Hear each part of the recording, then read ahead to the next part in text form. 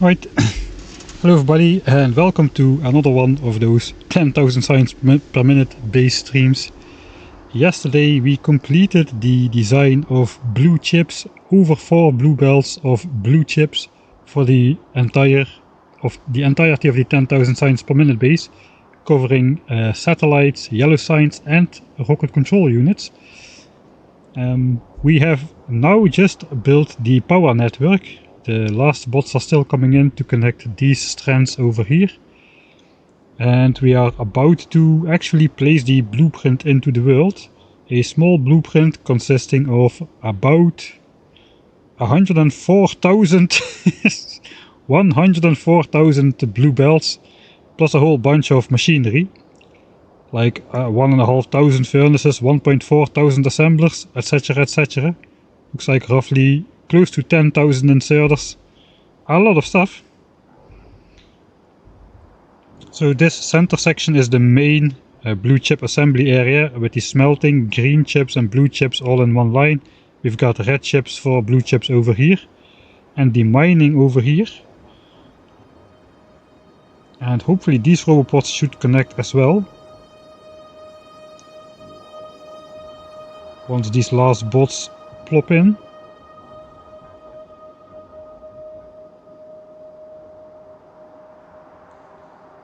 I don't know where the power poles are at, looks like those are coming in a bit delayed.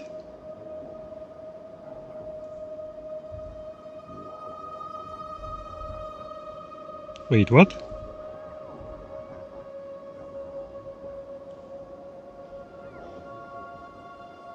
Wait, what? I finally found out why these things keep switching on and off every time. If you just press left alt, it basically toggles all those filters on and off except for the map tags and player names, it appears.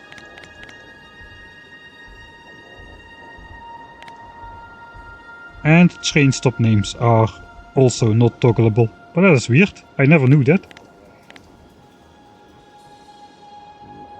Right. So we're getting there, compared to our 1000 signs per minute base, which once looked so big. It starts to look small now, now that the 10,000 signs per minute base is coming together. And all we've got up here is purple signs and blue chips. The first 4 signs packs, or the first 3 signs packs, excluding military signs, are below here. Okay, let me close this.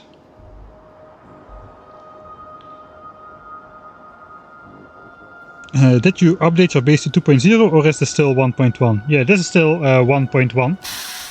Hey, thanks Odium for the 10th month, hello. Both moderators in chat, not a lot to moderate so far.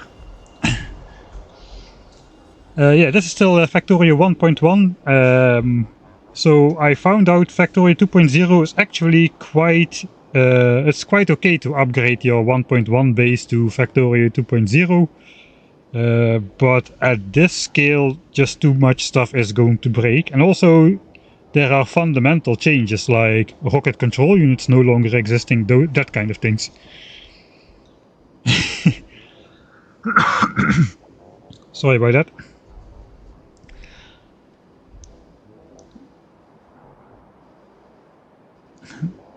That would actually help you. Yeah, I don't know.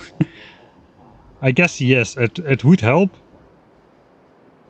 On the other hand, no, because I just designed this this blue chip build around making... Let's go to the starter base to illustrate this. So I just made my blue chip build with the in-between step of making rocket control units for the rocket in between. But if you take away the rocket control units and just directly feed blue chips for the rocket, which is now the case, rocket control units have been replaced by blue chips as a rocket ingredient. That means we lose out on this 40% productivity bonus step, which probably means we need less of these speed modules and whatnot, but we will actually need more blue chips to launch a rocket. So yeah, that is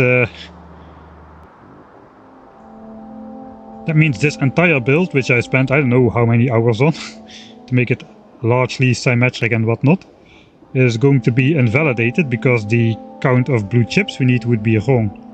Actually, that would be interesting to see because satellites have been deleted. So let's actually do a quick comparison. So let's switch over to the calculator. I think I did that now. Yes. So let's just look at the blue chip count. Here we need slightly over 4 belts of blue chips, slightly over 11,000 per minute. 11,000 blue chips per minute. Now we can change the recipe set to vanilla 2.07. And if we then go back, how many blue chips would we need?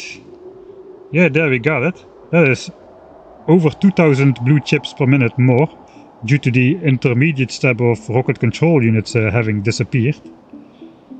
Even though we don't need a satellite anymore, now we need a lot more blue chips going into the actual rocket parts, so...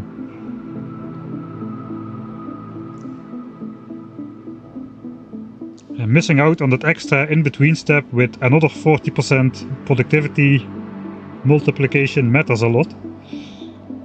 Let's compare the raw resources then. Looks like 230 and 169. 230, 169. We need to go back to 230, 169. We need to go back to 1.1.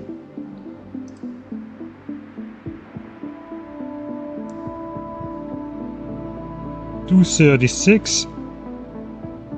Wait, what? Am I looking at the ore or the plates?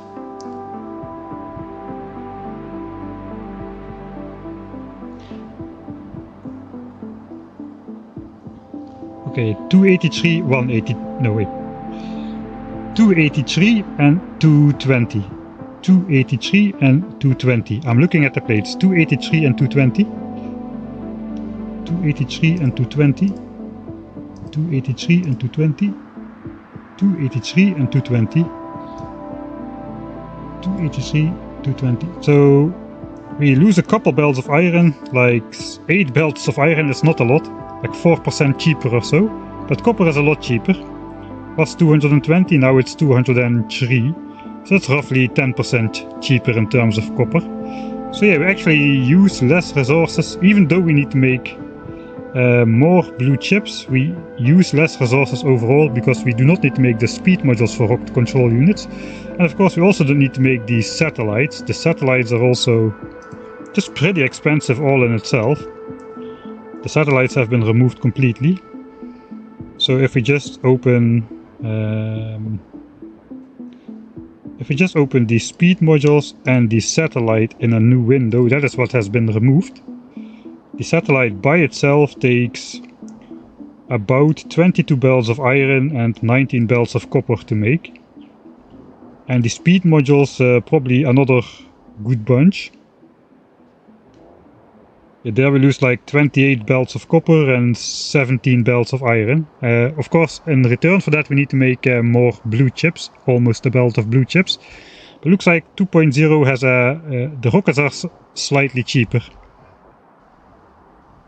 Right, that was, I guess it was interesting to see that comparison.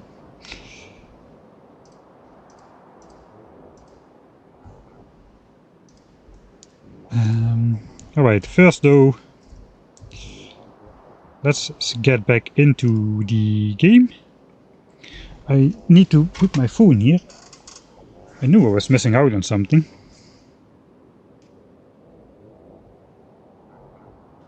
Yeah, and one, actually I think in vanilla Factorio 2.0 the rocket is still expensive. It is still locked behind yellow and purple signs. And it is still, it still costs 1,000 of each resource to launch a rocket. Whereas in Space Age that has become cheaper, as you will need to launch a lot more rockets.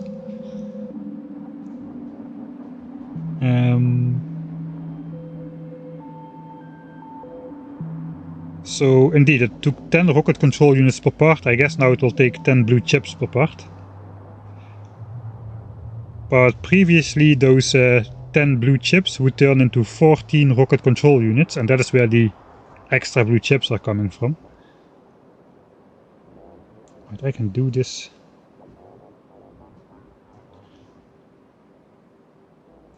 I don't know why every single app starts to do this when you open the app. Now when I open Twitch app on my phone, it immediately just opens somebody else who's streaming for me to watch without going to a homepage. It just immediately jumps into the action. And I've noticed YouTube doing that as well. When you open YouTube on your phone, sometimes, not all the time, but sometimes it just immediately opens a random short and starts playing. I never even watch shorts, so a little bit annoying. Hey, Odium got some new emotes. Hey, that were those like level 3 emotes or something? I kinda remember vaguely.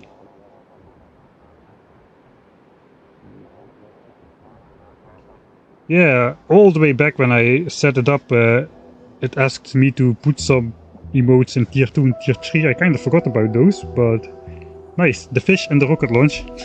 The no spoon rocket launch nonetheless. Alright. So in general the power network is up now. Theoretically we have this giant blueprint which we can fit right on top. It's a little bit tricky to align. Like so. But before we do that, we need to do some bot management. This track is quite loud compared to some of the other ones. So I guess I do want to retract all of my bots down south. So I guess we'll use our bot recaller 10,000.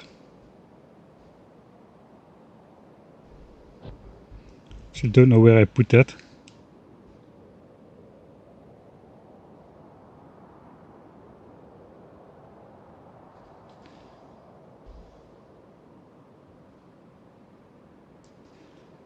I have no idea where. It's been a while since I looked through these blueprints. Maybe at the bottom somewhere. Ah yeah, recall robots. Alright. So let's put this overlay on there. We don't have smart bots yet here, so we can just basically just stamp this in anywhere. And that will draw all of my bots out of these roboports up here. I guess we still got a lot of bots down here. Let's do the mouse over. I have 18,000 bots in the network, so first, of course, all of the home bots are gonna be drawn, but because it's not Factorio 2.0, the bots won't get tasked multiple tasks from the beginning. So every bot will just have one task. That is why this trick will work. Pretty soon we should see some bots starting to fly out of the northern section over here.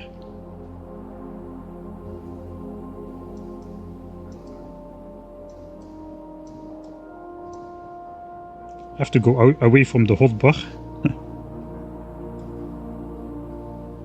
I'll pour myself a cup of coffee while this goes on. Yeah, I tried to speed up the game, but I get like exactly 60 UPS in the map view over here, it seems.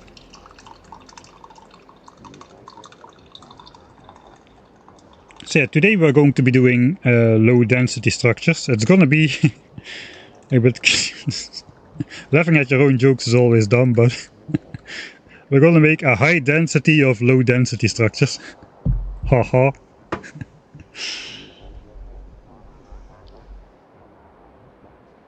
I start to doubt if actually any bots reside in this northern section over here.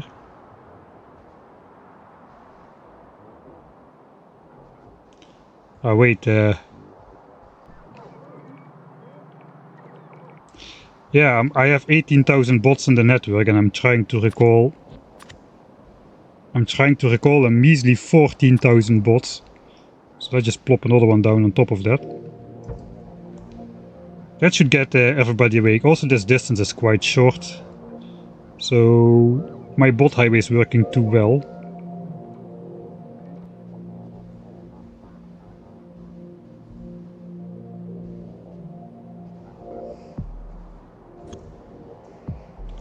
And I guess we'll just deconstruct the belts which already have been placed. That should get these guys started again as well. It's gonna take a while to withdraw those top bots though. Okay, but now we're withdrawing them, now we're calling them up fast. We have to get another 8,000 bots in the air. I think now it's gonna go as planned. This is the furthest distance we're going to be building away from our base, so if this will work, we've designed a brand new roboport highway for that. We got rid of the old shallow angled one where the bots would zigzag all the time. This one is working way better. How big is the solar farm? Almost 2 million solar panels. And we are still making them. We could expand it to 2 million solar panels in the end.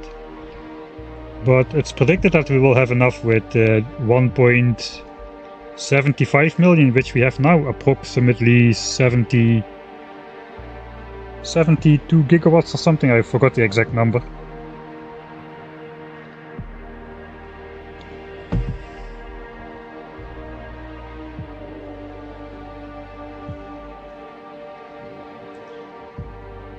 Are we still calling bots? Yeah, we're still calling bots. Kind of. Okay, I need more. We need more. The bots have become too fast. I need to place this blueprint further away to get the bots in the air for longer.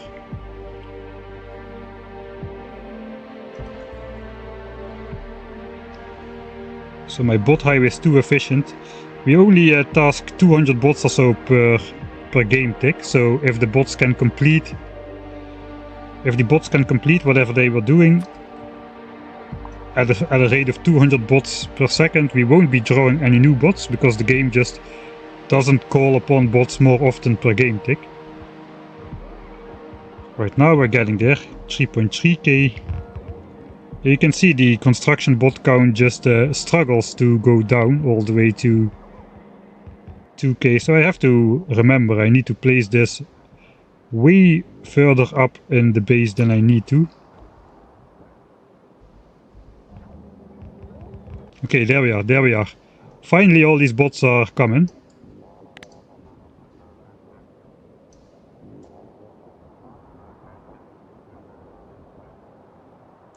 Alright, and they won't do this anymore in Factorio 2.0 either. Now when they go to recharge, they will always try to go to a roboport which is closer to the destination than they want to go to than where they currently are. So that excludes, they need to go in this direction. That excludes anything behind this this like big circle basically. So they would go from here just to some roboport over here, even if they need to sleep a bit longer, like these bots are doing. But these are just too far away yet. The roboport highway will prevent that zigzaggy behavior mostly, but yeah, our 10k blue chip area here is just too large. So I want to get all of the bots out of here. So I don't really remember why I wanted to do that.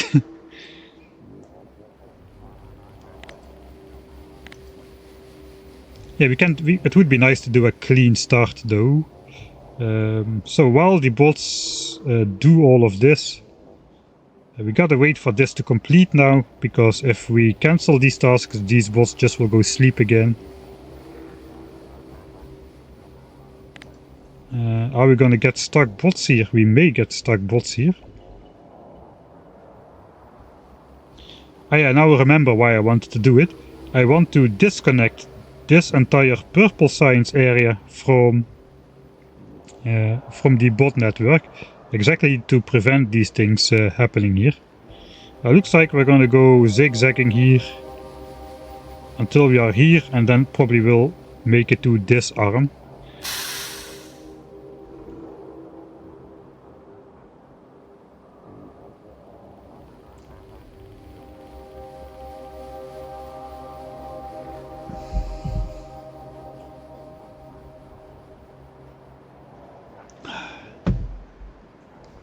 Right, so meanwhile I should go, thanks 95XTX for the Prime subscription, thanks for the third month. Yeah, I do not want to think about making 1,000,000 legendary quality solar panels. I have a specialized solar panel factory with a lot of smelting dedicated to making solar panels and accumulators, and this thing has been running for about 120 hours now, and we only barely produced enough panels to fill in this field, and 120 hours from a dedicated factory, so that is how large those numbers become. Yeah, looks like I eventually will make it over there. In the meantime, we can probably... let me march myself over to here. It appears that our network here is connected to only through here, and this is all only connected to this arm. So we can disconnect this arm somewhere, I guess where it splits off here, after all the bots have been recalled. And then we should be...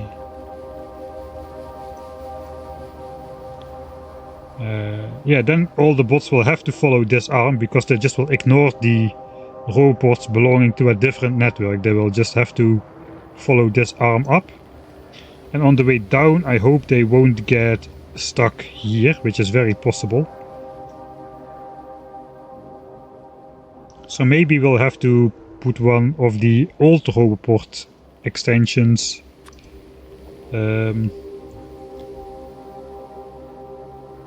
I think I have that in my inventory perhaps somewhere. Just the old roboport extensions like this one, maybe we have to put that up here, so these bots won't get stuck. I guess I kinda have to do that.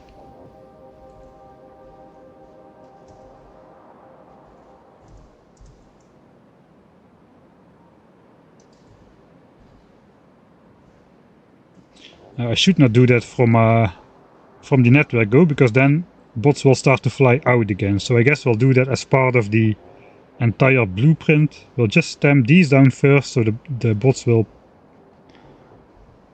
place those. I may have some myself here. I'll just fabricate something together myself to prevent the bots from getting stuck. Right, I'm already over here. So right now, if I disconnect this, the entire network will still be connected through this split point over here. So it should not have any influence on bots in the way. So we'll just pick those out. We can leave the power poles in place. Right, so now that disconnects.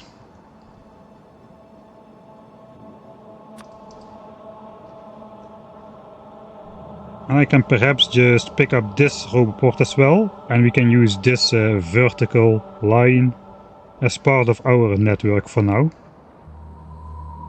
We will be building signs in here though. We have purple signs here, yellow signs will fit in this area right here.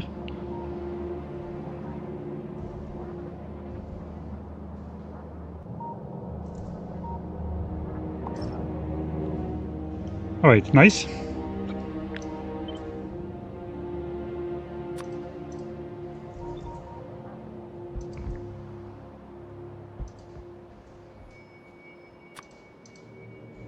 And then I'll just connect these until the roboport network connects, and we'll just go up here as well.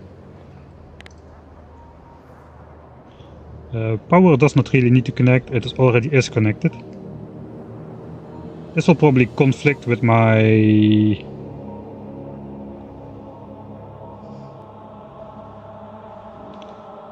blueprint, won't it?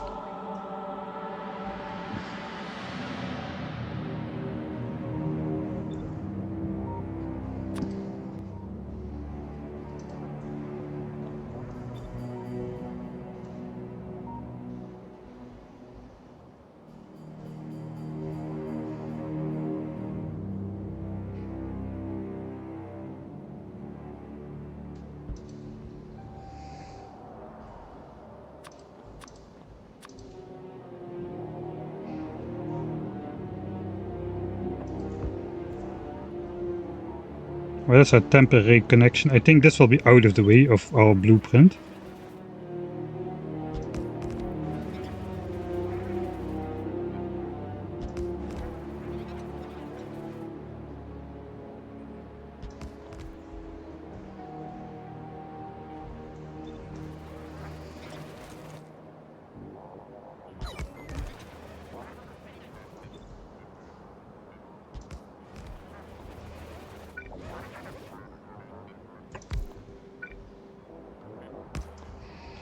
Alright, so that connects the roboport network to this part. There it's disconnected.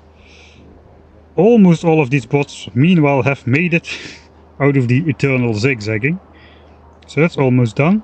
I guess while we wait for those bots to return to the base, we can admire the rail build. No, that is not what I was going to say. We can look at low density structures, can crunch the numbers for a bit.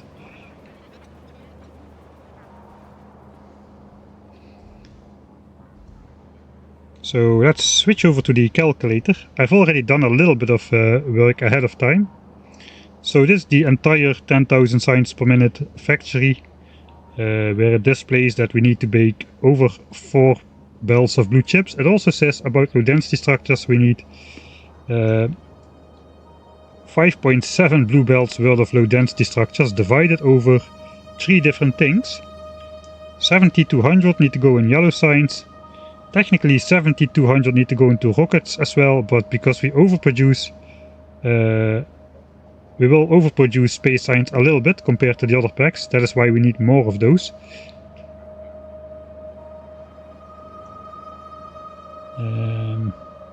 So yeah, we need a little bit more, 2.7 belts, and then we need another like 1,000 a minute to make the satellites.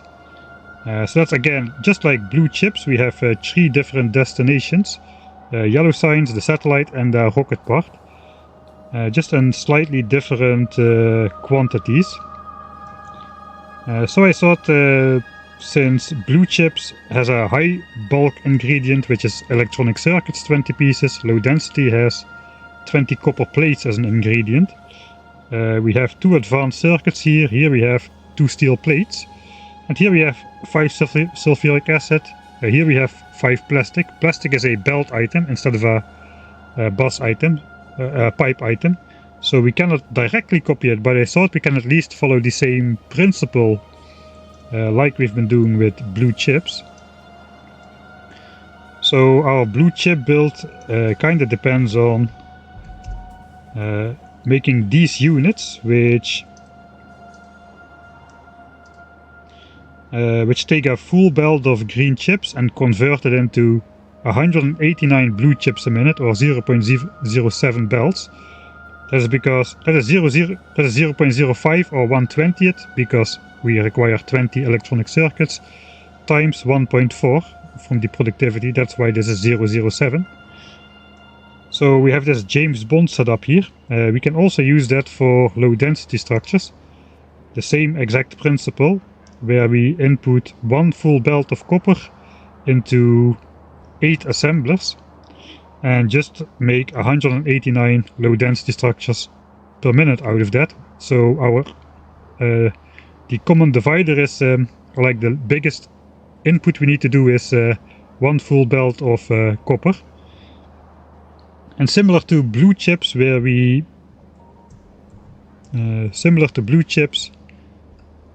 we basically have 60 belts of green chips coming in. We overproduce blue chips a little bit, but then we can take those 60 belts and divide them. 6 of those belts go to 6 of those outputs of 0.07 belts of blue chips. Those go to satellites. 28 of those go to rocket control units, and 26 go to yellow signs. We can do the exact same with the low density structures in slightly different quantities.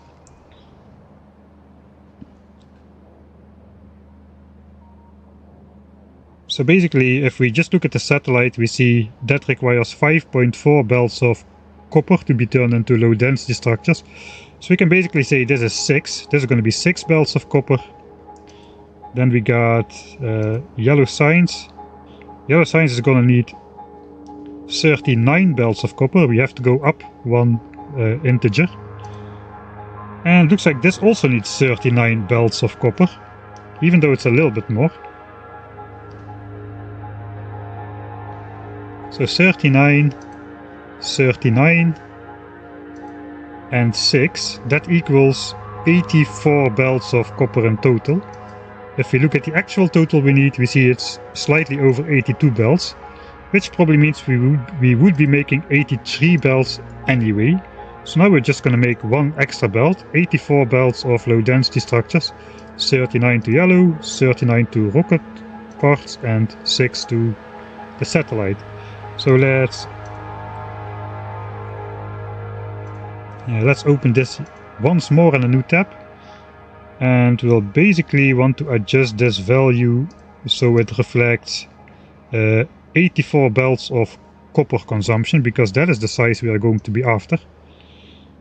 That is basically that value of 189 times 84, 189 times 84, 15876, 15876, and there we got it.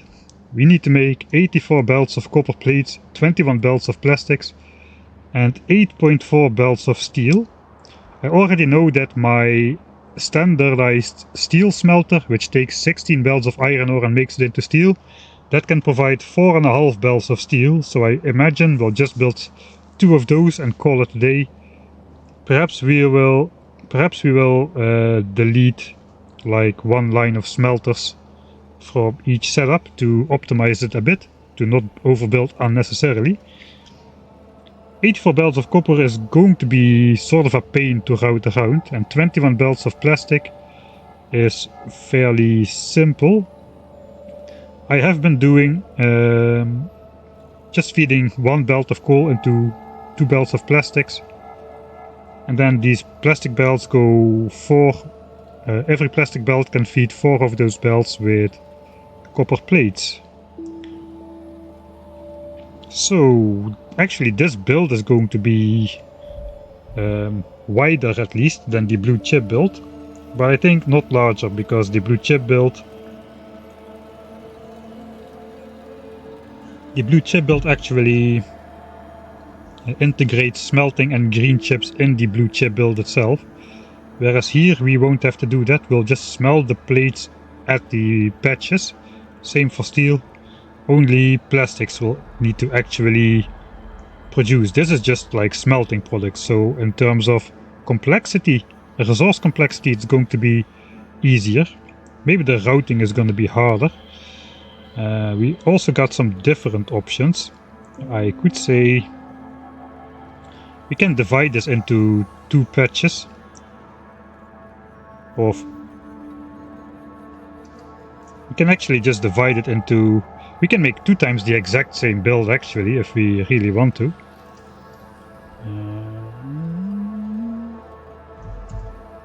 Just guessing how much it will be.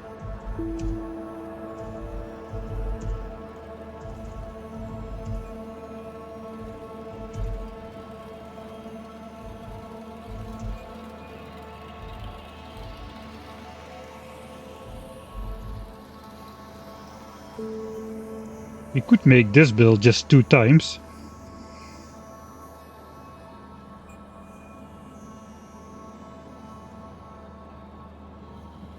Or we could do a 42 belt setup 2 times and just leech off 3 belts of each setup and combine those for satellites.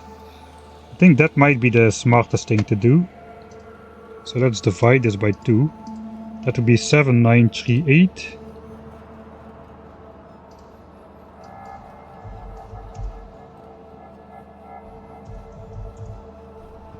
Oh, that is 42 belts of copper.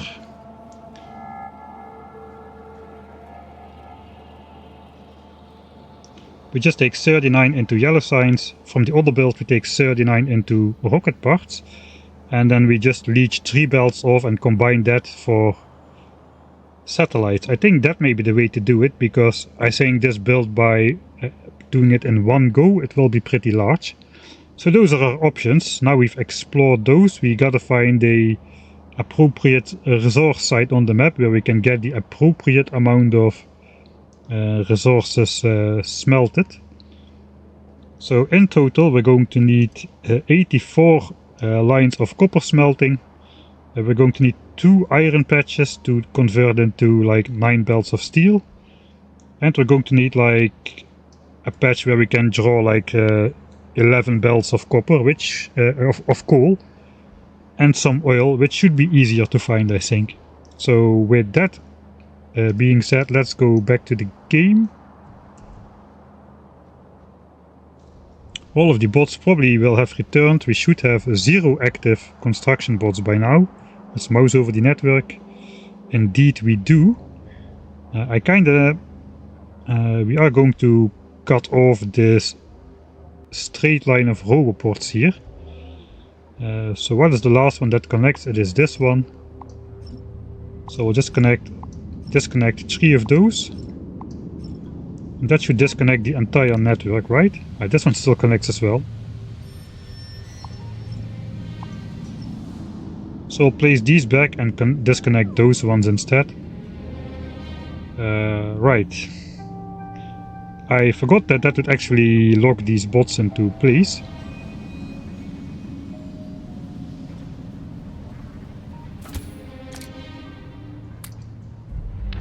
I borrowed my fusion reactor to charge up the spider a bit.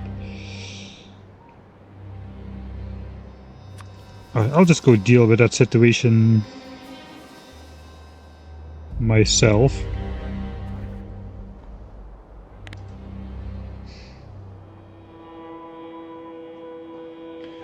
Alright, in the meantime, the other bots...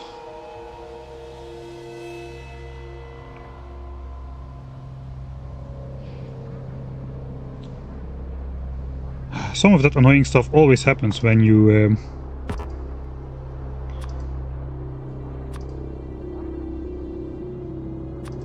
I guess I can place this in this logistics network from this roboport. And that should solve this don't have space problem.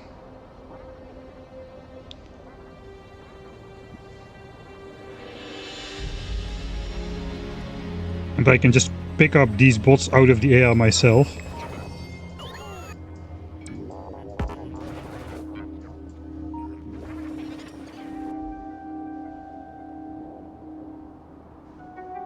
Okay, there we go. Okay, so now these 4 bots will be, I guess, recharging themselves, deliver something and go to sleep. Or they are zippy. Oh, I'm on 1.5 times speed still. Okay, that is why.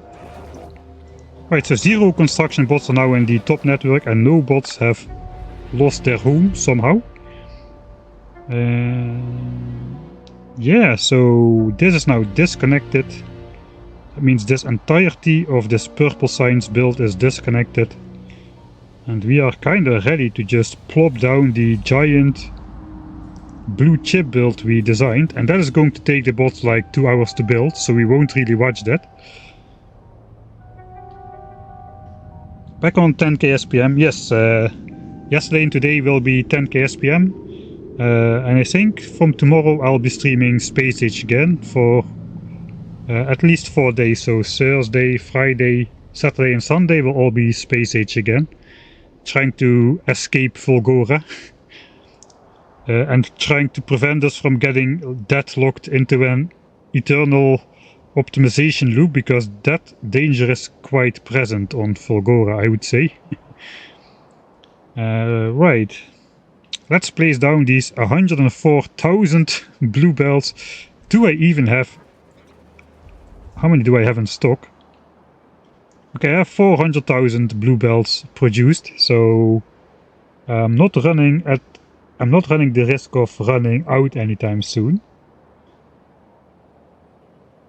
But yeah, it's a big build. We can check the new extent of how the roboport highway is gonna work. I guess once they get to this arm over here, it will go quite slow. It would be nice to first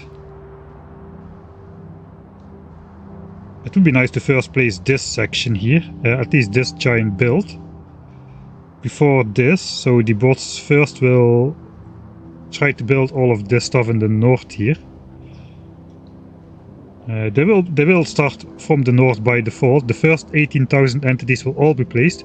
I want the bots to mix up between all sites, so I think I'm just going to make another separate blueprint of this area, which is just the assemblers, and I'll place that first. All the bots will get assigned to that, and then we'll just place the entire blueprint.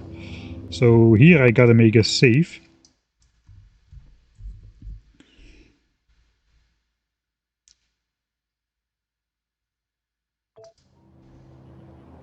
And I guess actually the easiest way is I made the blueprints in this one, so I'll make the blueprint for the blue chip build center, epicenter. I'll make that here as well.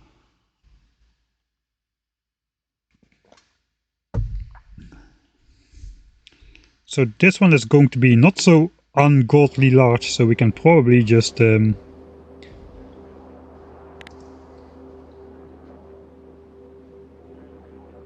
I think we can just grab this.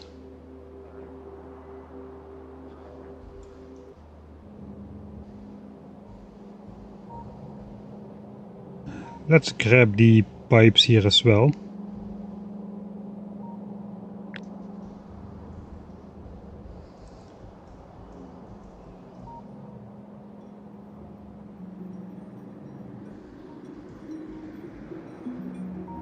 Okay, we grab the entirety of that splitter. We'll do that here as well. How high do I want to go? I guess that's okay. The entirety of the first splitter. Then just move down. I guess I do want to include the... I do want to include sulfuric acid. So let's go from this corner then. Looks like we can take the first 3 splitters entirely. We'll do that on this side as well, 1, 2, 3, and then just move down. Alright, it's still a large blueprint, but it's not so stupidly large that we won't be able to place that. Let's also place that in here. It's only a temporary one, and we can head back to our real safe.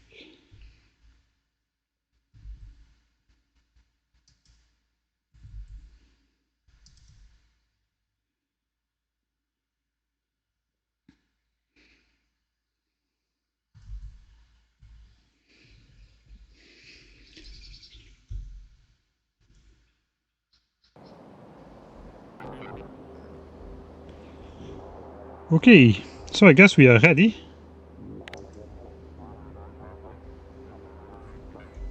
I'll just save this as, let's delete it.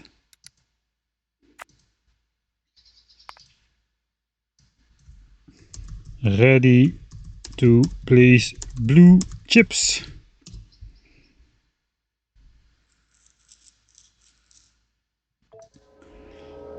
Right, that's probably going to be the largest blueprint, maybe for the entire game. I don't know if we'll build like low density in one go. It may become larger, but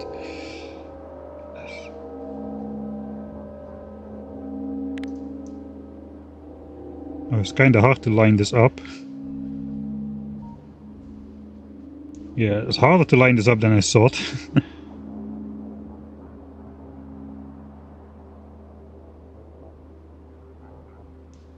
We can use the belt and section in the middle. This should be good. Yeah, okay. This is the alignment.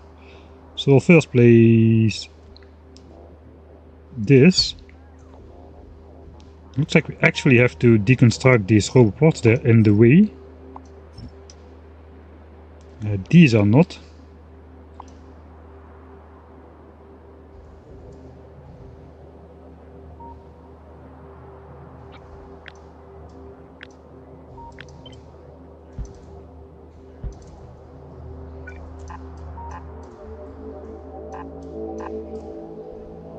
Okay, so that should call all my bots.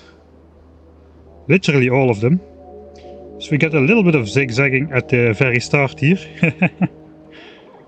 That is a lot of bots. Even though we have so many roboports, they're still all charging here. So this is the great distributor. And then they'll start traveling along the bot highway. I guess these bots got a head start because they were located over here.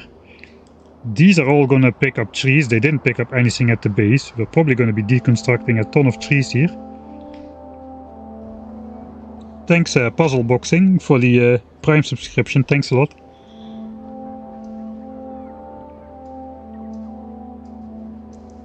It's too large, man.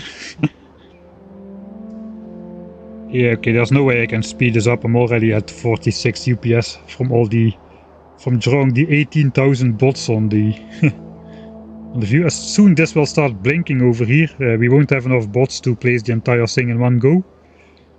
I saw it was like 35,000 belts in this blueprint alone. So each bot will have to make at least 2 trips.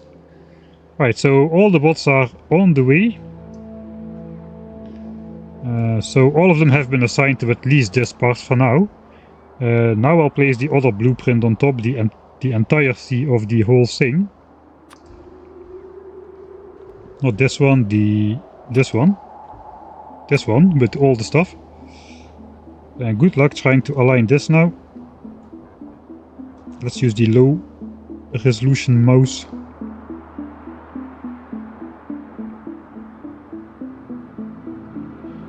Big section looks blue, but it's not enough. Everything needs to be blue. Yeah, like this. Alright, let's click this in place.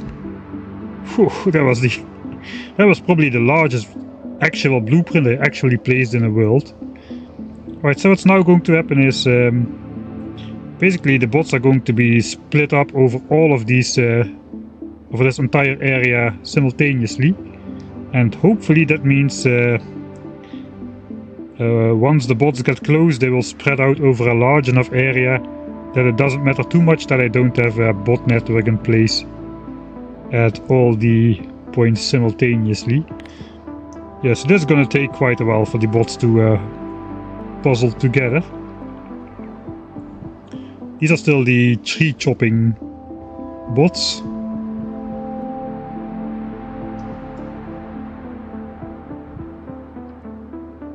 We'll clean up the build, I guess, once... maybe we can clean it up now a bit. We'll whitelist trees and rocks. I definitely do not want any trees and rocks in my blue chip area over here. These trees suck. These look kinda nice, maybe we'll keep those.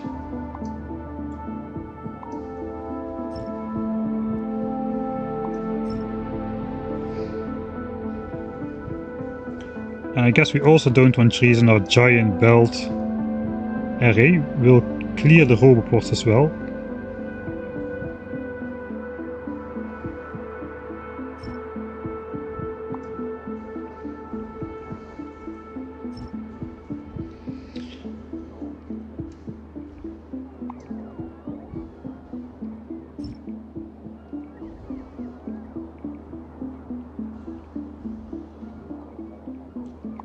In the center of the red chip build, that will have to go here, it will have to go here, it will have to go here, it will have to go.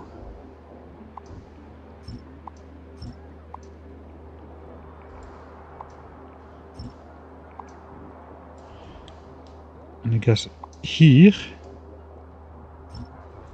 And around the oil pipes I do not really care too much.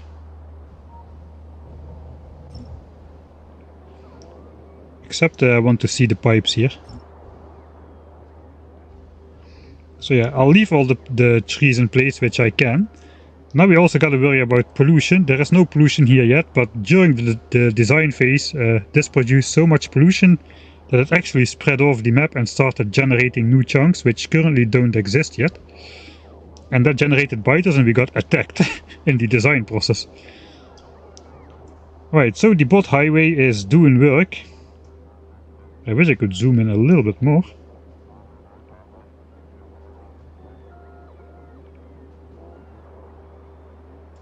All the bots are on the way now. What a sight. Let's look at a random section of the bot highway. I can't because I'm standing on top of it. Let's just walk across.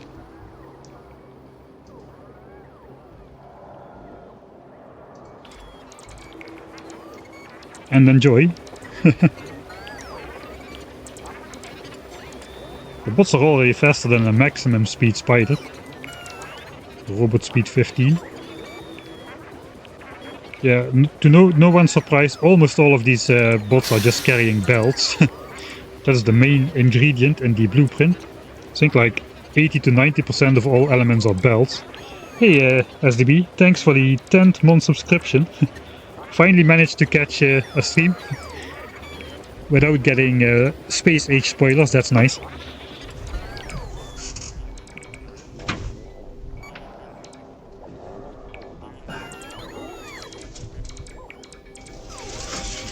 Sorry, closing some curtains around here.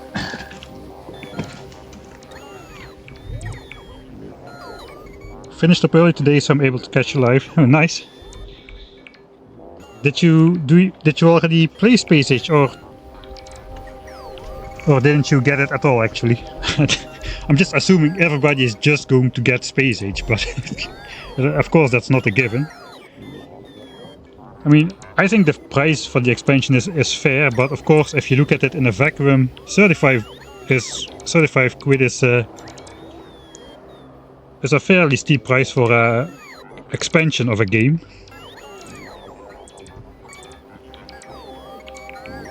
Started yesterday, was out of town Monday and Tuesday.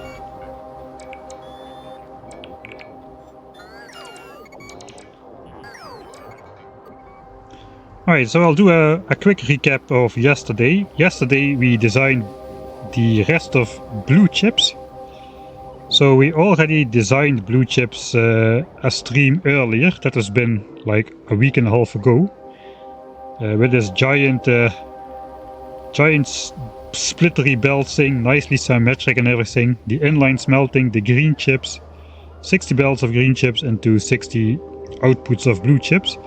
Yesterday we actually designed the mines. These three were easy, but here we had to do some rerouting. Then we actually had to do the oil stuff as well. So we got 6 lines of oil, 6 belts of oil, 6 pipes of oil from this pump injecting over here. 5 of them go into plastics for red chips. The 6th one is going to sulfuric acid, which we tacked on at the site of blue chips here. And the sulfuric acid basically starts to flow directly into the pipe, the very long pipeline. But directly from the site we output the sulfuric acid here. So that actually adds on nicely to the blue chip build as well. And then we basically developed a new bot highway, improved. The old bot highway had the problem, I plop those back into the action again. That's nice, and I can showcase that. The old one had the problem that one roboport was basically the chunk alignment is not right. Apparently that matters. All of the bots were charging up on this single roboport. Apparently the bot finding is chunk based for recharging, and that led to all of these other roboports barely getting used, while this one got way overused. But we actually want to get rid of that, so we basically improved on this shallow angle by building one which is actually more aligned with the direction we want to go in. So we get a lot less of this zigzagging, which still is going on here a bit, but these are like steep zigzags, that's okay. Here we got very shallow zigzags, like very sharp zigzags, so it took a long time for the bots to get out of there. Looks like I will actually need to walk out here myself so I can delete all of these, because I cannot access those. Right, looks like the first massive part of the belt has been placed. Now the bots will start to spread out and build at random. We can actually see how fast we are building things, I think. So let's check the last 10 minutes. It looks like in 6 minutes the bot placed about 16,000 entities, almost exclusively belts. As well as deconstructed like 3,000 trees or so. So I guess we can look back on the next hour and just get an estimation of how fast the bots are actually building this. So yeah, this is just way too large to really show in a satisfactory way on camera.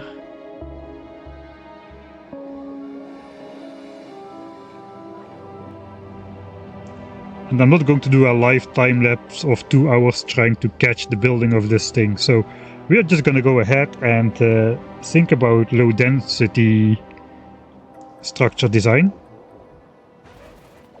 Yeah, this is quite a blueprint. How much UPS can I get if I'm not in map view? 69-ish, 70. So it looks like we are kinda close to maximum power. I kinda wonder if I should be hooking up my solar field. We only have 7 gigawatts of power left, but once stuff starts switching on here, I guess it will switch on gradually because how the bots construct things. But all of these beacons, how many beacons do we got in this blueprint? I think I just can delete these again.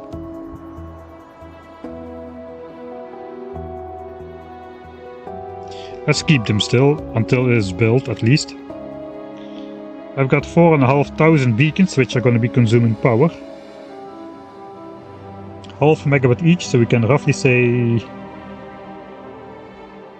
2.5 gigawatts of beacon power is going to be added to the grid. Now the roboports will be doing a lot of work charging up the bots. I forgot to place radars into that roboport highway.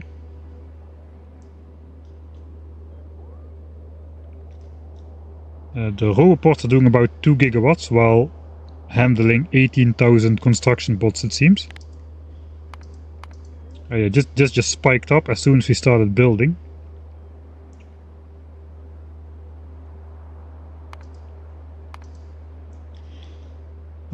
I guess once all these furnaces and stuff switch on, that's also going to spike power a bit. But yeah, I think it will be very gradual because the bots have like 10,000,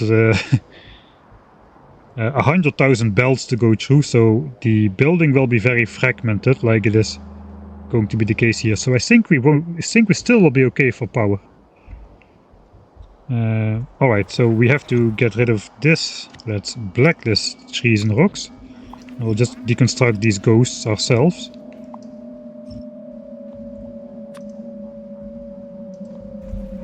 I'll automate the walking.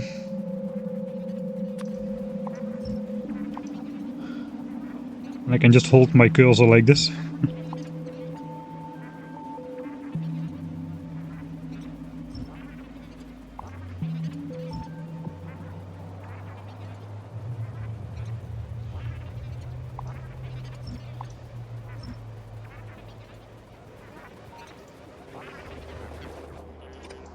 Alright, so that is restored.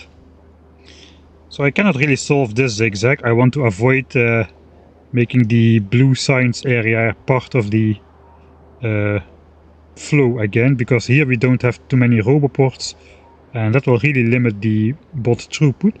Here we can actually see as well, the bots are barely charging on this side here. I really should get some radars in there as well. Let me grab that blueprint. I did not really name it just yet. It will just add a radar to it. It will be too many radars, but that is fine.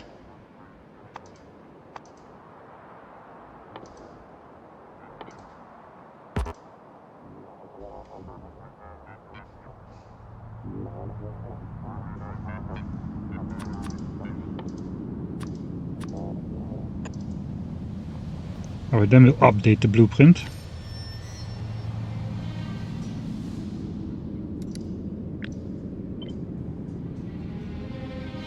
So this is basically one chunk wide, 2 chunks high, and it just tiles diagonally.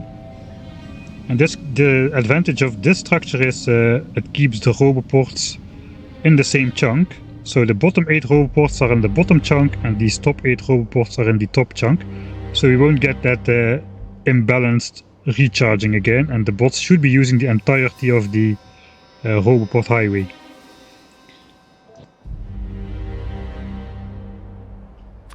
So let's actually try and place some radars onto this. Where are we starting this? Looks like about here.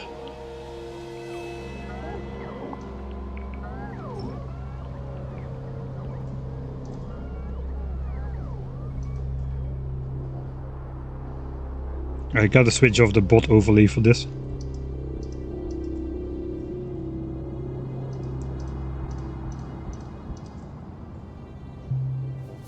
So I'll just paste those on the left side of the roboport highway, since that's the side we seem to be using.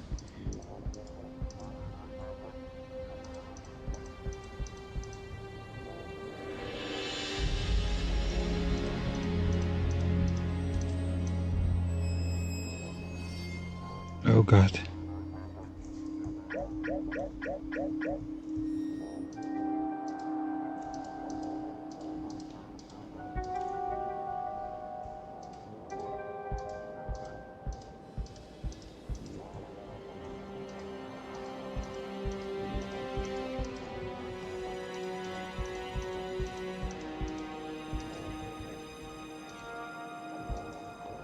Alright, eventually we should get radar coverage there. I'm just gonna march back to the base now.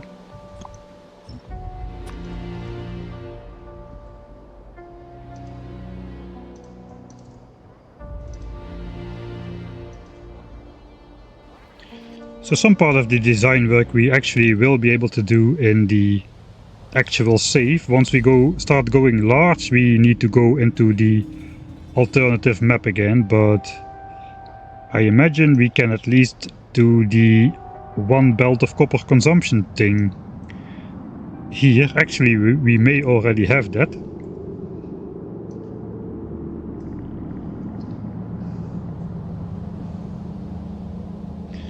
Right, so in our 1000 signs per minute base we also are doing this. So we have copper smelting right in front of low density structures, and we just bring in plastics and steel from the side. Yeah, we are going to have to fit this in between a beacon build, and we don't have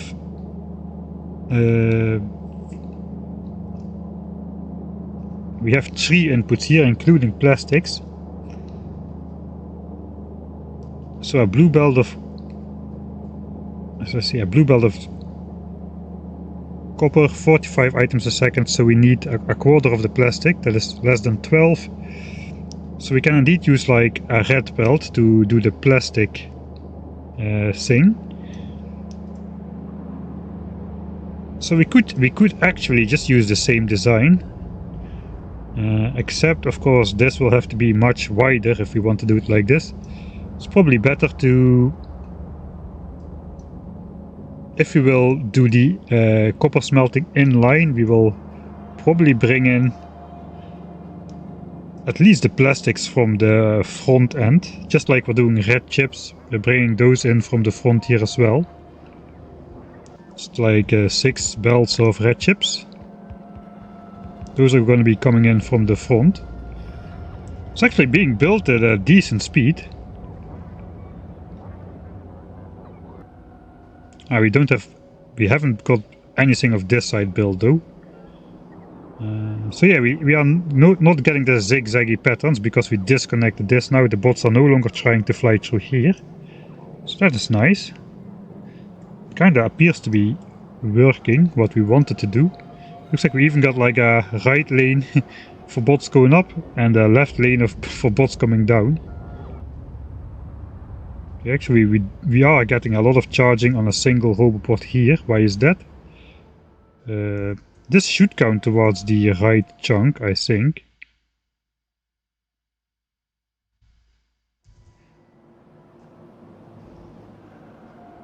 Or does it?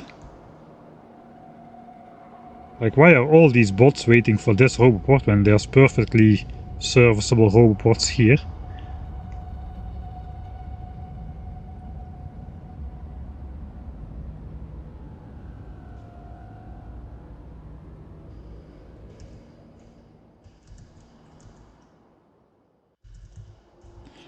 Alright, okay, this one maybe it will be considered to be in the left chunk, but this one for sure is in the same chunk as this one.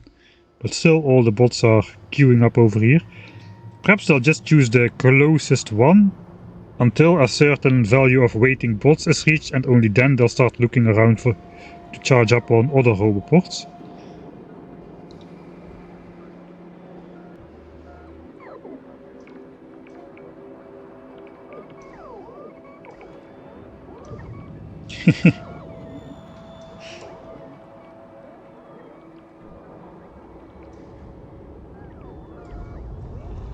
What a sight.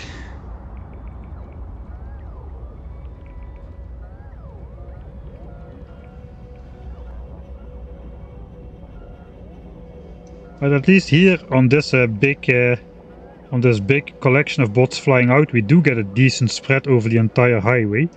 And that means on the next spread they also will already be pre-spread out when they run out of power. So they will use the entirety of the highway.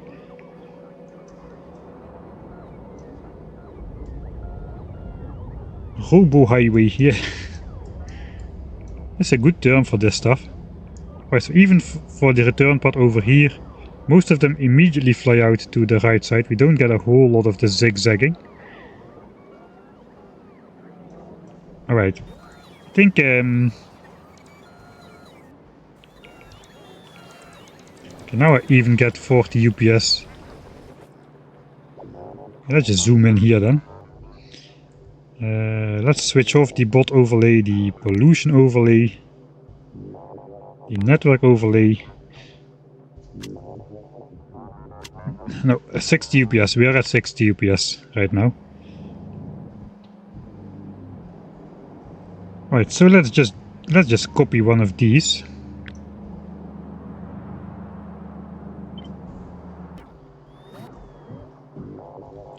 And we'll go play around with it in our construction area here. It's a little bit annoying to design. It's a little bit annoying to design like this, but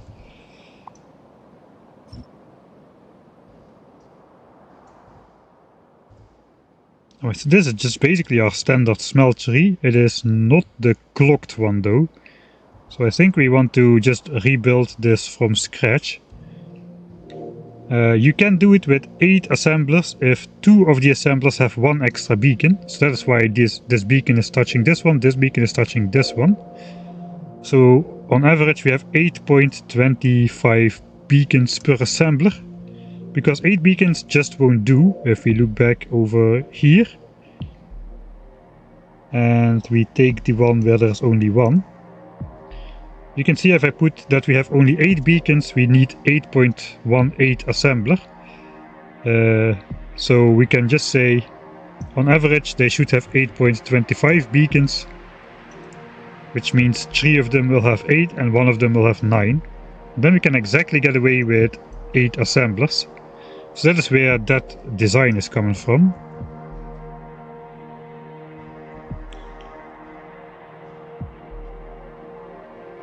So this is stylable with the substation thing.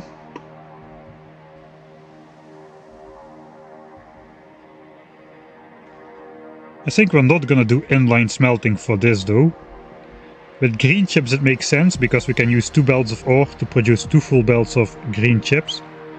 We can use 2 belts of ore, iron and copper to produce 3 belts of green chips full. But here we just feed in a full belt of ore. Yeah, we won't use this. We'll use our standard mining and furnace design, so we won't need to worry about this. We just will worry about the low density part. That will make the feeding in and out of resources a lot easier, I think. So that means we actually can do plastics and steel like this as well. We can feed it in from one side. The nice part about this is the output belt is very clean. Of course we are wasting a little bit of space and we're doing all the heavy bulk stuff on one side. I do kind of like that the output is kind of clean though. Let's flip it in this way. So we do not need those. This should cover all the... Yeah, this covers everything.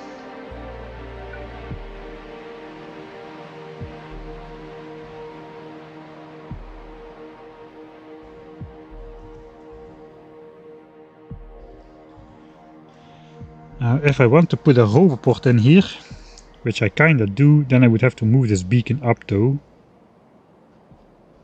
Which means the output would go like so, the beacon could go up.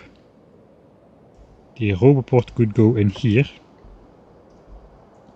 So we will need to include roboports in this design.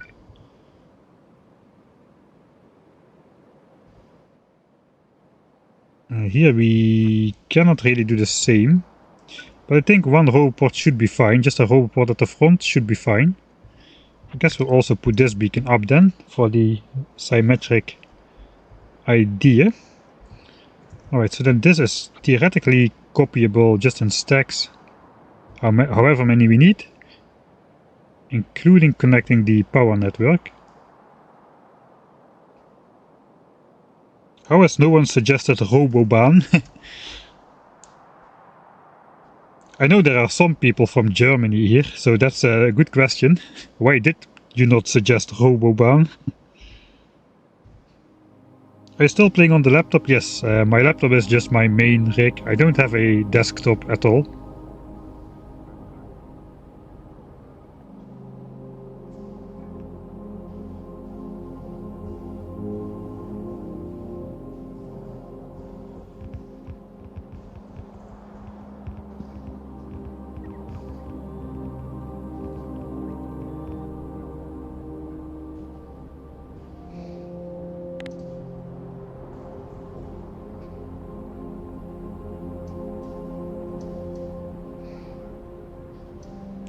This is working pretty well, actually. I didn't think it would work this well. How is power? Yeah, I think power will be okay as well. We were looking at this, getting sidetracked. Guess this is going to be quite large if I need to build like 30 on top of these. I'm not really sure there's going to be a way though where we can align two of these back to back.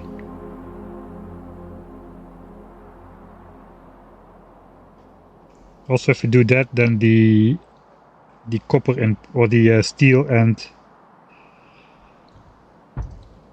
If I want to do this, I have to feed one set of resources on the other side. I could try that.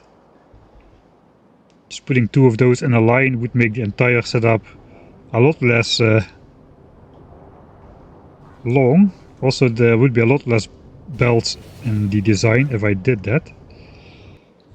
Okay, let's give this a try. I think I will have to just reroute the belts entirely. So let's just get rid of this.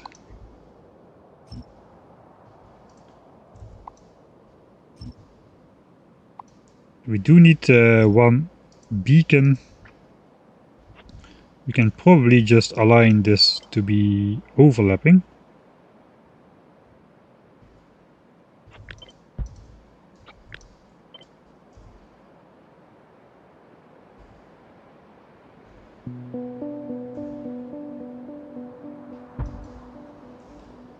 Something like so. And we'll worry about roboports later. Alright, so we need 2 belts of copper incoming if we can pull this off.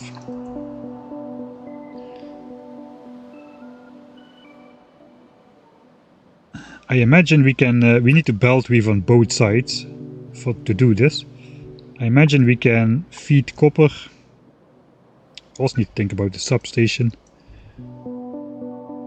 We probably have to lose the substation setup if we belt weave on both sides, so let's not worry to start off. So this could be copper belt 1.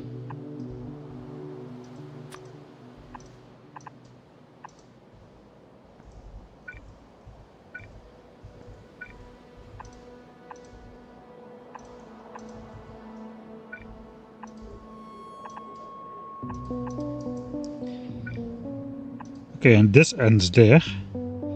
The output could be here then. On red belts. That probably means we want to bring the copper in as well. So we have space for red undergrounds between the inserters, which we don't have if we use the spacing with only one tile of space between the inserters. So let's group them up a bit more.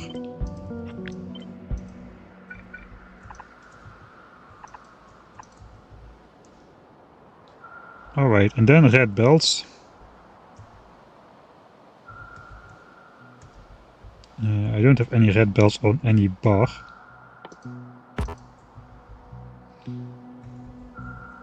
Right, this is not map at all, this is the actual game.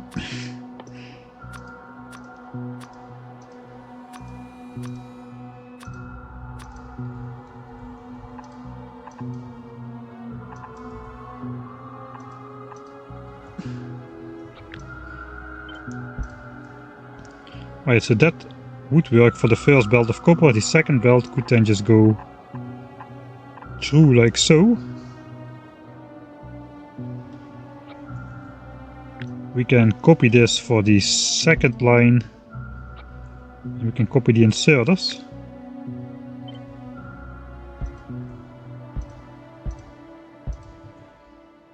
And then we just have to hook up this copper to this side. Then we have 2 belts of copper incoming, so that's 2 belts of copper. Technically, I'm so used to being able to click on these already, but here I cannot, of course. If we look at the ratio of resources, this is 20 copper to 5 plastics. That means we've got 2 full belts of copper, which means we need exactly half a belt of plastics. So we can still put the plastics and steel onto one belt, which is side loaded from 2 sides, and that actually means we can still use substations on the north side.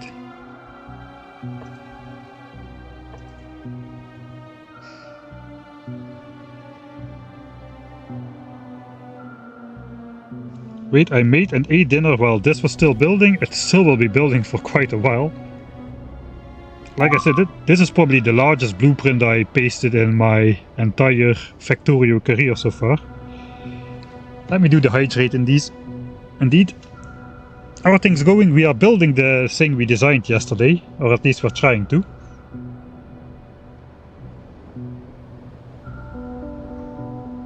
Yeah, looks like my plan to spread out the bots did not really work too well. Looks like now they're all stuck on this side. This is quite bad. We just have too many things to build. The game goes through it like reading a book, but here is just too many things to go through. It looks like all 18,000 bots have been assigned to one of the entities in this area now, which means they're all taking the the path through this crappy part of the highway. They're all taking, looks like an accident happened on the autobahn and now everybody's driving through the villages here. And we get these huge traffic jams. That's okay though. We don't really need to care. The bots will get it done eventually, way within the scope of the game.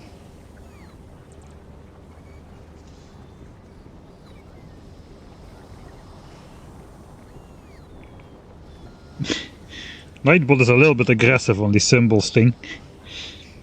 Hello, Flash of Rain.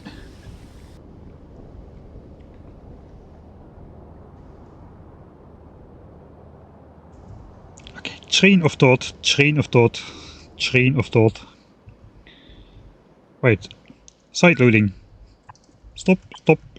That can be like so. And then we can just go in here.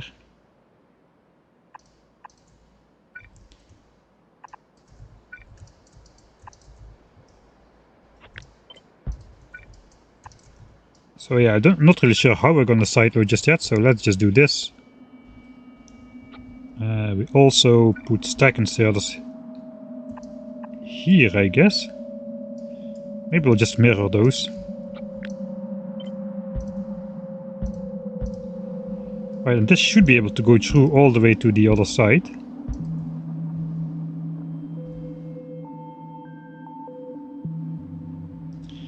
The splitter uses UPS, but I kinda want to place a splitter here.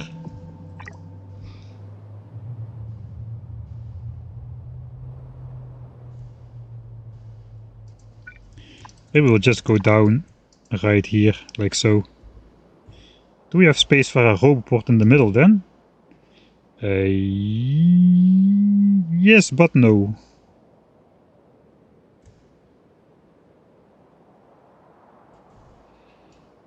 I think that exactly does not fit.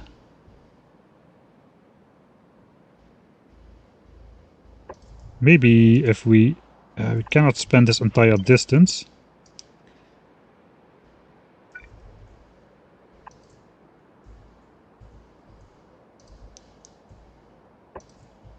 We would have to...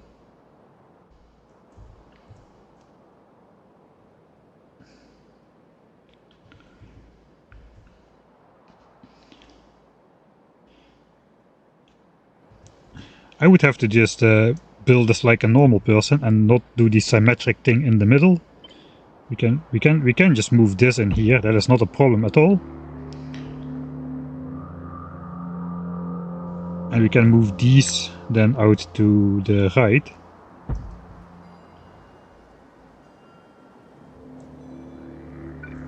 Then we technically can put a roboport in the middle.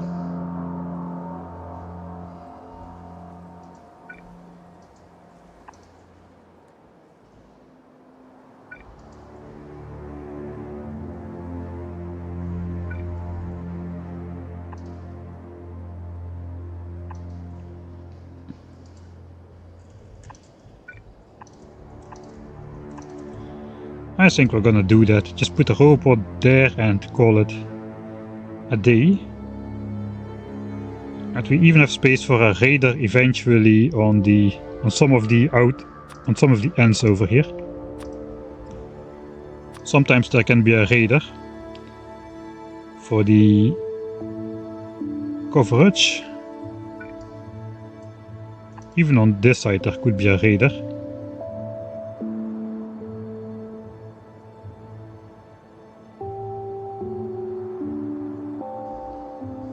That could be 2 chunks away, so that may be desirable.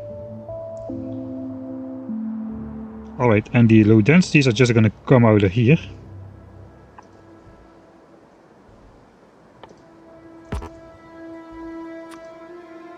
On a red belt, I presume. Right, so we did manage to fit like 2 belts of copper consumption into a single line here.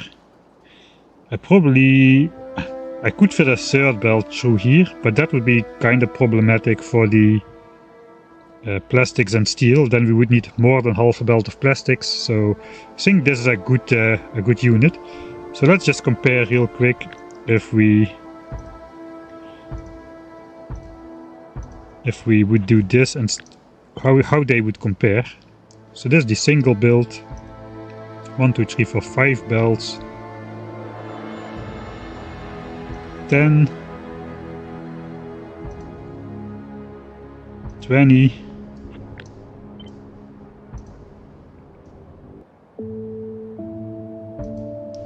so this is 40. That is about half of the belts we need.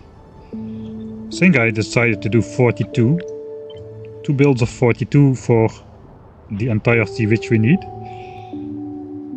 If we compare that to this guy, that's going to be 1, 2, 3, 4, 5. That's already 10 belts. They're going to be 20, 30, 40, 42.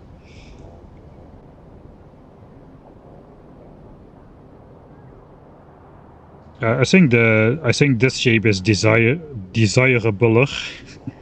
This one. Especially if maybe we will decide to build everything in one build. Then it will just look like this.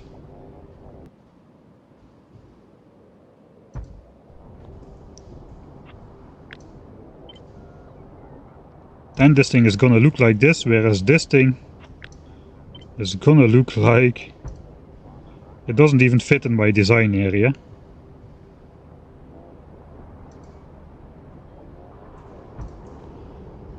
This thing would be this wide.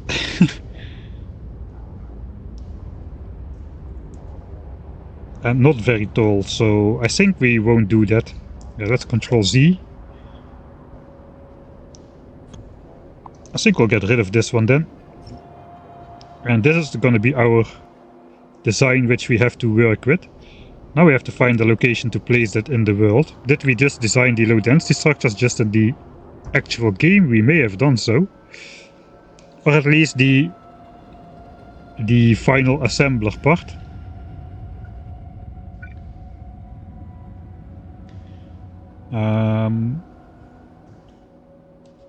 Yeah, so nothing is sticking out. Actually, something is sticking out here.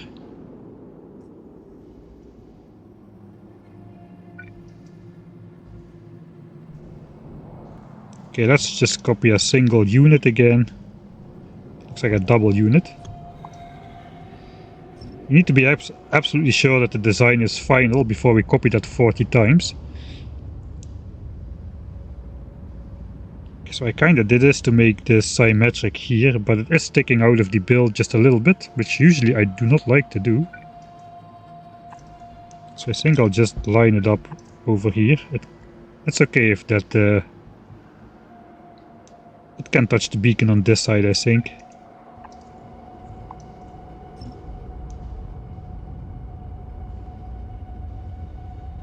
But also I don't need like 82 radars in this thing, so we'll add those in post. Wrong way undergrounds, I hope not. Let's give it a check, because better to check now once than to fix it 42 times later on. This all goes to the right. This is why it's more nice to design in map editor. You will notice if a belt is wrong, because if you have stuff flowing on the belts, even if you just spawned it in,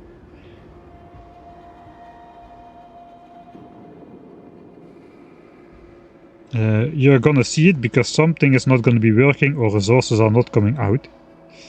Right, so I kind of forgot that I had to... That is an issue.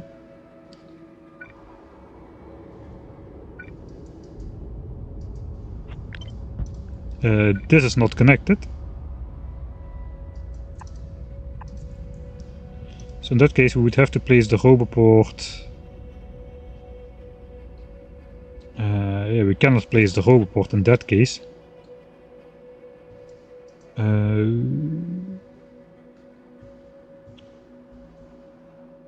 Or can we?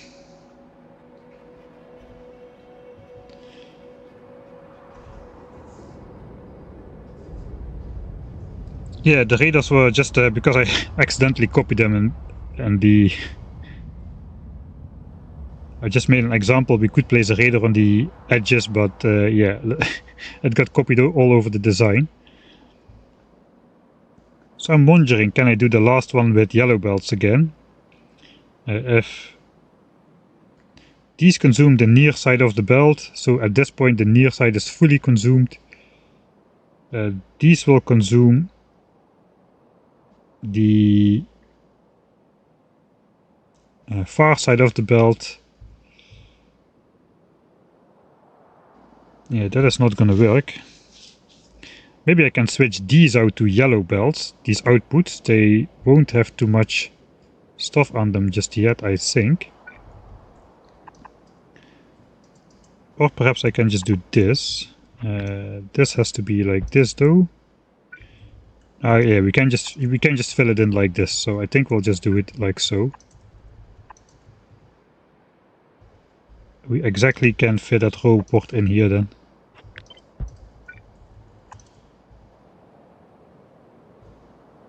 Alright, yeah, that fits. And now disconnects and disconnects.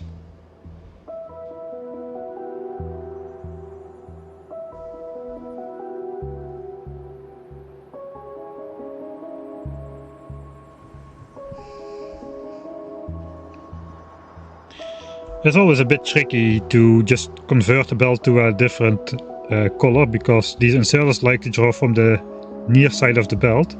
So if I just assume that half of the belt is empty by the time it goes past half the assemblers and then just switch the belt to another color, it won't work, because yeah, half of the resources will be gone, but like 75 or 80% of those resources will have taken from the near side of the belt, which means the far side of the belt is still fully backed up at the full belt speed, and if you then lower the belt speed, suddenly you have throughput issues.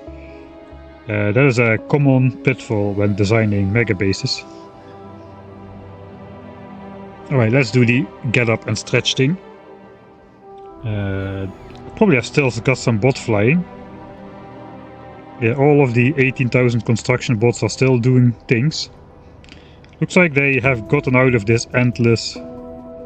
Most of them mostly have gotten out of this endless charging cycle here.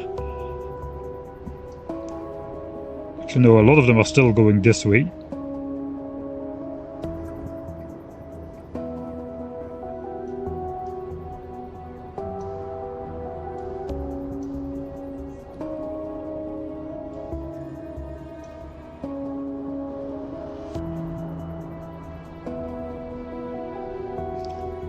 Close enough.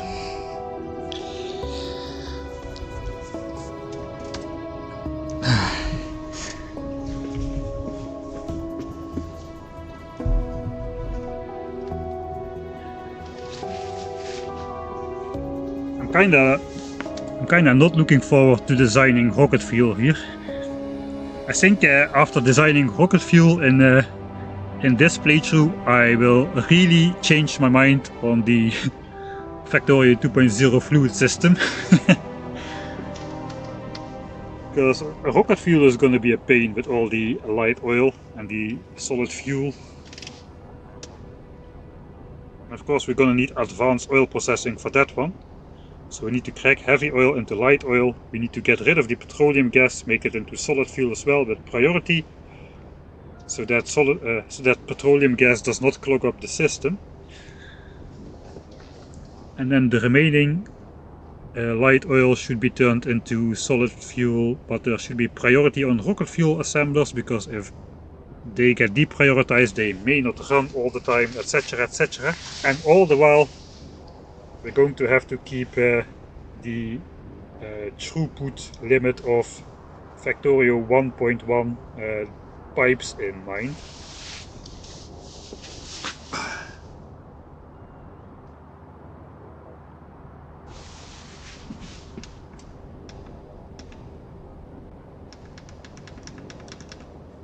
Also time to switch on the heater.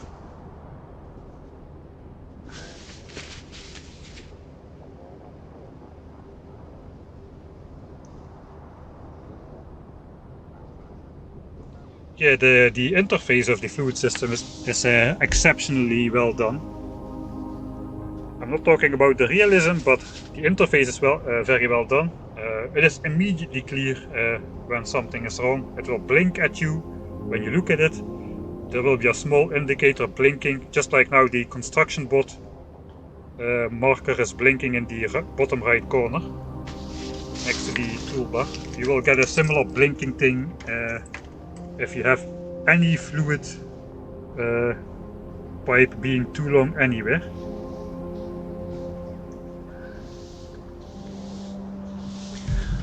Alright, thanks XDB. It's important to sometimes get up, especially during these streams. Before you know it, 6 hours have passed. You know how it goes.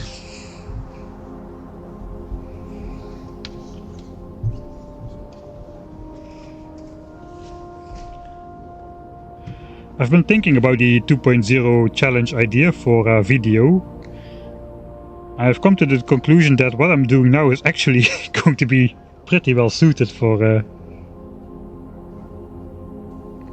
a challenge idea for a challenge video. I think I will be doing it on that world though, because I don't really need to care about, like, that world just costs more time really, because you need to beeline biter defenses in time, you need to spend more time taking out biters, pollution spreads further, etc, etc. But so you just need to prioritize differently, which costs more time and it costs more. Well, it makes progress even slower. So I won't be doing that on stream, but for a video it will be quite suited, I think. But yeah, let's first see how the other planets go, because maybe I'll change my mind after that. But I kind of like starting on each of the planets with a completely empty inventory, save for like 50 construction bots. Maybe I'll make the power armor Mark II on the home planet. So it is possible. It is possible to. Apparently, it is possible to start on all 3 of the planets you can first choose to go to. You can land there with nothing and just build a working factory, including all the Norvège science packs from scratch. Except it's not completely true, because on the planet where I'm currently at, making military science does seem impossible, because there is no way to get coal, if I remember correctly. So I cannot make the grenades. I can get plastics for like red chips, which is the other ingredient that normally requires coal, but I cannot get straight coal to make grenades for military science, so that seems impossible.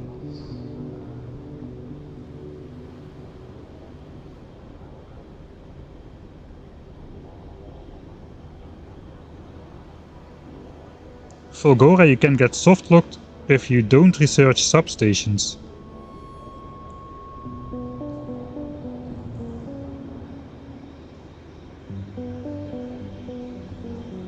I'm thinking why? Why would it be? I mean, you have access to the other power lines, it's not as convenient. Why would you get soft locked without substations? I mean, I forgot to research elevated railways, so I'm strictly stuck to one landmass over there in terms of resources.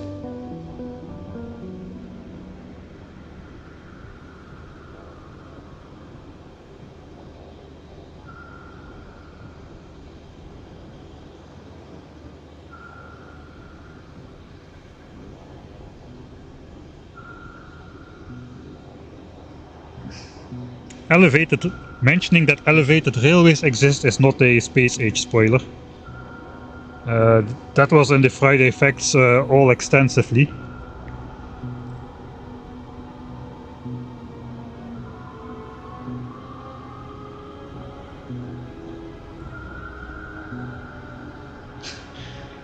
Wait.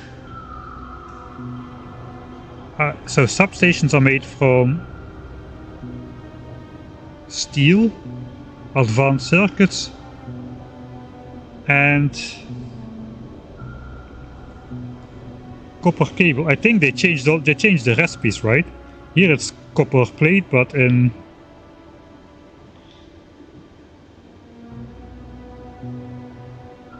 wait, iron sticks, huh?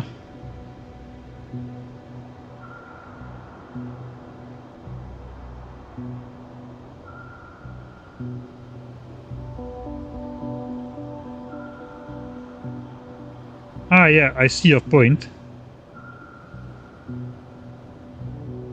You need to recycle. Okay, this is kind of spoilery. You cannot get the iron sticks. Yeah.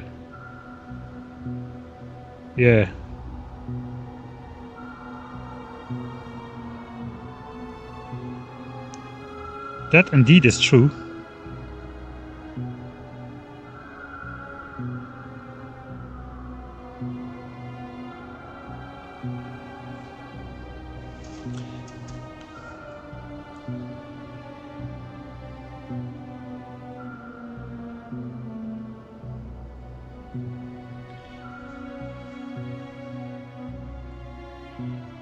Gas substations is a blue technology though.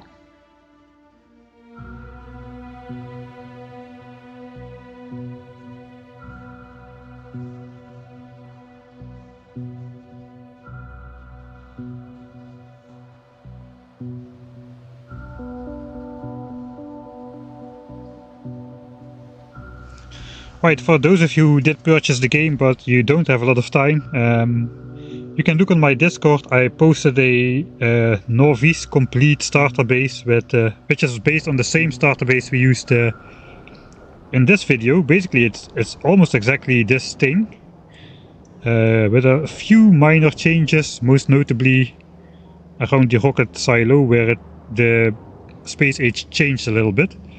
It has yellow and purple signs built, but not connected. You can just connect two belts to enable those sign specs, but the technologies have not been researched. All of the blue technologies have been researched, and it's basically a nice starter base which does not touch any of the space age content just yet. So I did not do anything with the rocket. The first rocket is built, but I did not do anything which you need to go to space. All those techs are untouched, so you can just jump in right from the end of Vanilla Norvis, as you already know it, and just have a nice home starter base to fall back on. That is downloadable from my Discord. There's a hashtags Michael's Blueprints and Save Games or something. You can just download it there. It's free. You can just take it if you want to. Not to say that you should not start for yourself, but for those of you who don't have too much time and don't wish to spend the first 20 hours doing vanilla stuff, you can take that.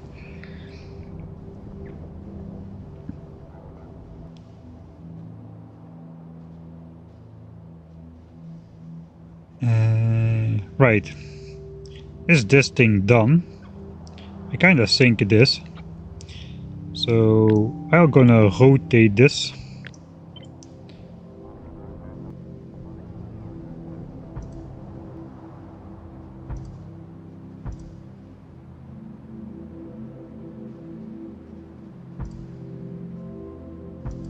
I'm gonna build this just for the size. I don't trust myself that is actually correct. So this is 20 of those, right? Yeah, that's 20. That's gonna be... wait. That's gonna be 40. We're gonna be needing 42. So that's gonna be like so. So that means we should have 41. Oh, that's 41. We need one more. 42. I think we gotta build it in the 42 configuration. As everybody knows, 42 is the answer to the life, universe and everything. The life. The ultimate answers. And it just happens to be that we need like 42 columns of low density structures to make the 10,000 signs per minute we are after. That cannot be a coincidence. It has to be a sign. We have to make one giant build of this. Let's see how it compares to the blue chip sizing. Right, since quite a bit smaller, mostly smaller since we are doing 2 belts of copper consumption in a line, whereas here we just do 1 belt of green chip consumption in a line, and half of this, or more than half of this column is smelting, whereas in ours we did not include smelting. We could consider including smelting, but I'm not sure that is going to be... maybe that is the way to go. Let's try it. Right, so we would need one of those clocked smelters we've been building. I even don't know where that is. These are not clocked. No, these are not clocked. I think I'll just have to grab my miner with the furnace stacks attached to it. Plop it down somewhere. Ah, no, wait. I have a blueprint which just attaches another 2 furnace lines to the smelting setup, but we can also just use that to make one smeltery, like so. It is going to be difficult though to bring in the steel and plastics if we do the smelting in line. We probably have to keep a lot of space in that case, then it's no longer really in line.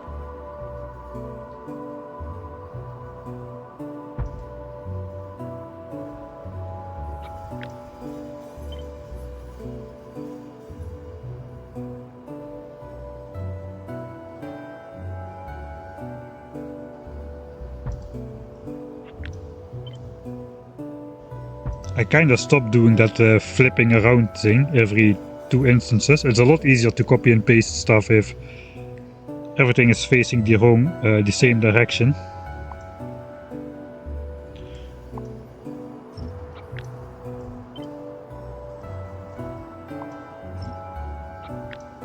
It's basically just like this.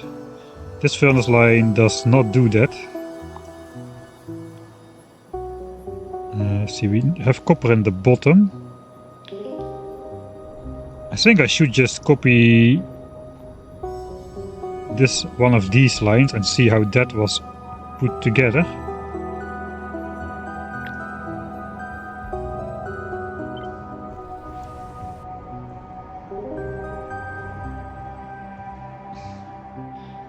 Alright, so that's roughly done like so. So 2 belts come in. Here it's iron and copper, but we can easily transpose that into copper and copper. The main difference is we have less furnaces for the green chip smelting because we need less, whereas here we will need the full 13. So can I even do something like this here as well?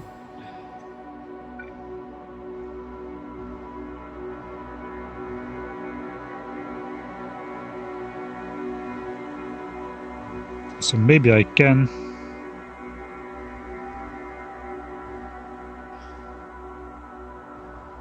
I had to change the smelting setup to substations here though to get the belts to fit.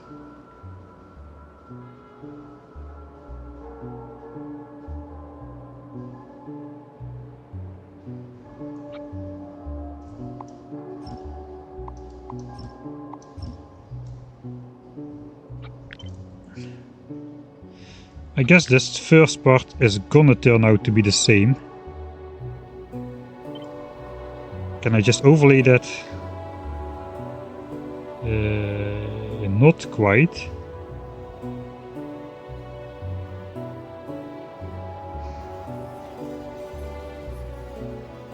Okay, I think I'm just going to have to grab this part and extend it back to the 13 furnace setup, which means this has to go. Then 12, 13.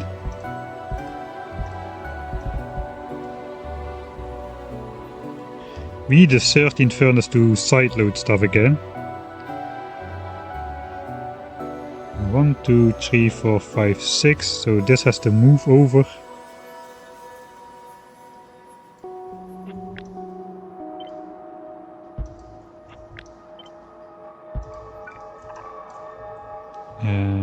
So 6 of these furnaces go on this side.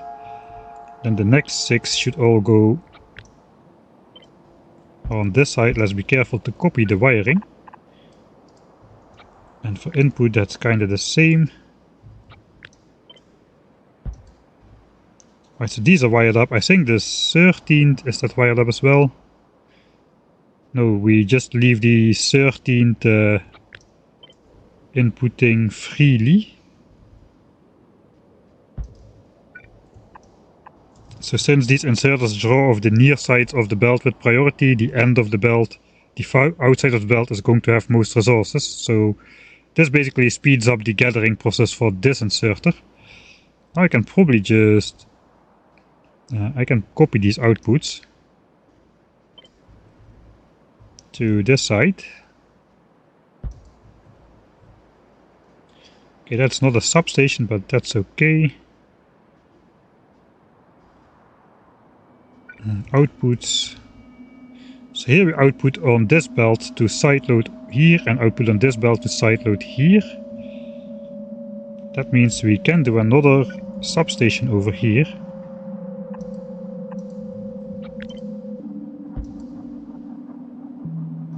This power line we won't need.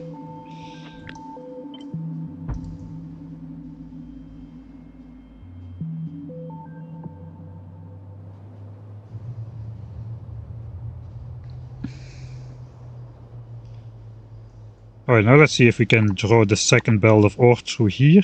Looks like we can. Barely. Alright, then I have good hopes that we can actually pull it off. So the output belt is coming out here.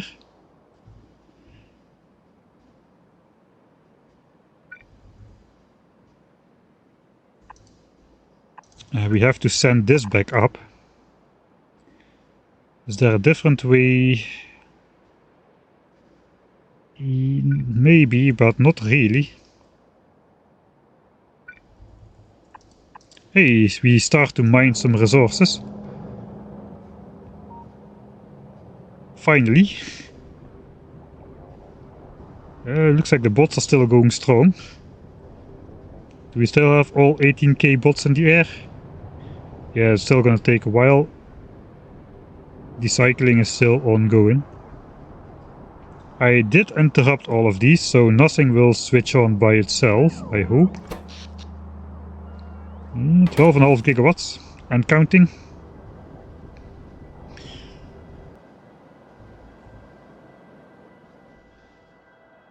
This would be a lot better in the editor.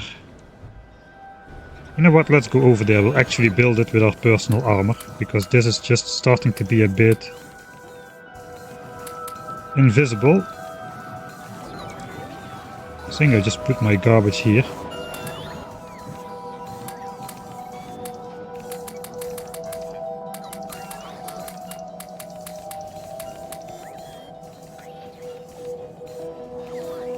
I'll just keep all of those, I'm not sure.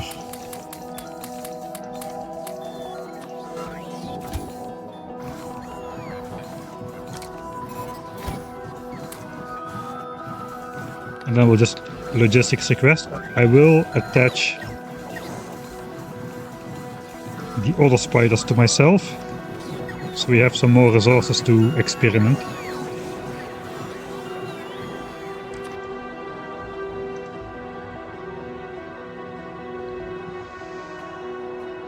My personal bots are off, but we can go here.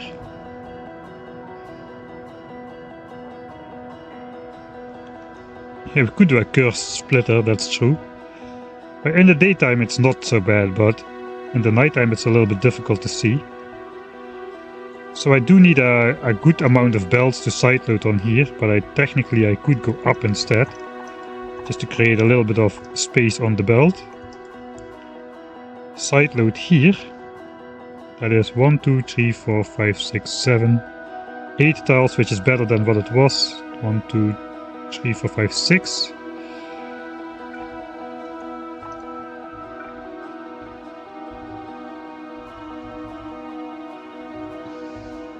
So that's output belt 1. And then we could do the cursed splitter like right here.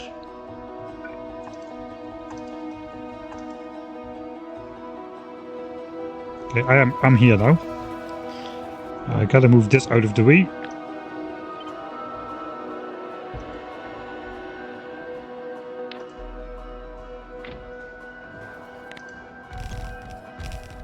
Yeah, my construction area is quite large.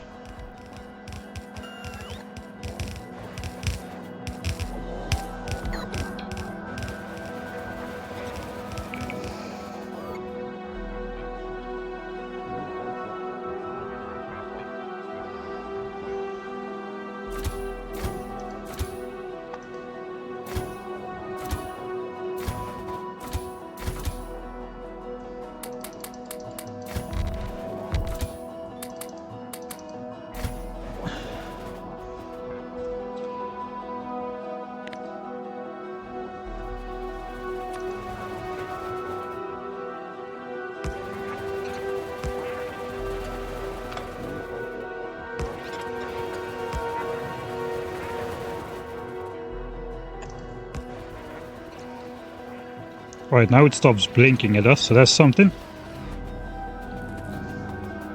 At least now something is moving. Here there could be a cursed splitter, which basically outputs the completed ore on the right side,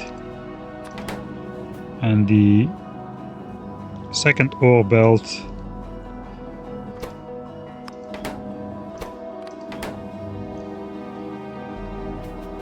I guess we don't need one, really. Now we just need to copy another one of these behind it here. Potentially without the roboport. But probably with the roboport actually. We do need the coverage. So let's include one and see if we can pull that off. Right, so this is the output belt. Now the next output belt will be here. I think we can build this.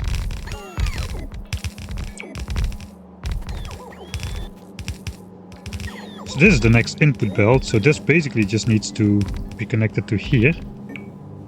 Yeah, this is gonna turn out to be quite possible, I think.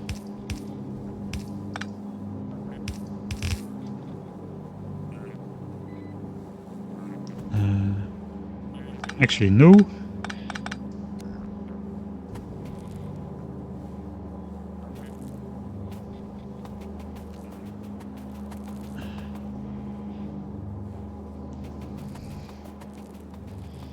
I probably do want to go to the bottom here. Still don't need a curse splitter. We can still just do the underground belt thing. So that's completed belt 1. That goes here. Ore belt 2. Completed belt 2. Completed belt 2 comes out here as well now. And here out come 2 copper belts.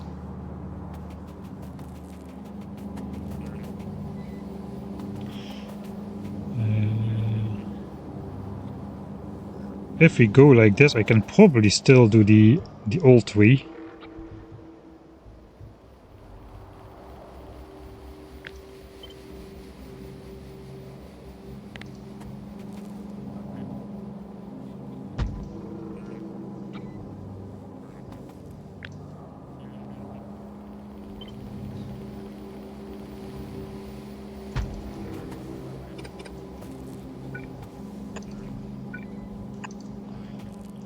Because this reaches all the way here.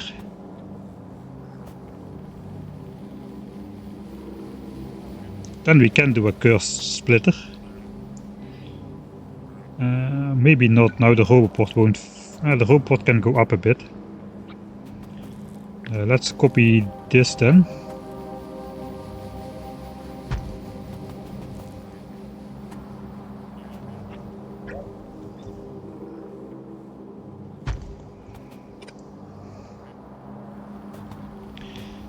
Ore belt. The ore belt needs to go down, the complete belt needs to go up, so cursed splitter.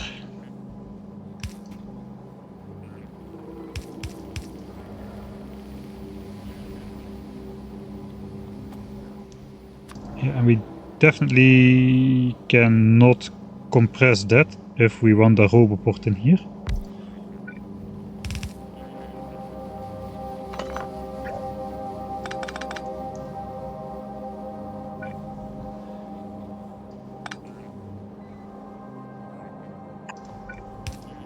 I think that'll work. And we can also just copy this part to the end of this one. Instead of what we have now.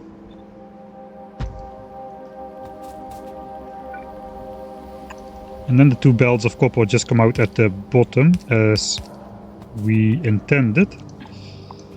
So let's do this.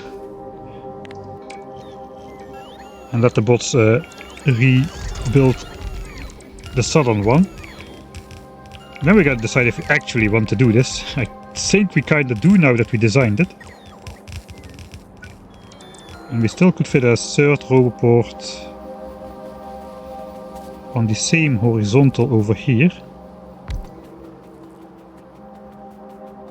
And if we put the first one up 1 tile, we can also just do this a little bit more visually pleasing.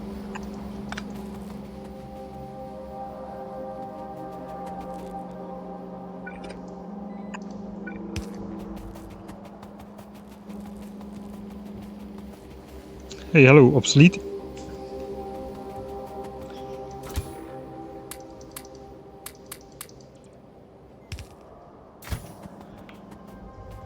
Get some other stack inserters as well. This is why we design in the map editor. This is a lot more tedious.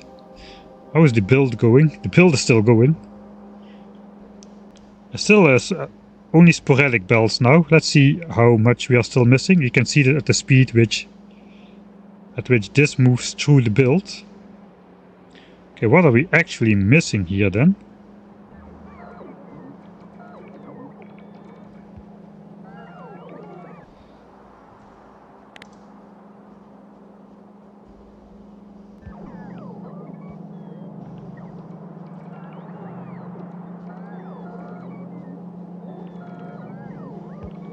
Am I No, I cannot be missing productivity modules.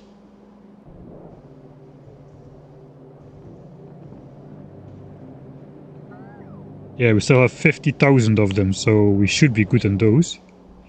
Is the bot network like interrupted or something?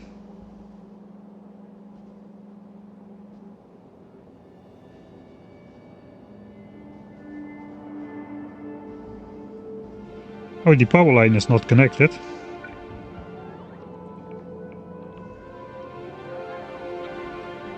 I must have accidentally deconstructed something here.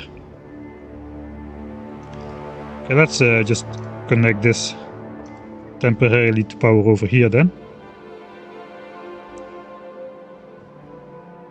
No, power is connected. I'm not sure what's going on here then. Roboport is connected. Power is connected through here already. So this is not necessary. Okay, I think we're just assigning the last of the things now. The last bots are being assigned to this 100 plus thousand blueprint build.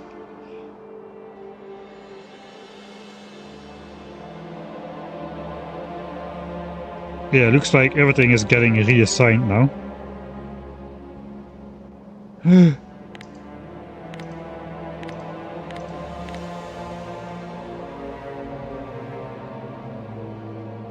And this is my actual save game.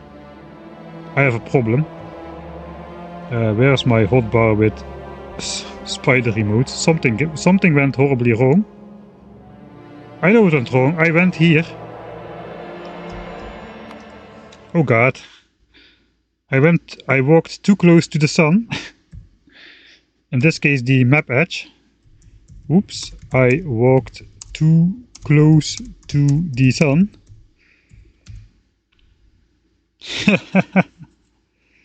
I already thought pollution was spreading over the map, but that is not the case. So I walked around here, and if we look at the 20 chunk radius, I walked around here personally with my spider. I generated this land. Apparently there's biters there, and those started making expansions. It's a good thing we have raiders there, but we get an expansion every 4 minutes. So I kind of have to go into panic mode. How is this set up again? 2, that follows 3, 4 and 5. Alright, so let's go with those spider attack teams, or at least one of them. It's been a while since we've been using these boys. But we have to save our base.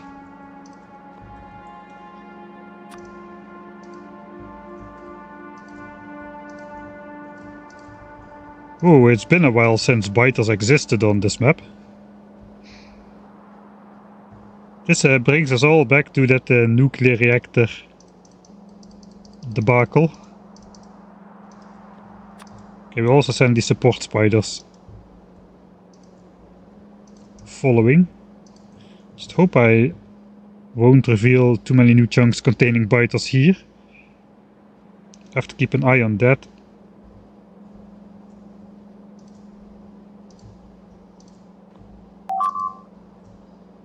Jump scare. Now I'm paying attention, so now it won't work.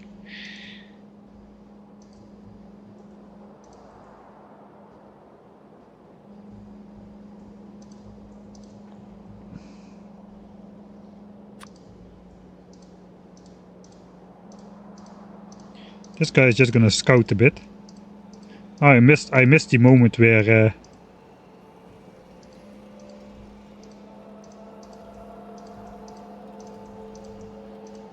the bots got assigned all the stuff because of this stuff. Stuff and stuff. My English is very stuffy today. Alright, I'm only missing these 60 fake things, which I cannot put in a deconstruction planner. I can, okay.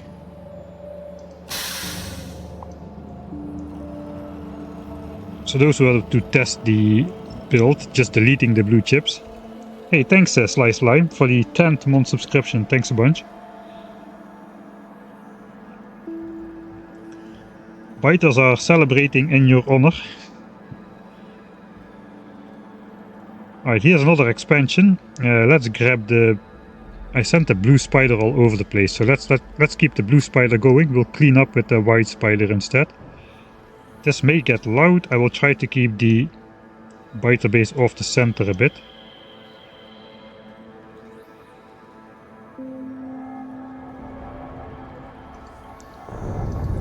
It's been a long time since we killed a biter.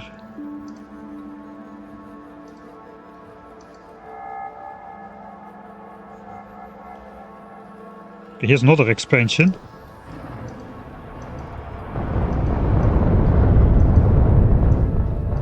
Okay, we're kind of low on UPS now with the bots and the map overview and stuff. Actually, I do not know why we are low on UPS. Maybe because pollution's on. Yeah, that seems to be the case. I've walked here quite a while ago.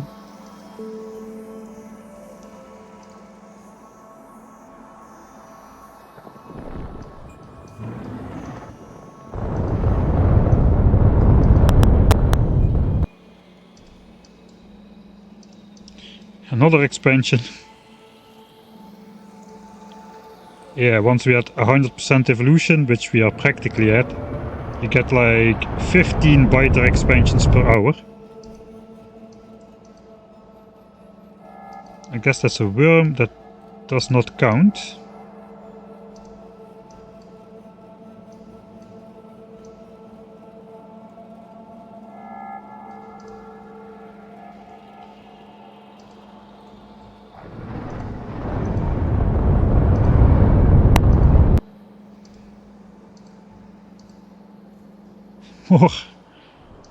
More and more and more.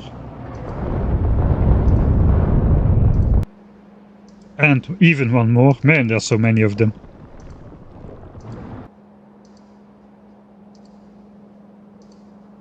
I also have to keep in mind yet another one. This area is now revealed.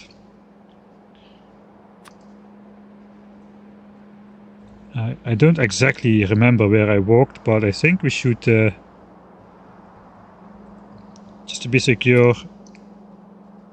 Here's another expansion coming. Look at those guys. That's a biter expansion.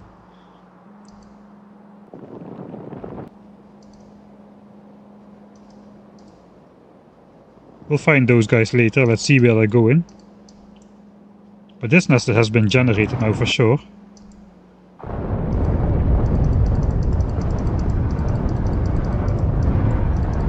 Biter combat and a megabase don't go well together, which is why we have gotten rid of all biters before we started this project. Like literally all biters. Until they freed themselves from their quantum state and started to exist again.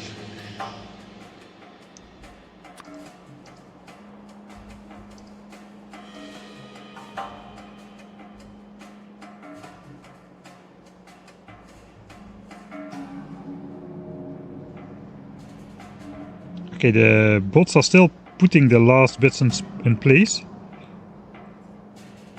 But the bot network is a lot less busy already.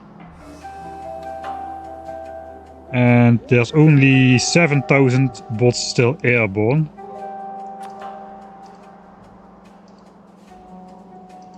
Wasn't really planning on doing a biter extermination episode today. Let's say I walked over here and here. I think I'll just try to square this off or something. Okay, where did those biters go? That expansion part, yeah, I think we'll catch them later, but now I don't see them. Perhaps these guys already took them. Is this all of yellow signs or just blue chips? This is just blue chips. We are currently working on designing low density structures. We're trying to pass some time actually in the game, because that's been kinda hard. With designing from map editor view and stuff. It is the blue chips not just for yellow signs though, it's also the blue chips for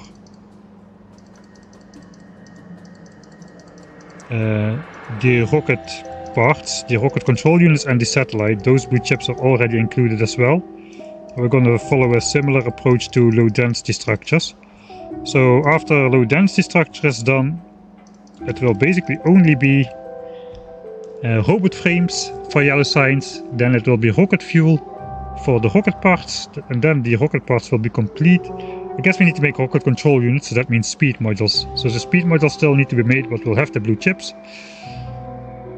And then it's just the remaining parts of the satellite, which are the solar panels, the accumulators and the radars.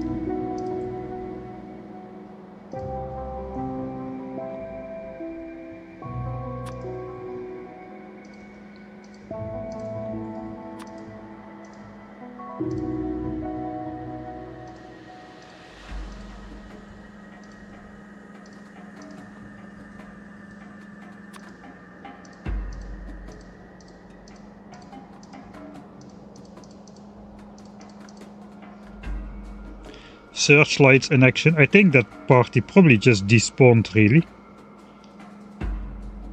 They went to settle, but we already... No. Look at that. That's probably not the expansion we were looking for, though.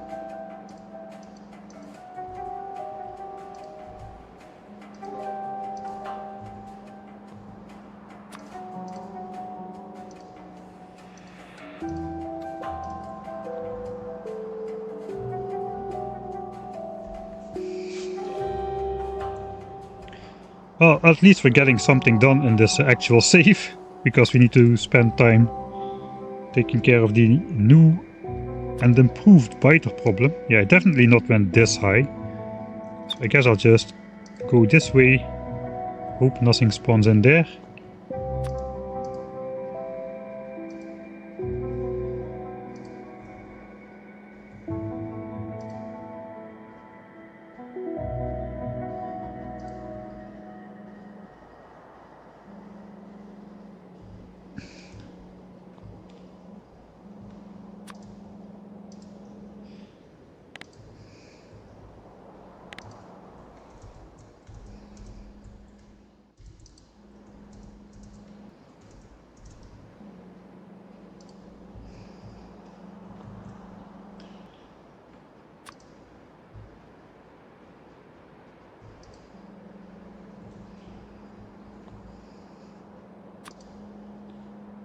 Yeah, this is probably going to be safe once we head back to this corner like this.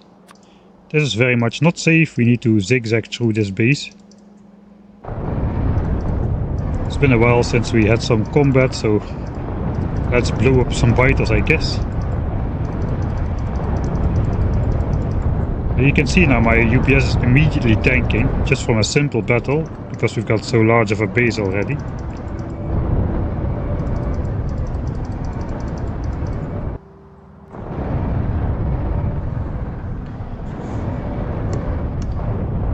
How far away do the spiders generate new terrain?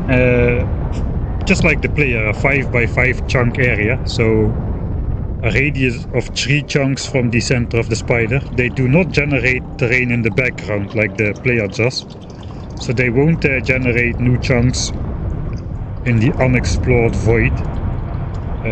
These guys just, whatever they generate, they also see.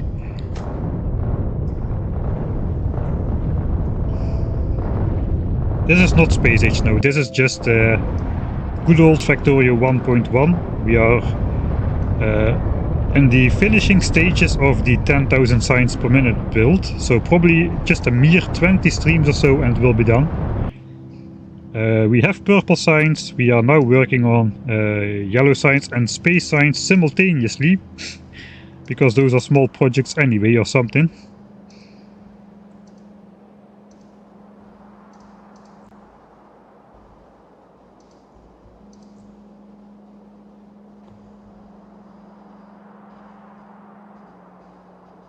If all goes well, we hope 30.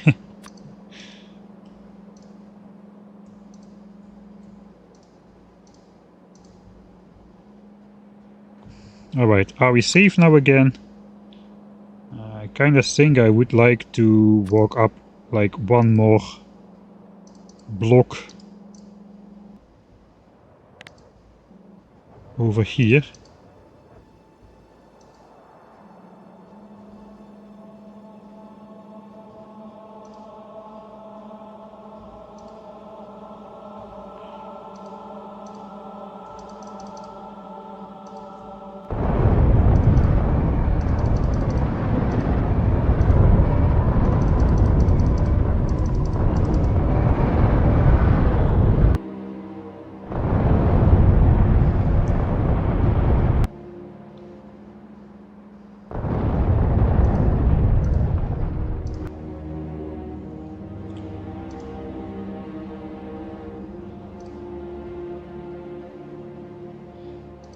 So those chunks don't generate instantly, they generate at the speed of about 1 chunk per second. But I'm kinda unsure how long I have been standing there. I may have been standing there long enough to generate everything which was there in the background.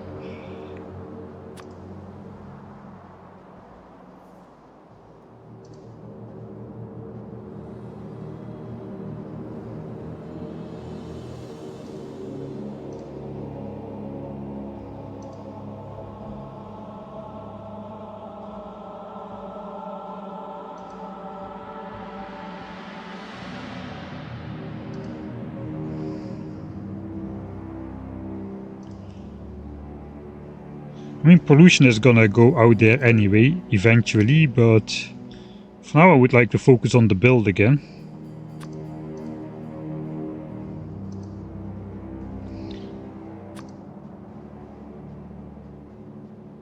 I may have walked here still.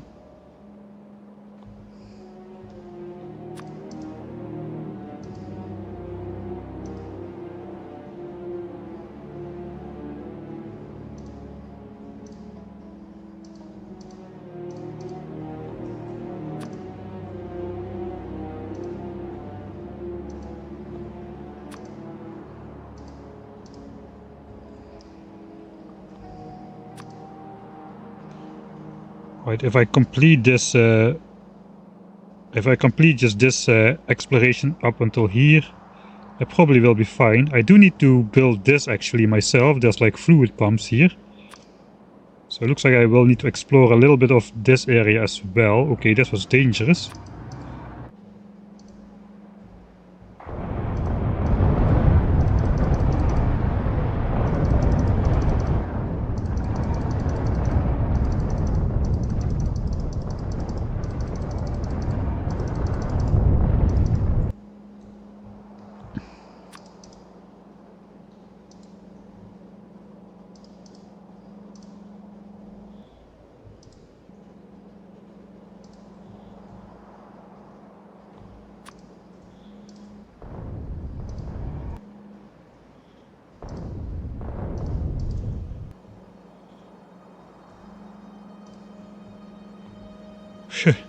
Biters everywhere.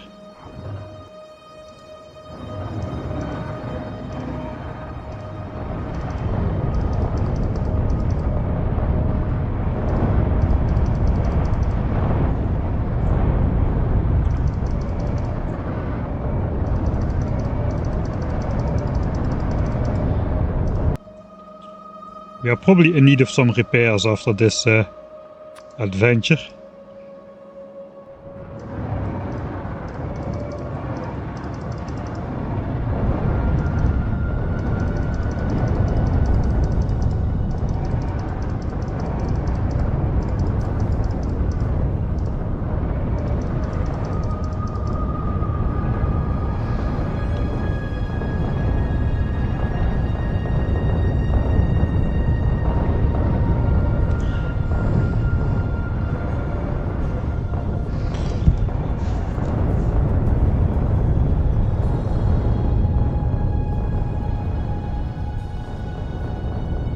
Wish the Spidertron could use flamethrowers. Ah, that would be... I don't know. Yeah, maybe. I don't really see how that would work very well. There's probably a mod for that. Isn't there a mod for that?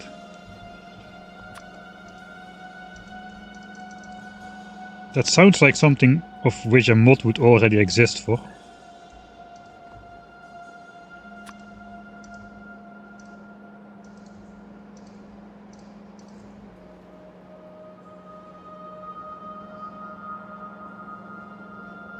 Okay, I think I will be safe from biter expansions. I do need to place these pipes, so it's all the way up till here. So I think I need to explore up here a bit as well. That is just gonna get generated, but first we'll repair our spiders here. Regroup. White spider is not so bad, but the teal one is almost gone. Right then, how is it going with the construction bots? 54 bots are still airborne, probably guys placing modules or something. Yeah, modules. Trying to follow them is so hard now. Oh, here they go. Yeah, modules. Okay, how's power? 11.1 gigawatts. Roboport power has died down. Beacons are 8 of the 11 gigawatts. Right, it is built in the real world. The giant blue chip smelting machine.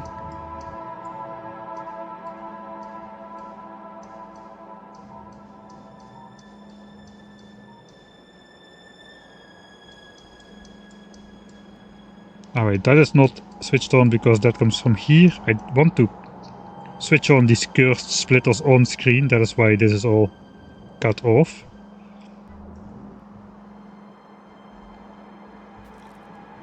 Trying to do low density structures, but it is really just not working out very well.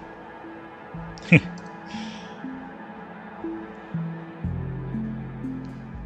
we'll just go to this chunk and walk to the left.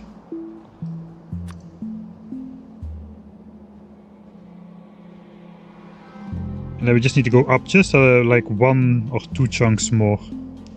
Let's go 5 chunks more. We take this guy. I will take a hard left as well.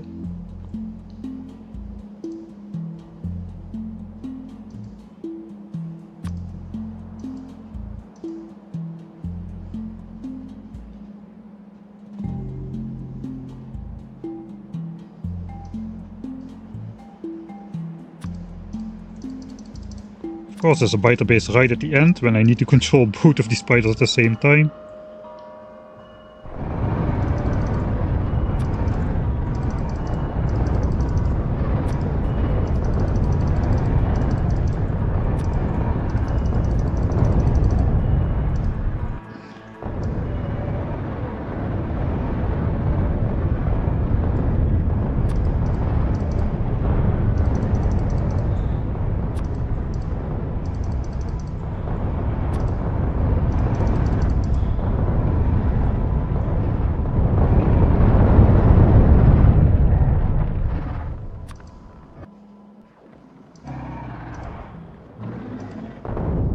Okay. There's a biter base. Is it just out of reach? No, I got it. Without generating the next chunk.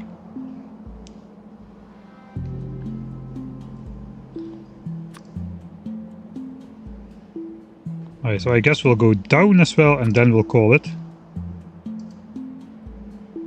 Plop 1 chunk more here. That won't generate any biters, see?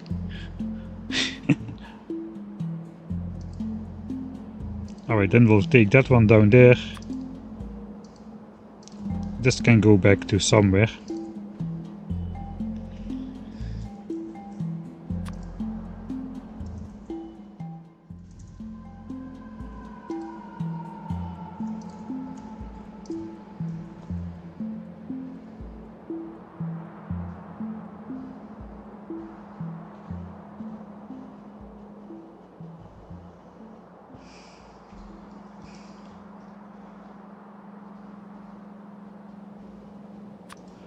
Mildly Blue says that belt weaver still has an extra row. Which is that one?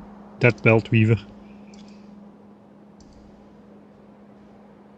Back to normal Factorio. Yes, for yesterday and today I've been streaming the 10K to get some progress in there as well. Especially for the folks who don't want to get spoiled any space age details until they've explored the planets themselves, which is exactly what I'm doing, so I definitely understand that.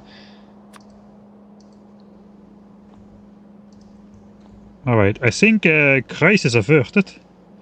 I hope. We will see. If not, then we'll get attacked pretty soon.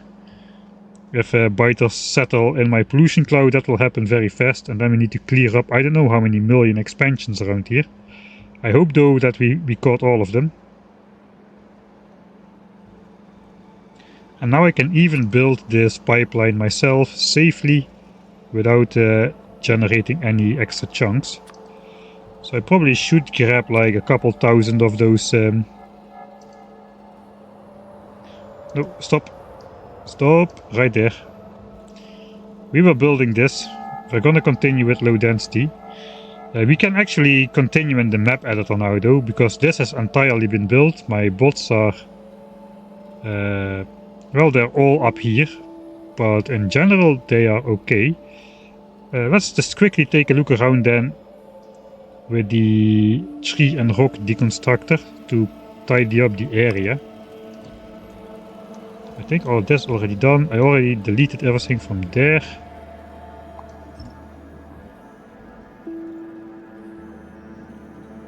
I guess we need to do a lot of stuff here. There's all crappy trees anyway, so those can go. Let's grab all those rocks.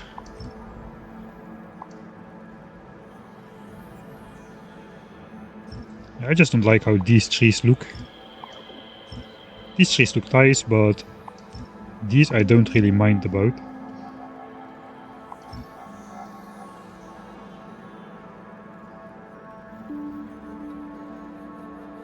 Yeah, these have to go though.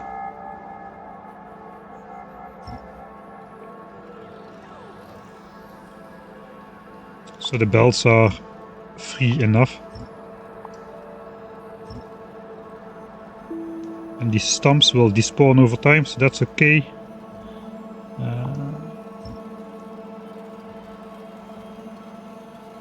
That's good enough for the iron belt.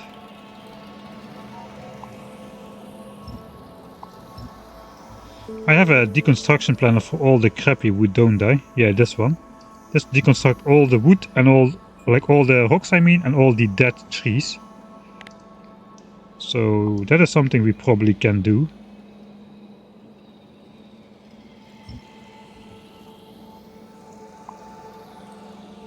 Because those just don't look... those don't look nice in any fashion. So the dead trees are basically these things which are laying around everywhere. The forest looks quite nice, but these dead trees, they can go.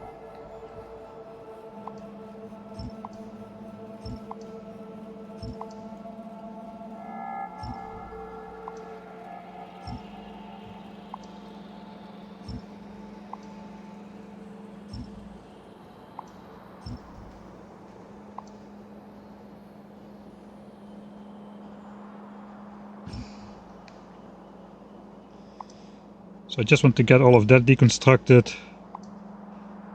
before I withdraw all of my bots out of here again. Oh, wait a second. This has been reconstructed.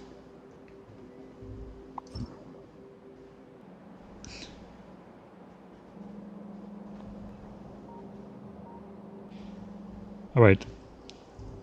The right network still has no...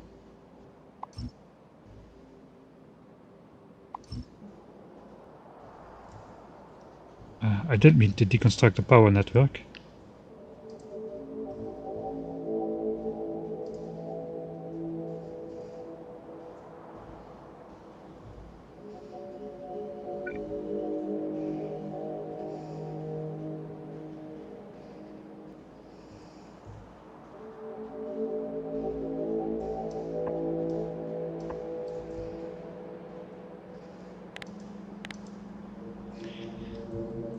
Mistakes were made.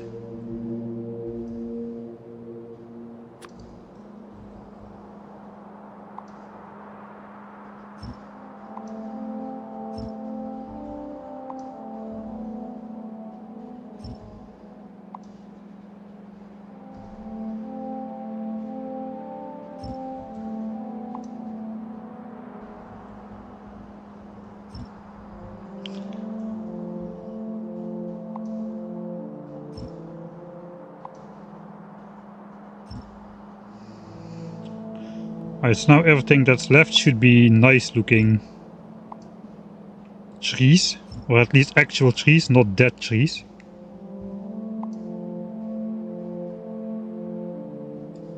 Okay, we cannot do anything about what is not in our network, but that is most of the stuff.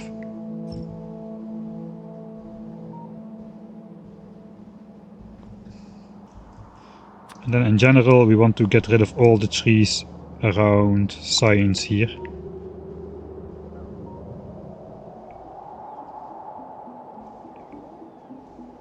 Yeah, all of that can go.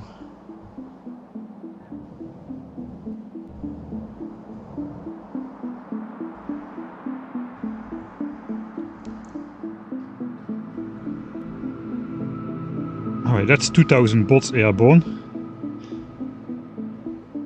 I guess it's time to do one more of those super belt recallers then. To get all of the bots out of there.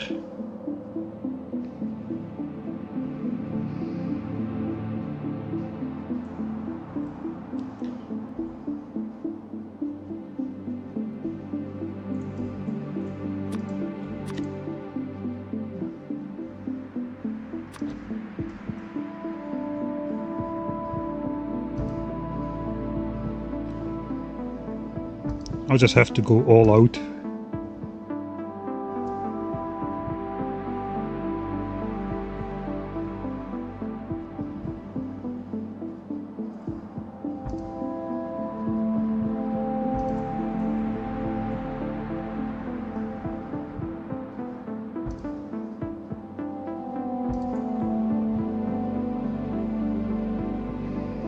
Alright, so that should get most of my bots out of here.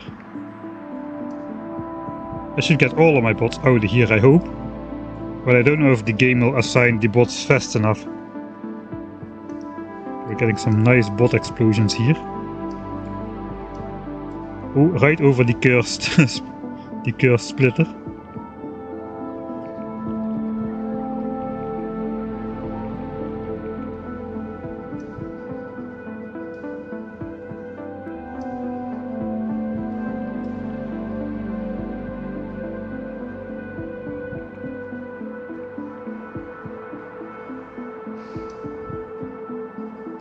Right, so we want to see this icon again, that we don't have enough bots to do everything at the same time. There's 4000 bots uncalled. Yeah, I think these are all going to be in the air before all the tasks are distributed, so we should be good. All bots should be out of here.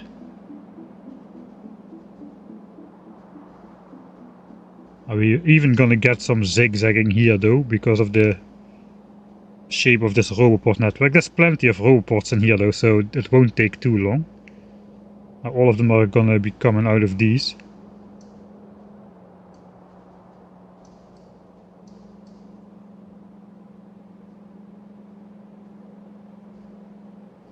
Alright, that's all bots in the air. That means none of the bots will remain out here. I guess except for here where I'm placing this stuff back. So I guess we won't be placing this back, I'll be placing this back myself eventually. Right. Biter crisis averted. Biter crisis averted.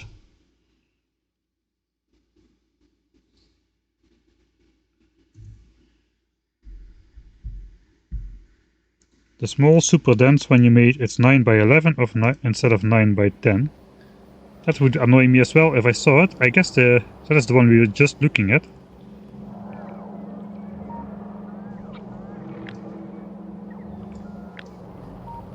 It should be 10 by 9.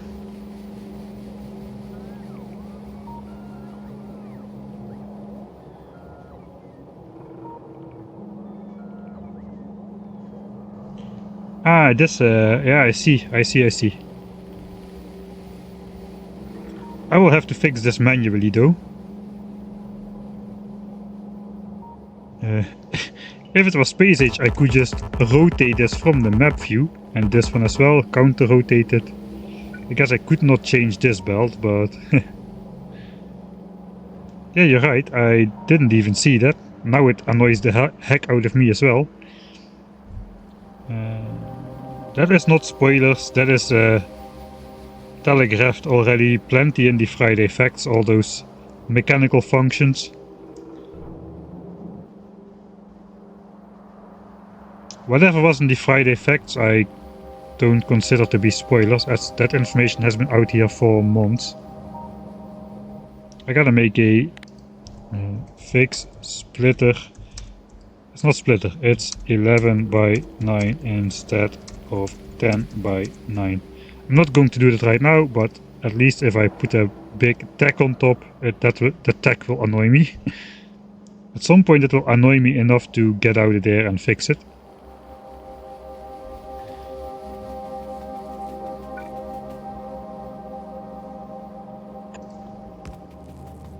Okay then, here's our inline smelting thing.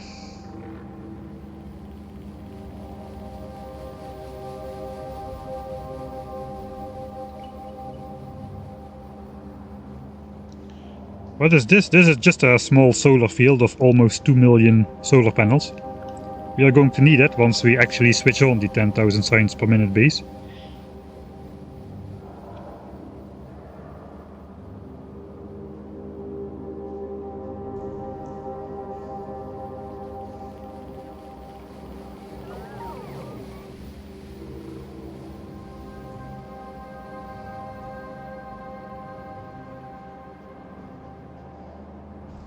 Oh, another hour is gone apparently.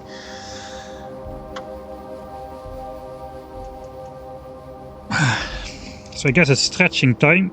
We can watch the map view at 30 UPS here.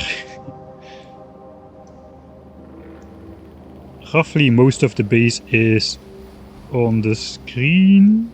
I can get the entire thing on the screen like so. Including a bunch of the pollution cloud. Right.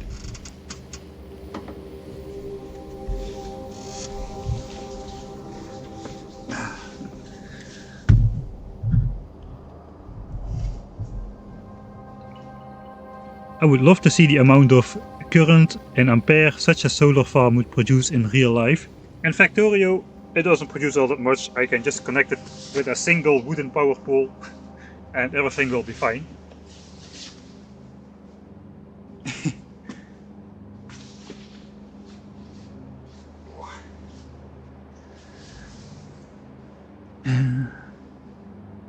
So is there not a way to just request all robots deliver themselves to a location? That is a change in 2.0, yes. You can actually request bots to go back to a certain roboport. So if you put more requests than you have bots, all of the bots will fly back there. So I won't need to do more mental gymnastics with my giant bot recaller. Instead I probably have like clusters of roboports which I can set and unset requests with blueprints. And that would work a bit more neatly. But still with actually no, it's not that bad. I have like 18,000 bots.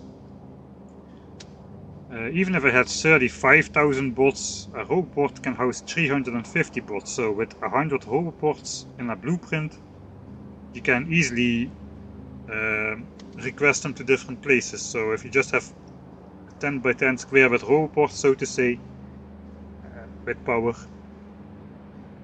and you have like you can basically have two blueprints of the same roboport grid, one with the request set to bring 350 construction bots there. I guess you have to somehow keep the logistics bots out of there, so maybe I don't know exactly how to do that. You would have to set a request for logistics bots as well, perhaps. But yeah, you could have one with the request and one without the request, so you can basically switch the robot recalling on and off like that.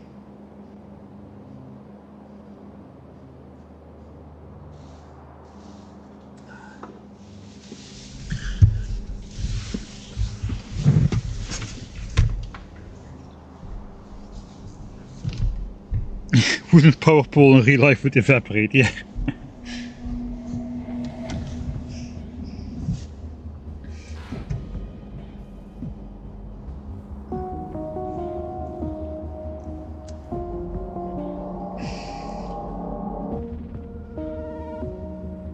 Alright.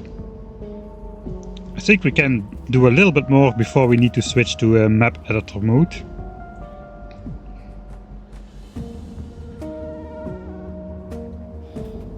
So basically this is done. Copper will flow in. Second belt of copper will flow in, copper comes out. 2 lines at the bottom. If I remember correctly, our low density structure thing has 2 copper belts coming in from the bottom. So technically that could connect like so. Wait, where are we? We are up here. So technically that could connect like so. But we need to somehow bring in the steel and the...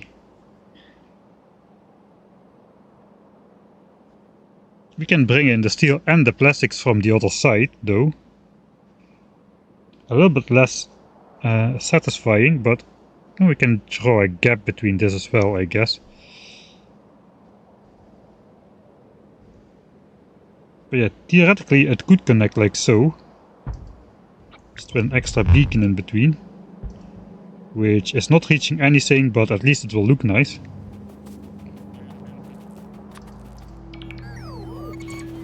Give me some beacons.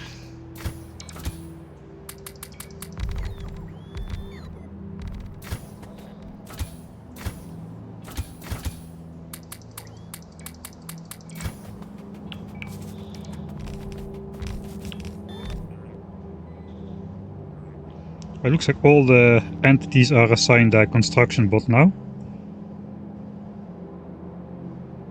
It is now disappearing. Okay, all bots, all entities have been assigned. Looks like the last ones are still recharging at this roboport. But all the bots are coming home.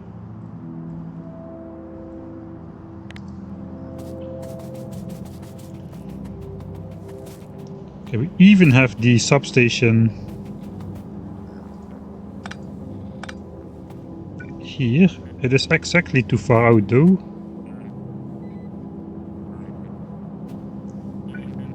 This theoretically could connect like so. The robot cannot get out of the way.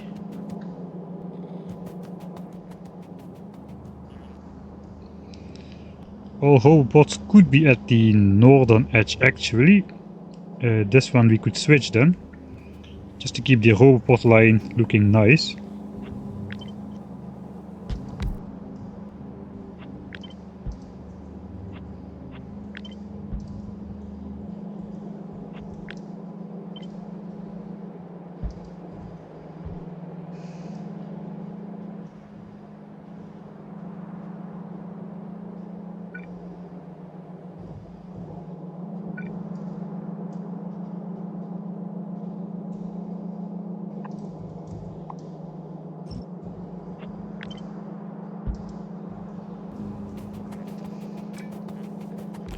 It appears we can even do it on this side.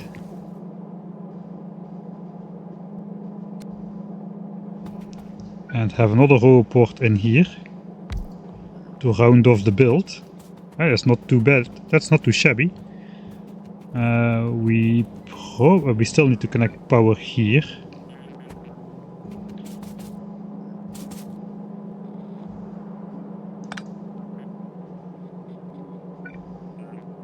I guess that could be done like so.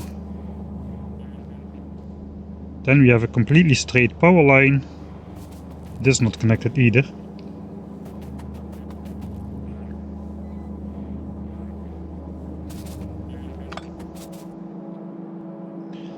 Okay, we could probably move this out. Yeah, and this is still connected.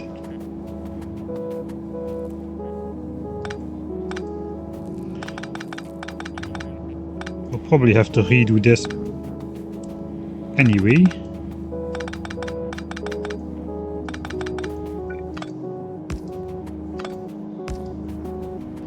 Okay, now power is connected all the way through, and we have a straight roboport line and a straight power line, which is always nice in a build like this. This is a quite long build though. So that's option 2, just to put the copper smelting in line.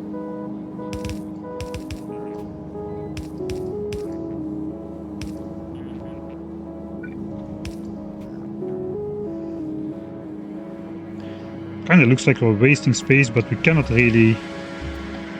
We don't have 3 tiles to move everything closer together. Right, then we have to decide about where to get the plastics and steel from.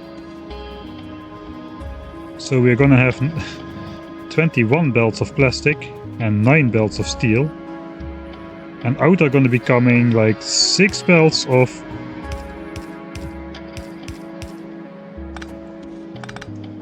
Three, 4, 5, 6.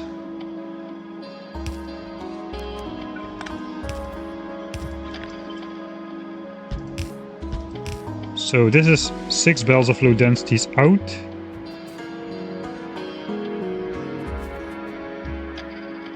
Yeah, I don't really want to...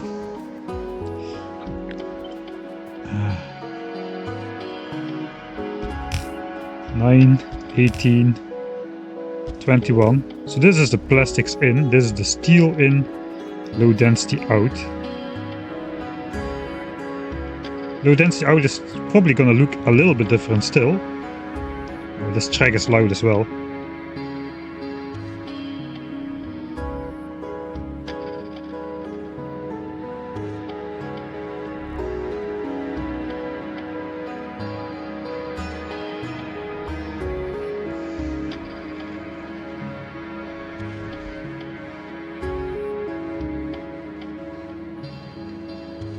What would be a good end goal in terms of production?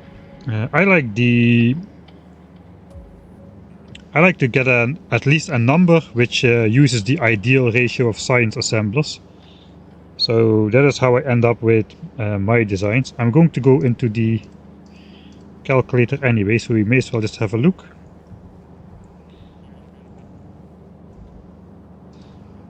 So this is 5 to 6 to 5 to 12 to 7 to 7.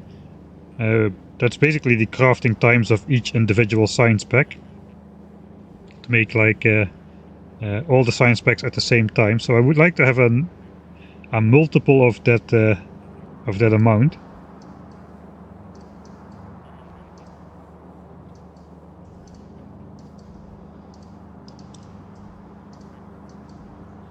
And then you want to get like a rocket silo configuration which lets you get close to that science as well. So here you probably have to put some speed beacons and get this number close by as well. But with this ratio, I got to like 1008 signs a minute with a ratio like this. It's basically just 4 times 252. So that is my 1000 signs per minute base. Just with 1 row of beacons in the middle, so not 2 rows of beacons. With 2 rows of beacons it's pretty hard to get a nice round number, but with 1 row of beacons in the center it's pretty achievable. So this is how I design my numbers, and the exactly equal production you often see in the graphs I present. For now though, I was gonna look at the division of low density structures. So in total we should get like 6 belts out, but we want to pre-divide it. We want to grab 40... I know this is two belts of 42. Yes, 39 of those belts are going to have to go to rocket silo, which is 3 belts. Another 39 of those belts. Where is it? Here's yellow signs. Another 39 of those belts. I kinda looks like I deleted that part.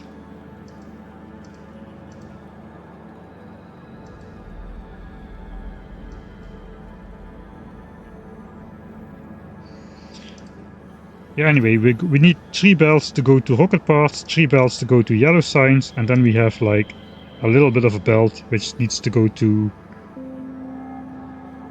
satellites. So that's like at least 6.5 separated belts of output. So 7, basically 7 separate belts, which we don't want to mix between each other. So going back to here, we probably should add a 7 belt here and move all of these over a bit. Keeping like one roboport world of space in between is a good practice, because these belts get so large that it can be hard to connect your roboport networks across the entire sea of belts. I guess we could still do the inputs like so. We would have a similar copper input at the back with 80 belts of copper somehow. So basically we're going to, this is the point where we have to go take a look at the map, how the resources are distributed, so we can build it in a sensible way, so that the patches are actually pretty close by where we want to do our shenanigans. That's why blue chips is in this location, oriented like this, and not like 90 degrees turned. Because already like this it uses 100,000 belts. Alright, so I'm going to deconstruct all those belts again.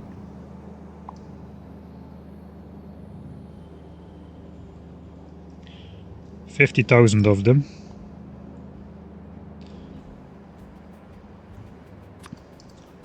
And I'm just gonna prepare for editor mode again. I will disconnect these roboports here now as well. But I will do that myself so the bots won't get reassigned to a certain logistics networks or anything. Right, so I have nothing in my trash slots, my logistics requests are off.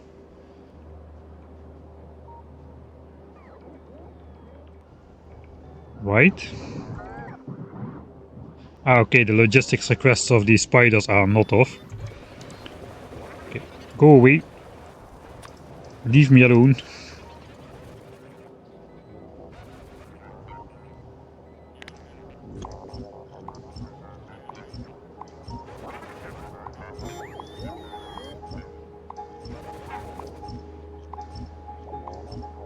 Alright.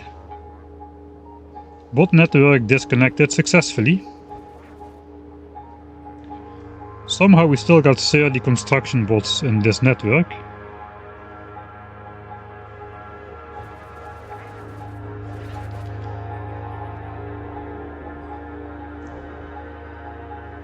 They're probably coming from the bottom again. Yeah, I think setting the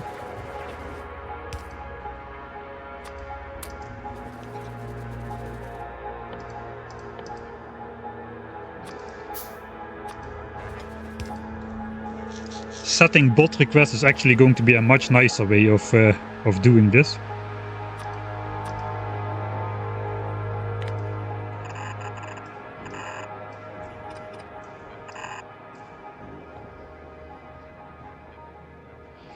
Alright, so that has recalled the remaining bots in this network, wherever they may be, in the north or in the south. I don't see them in the north, so they're probably like slowly coming up here or something. Yeah, here are the logistics bots, which are somehow reassigned to that network when I separated the roboport networks. It's a little bit annoying, I guess we can deal with it. This is the construction bots, I guess. So yeah, perhaps we'll be able to grab those. They won't grab from the active providers, right? Oh, looks like they do.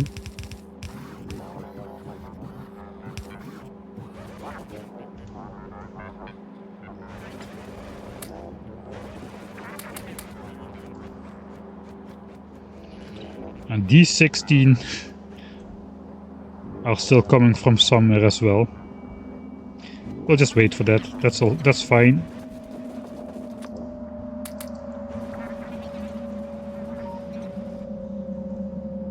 Oh, this is...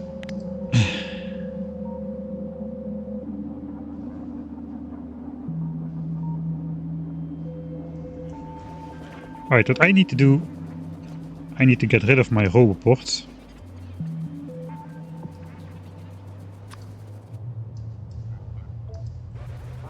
There come the rest of those bots. They are reassigned as well. Let's go back in here. And I need to request, I need to get rid of this.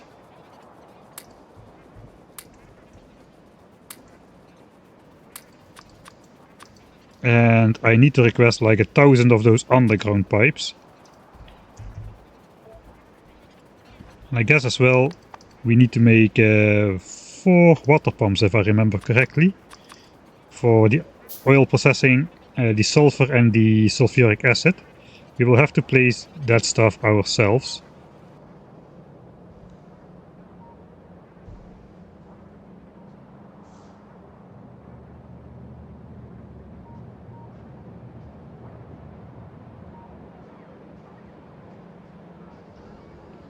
So yeah, for the correct ratio, instead of a certain production goal, I would still go with the science assemblers. Without modules, you can basically just calculate everything backwards. Just start at the ideal ratio of science assemblers. Basically, the crafting time in seconds is the amount of assemblers you want to build. When they craft at 2 at a time, you need to divide the crafting time by 2, obviously. So 24 by 2 is 12, and here it's 21 by 3, it's 7. If you start with that amount of assemblers, you can work your way backwards from there. So for example, let's take engines for chemical science, for example. If you build 12 assemblers of these, you will be crafting 1 per second. If you can ignore the assembler speed even, just 1 per second. You can then also take the crafting speed of the engine unit, which is 10 seconds, and then you know you just need to build 10 assemblers of the engines as well. Basically, if you build the science in ratio of their crafting times, you can also build the rest of the stuff in ratio of their crafting time, if that makes sense. Okay, so blue science, you need to build 12. So engines, you need to build 10. Because you get 1 engine in 10 seconds.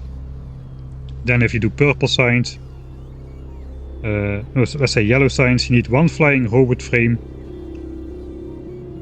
You have 7 assemblers for yellow science. 7 seconds is the crafting time.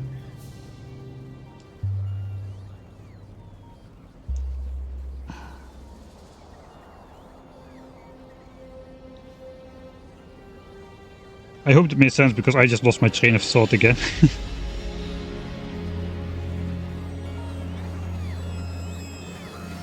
Yeah, you just gotta make sure, think about the chemical plants. The blue assemblers have crafting speed 0.75. The chemical plants have crafting speed 1, so, but even if you if you use the same method, you just overbuild a little bit. So, and once modules get involved, it gets a lot harder. Thanks Sparky Larky Hook for the Prime subscription. That's a great username. Right, I got my pipes, I got my 4 offshore pumps somewhere supposedly. So I can embark on the journey to the edge of the world. I'm going to have to be placing these water pumps and these 4 pipelines, and I can now do so supposedly without generating new biters in the background. Right, just check one more time. I have to make sure not to walk up too much. Well, it looks like I can safely do this now.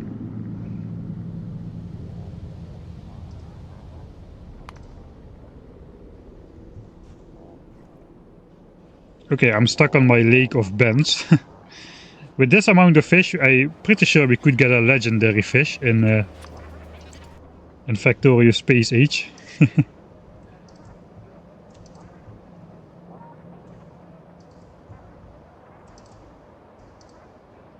So we'll have to walk over there. That is going to take a couple minutes again.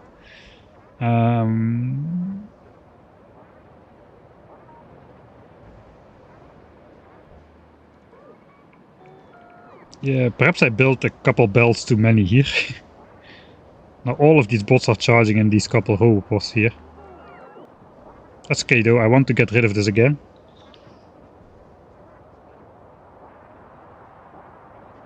Science, it's not on, it's printing modules, that is correct. It's actually making modules honestly from the actual resources intended originally for the 1k science per minute base. So yeah, basically for low density structures we're going to need like this amount of copper times 4. If I remember correct, this is 21 belts. Now we're going to need 84. That's going to look roughly like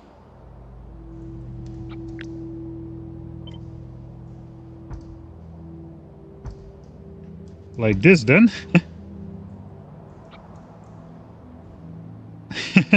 That's a bunch of belts.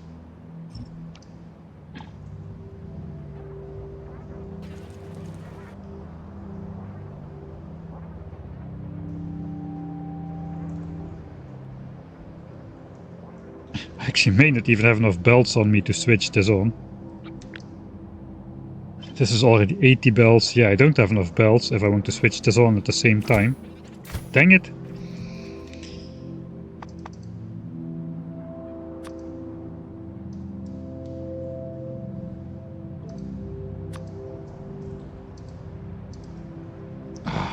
I was not even halfway, but still, that was quite a trip.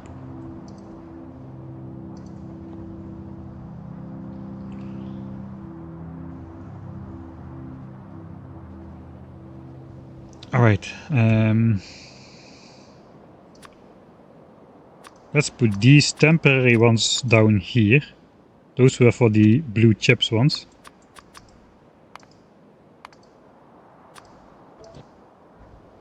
I did not really make any changes, so I think we can just go back to editor mode where I built the blue chips already, instead of having to redo deleting the entire base and that kind of stuff. I do need to like make some temporary blueprints of this low density setup, I guess. This is the one without.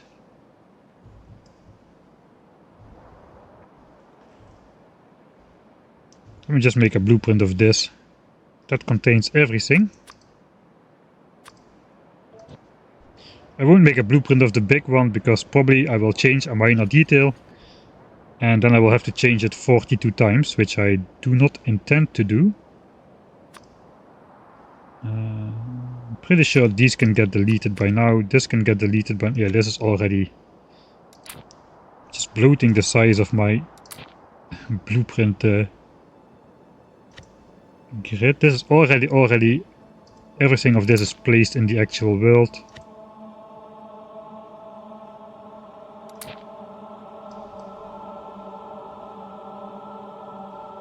I don't even know what this is.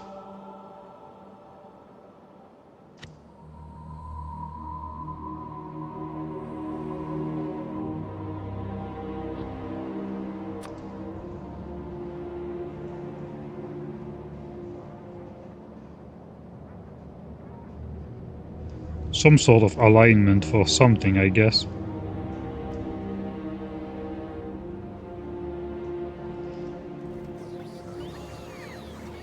Right, at least we progressed sometime in the actual save.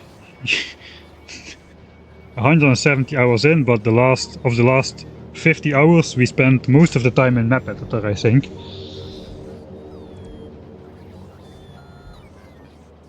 Alright. Time for map editor. Time to design LDS, or find a place for LDS really. Time to find place for LDS. And if we're gonna do it in one big design or two small designs, or maybe even three small designs, it's all possible. Like two same and one small design.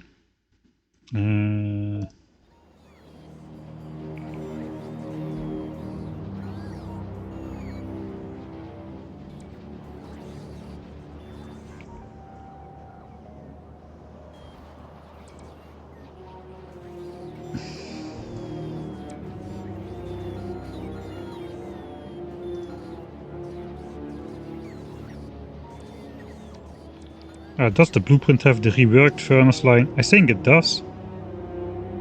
Right? No, it does not. I forgot about that. Yeah, this one. This is the one we really are after.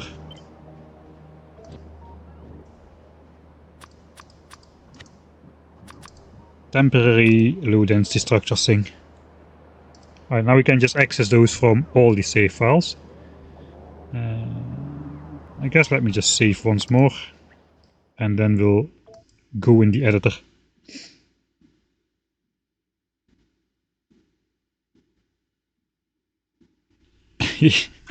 Yeah, spoilage is a thing. You can periodically refresh your fish by just dipping them back into the water with the Z key and then picking them up again. That will reset their spoilage.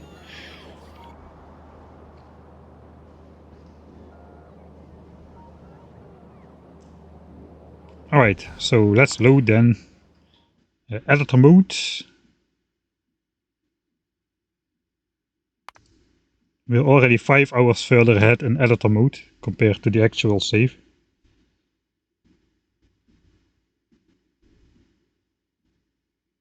Did you ever hook up that solar grid? Not yet. I will do it once it's necessary to not obsolete my nuclear. Just for my peace of mind.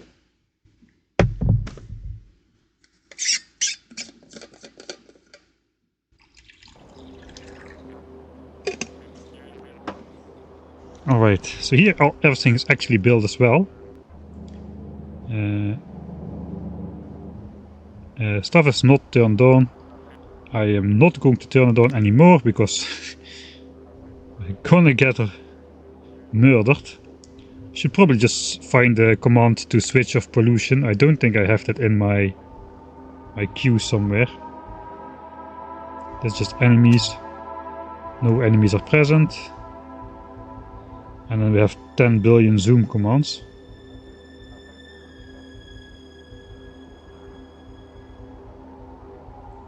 Map exploration stuff.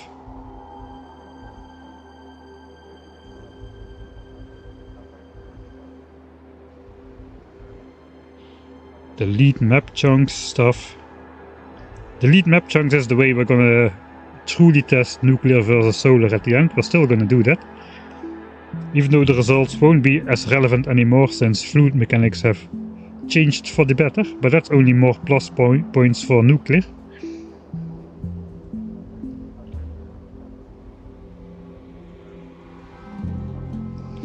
Right. Excuse me, I'll just go to the wiki to find pollution, disable, Factorio.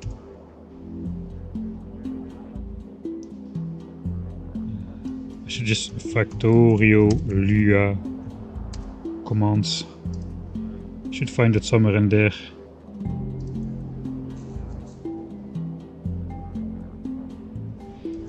Pollution. Completely turn off pollution.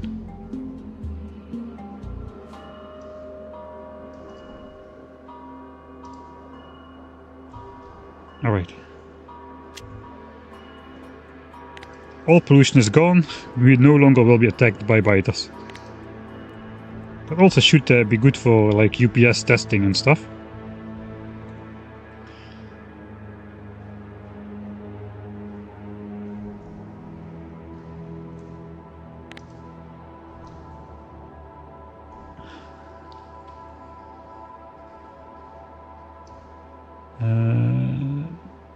Alright, so we did find like we did find 2 good spots for low density structures. One was up here. There's a giant amount of copper patches. There's also oil. Oh, this one oil. The only thing is steel will be a little bit far away, but steel is pretty compactable. Coal is close by, oil is not too far, water is not too far. We don't even need water actually, we can just do basic oil processing again. It may be a bit hard to fit everything in here though. And it is quite far away as well, which probably doesn't really matter.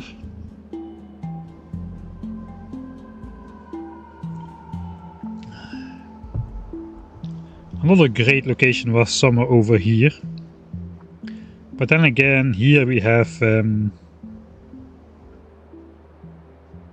yeah, I don't know, really. Here it's kind of out of the way. It's such a large build, similar to blue chips, such a large build. And we can then just belt out the 7 belts of low densities, the 4 belts of blue chips. We could belt them all the way back to the bottom if we really want to, because that's very condensed.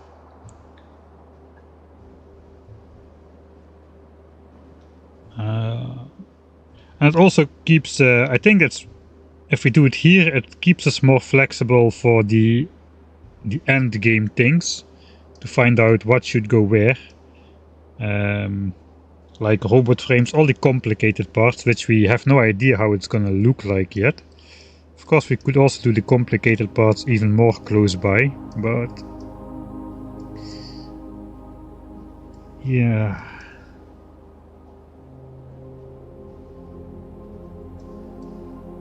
kinda makes sense to do it up here. Let's try to get it pasted up here. So first of all, we're gonna find a place for this blueprinting.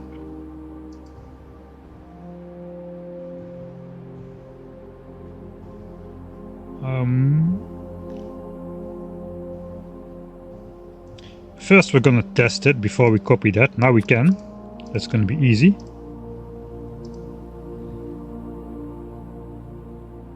We'll just put one of those power generators there. Where am I in the map? I'm over here. I can just go up there. Basically this has to bring in copper ore.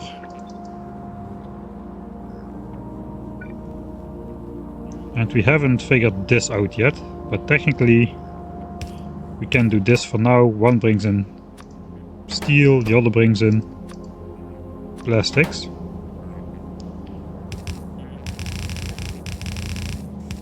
I guess that'll work for now.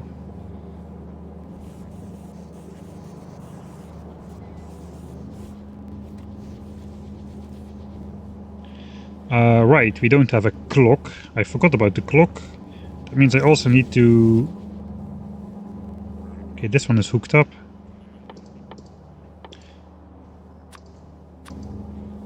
We'll just need to bridge that over the entire thing.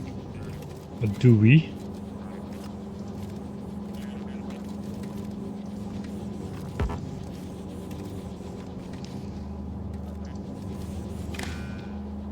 I guess we'll just bridge that over the substations here. As now these should... no, they won't start yet because we also need the clock. I think I pasted that separately, the clock for iron. So that's just a one-time paste which needs to be built somewhere.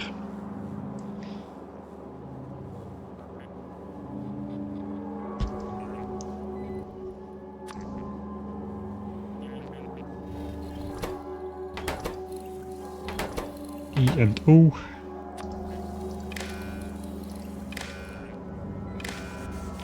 And now they will switch on.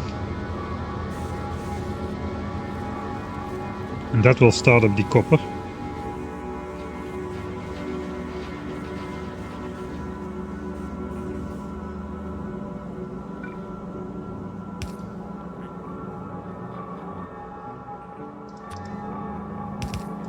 Then we can just avoid the low density structures.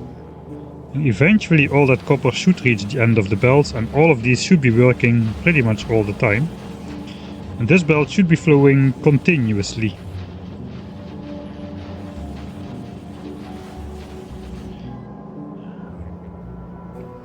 We should be getting out 189 low density structures per minute. That's a bit hard to test because they stack only to 10. So we can get only like 5 minutes worth of production in the chests. If we want to do a 10-minute test, we have to do this basically.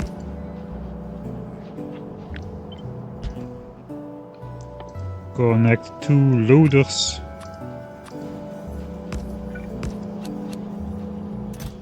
Remove unfiltered items.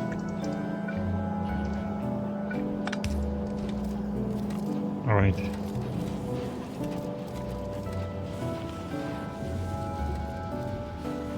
So we'll delete everything, Control Z, and we'll just speed up time a bit. Until everything is definitely started up enough, which appears to be the case.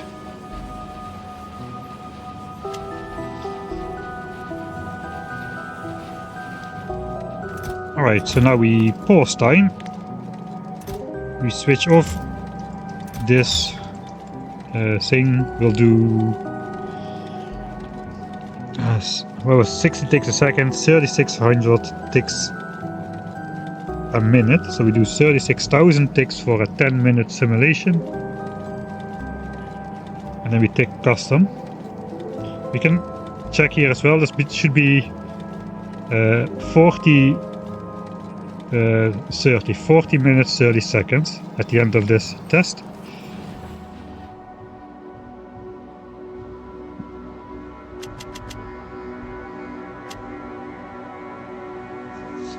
Alright, then we just let it run a bit, and if all goes well, we should end up with 1890 low density structures in total.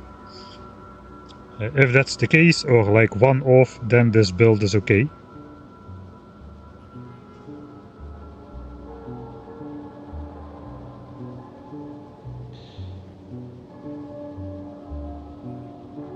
Yeah, the inserter clocking is to save a little bit of UPS. I'm not an expert on clocking. I did figure out the basics for myself after watching a tutorial by a guy called Knight Elite.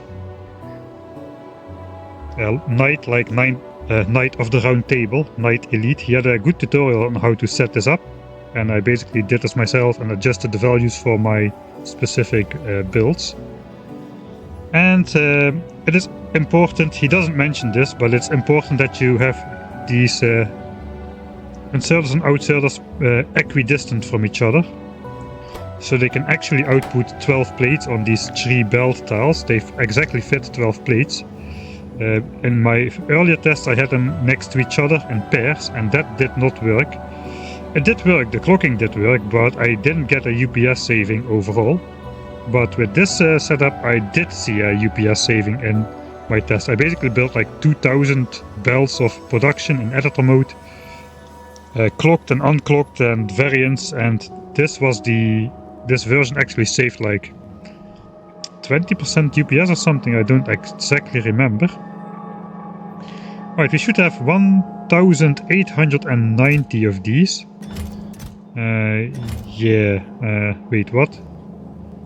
No, we should have double that. We should have double that because I built 2 lines in one. So this is now an invalid test because everything is backed up. So I should just test 5 minutes, or I should add 2 more splitters like this.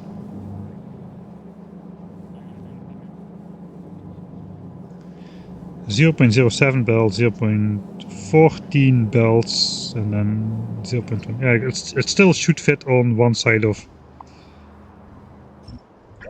It still should fit on one side of the.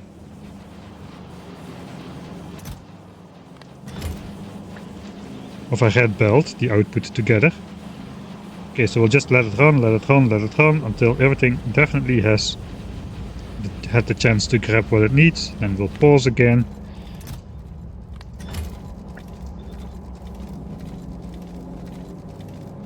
Alright, that should exactly fit. So let's go one more time, roughly at 54 minutes.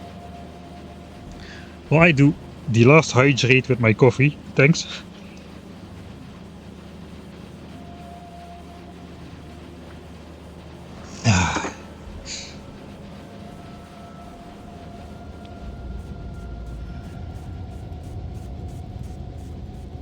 So once this works, then we will actually start building with it.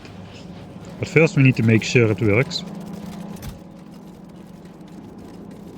So 1890. That means 955 per chest, which means this slot should have 5 low density structures when the test is complete. If that's the case for all 4 chests, then the experiment has succeeded. Oh, I didn't press the custom tick button, did I? I just pressed play. Because I'm an idiot. Right, here we go again.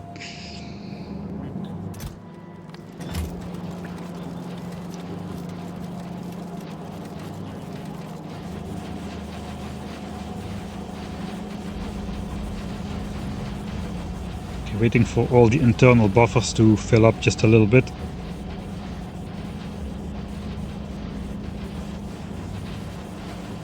Take a little bit of time. Yeah, I think we should be good again. Pause the game. Remove. Don't remove. Custom tick. Let it roll. 12 minutes something. Okay, we'll check this one out again. It should be this slot with 5 low density structures.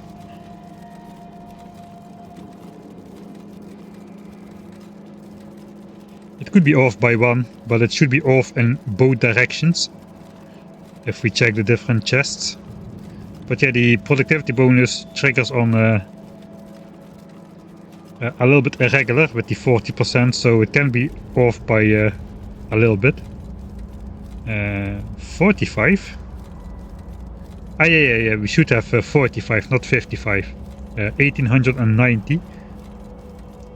So that's 110 off 1000, so that's 55 off per chest. So this is exactly right. This is 1 short. This is exactly right. This is exactly right. Okay, since we have overproduction calculated in, even if I'm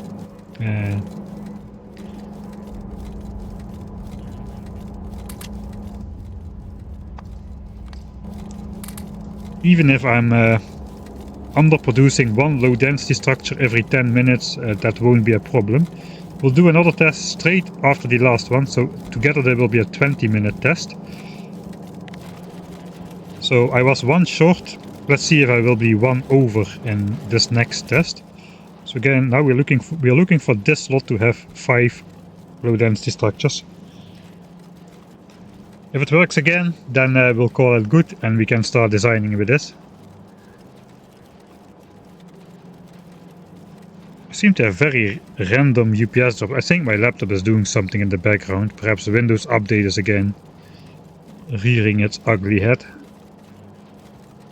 I always get the feeling that as soon as Windows Update needs to update your PC, it artificially slows down your other applications.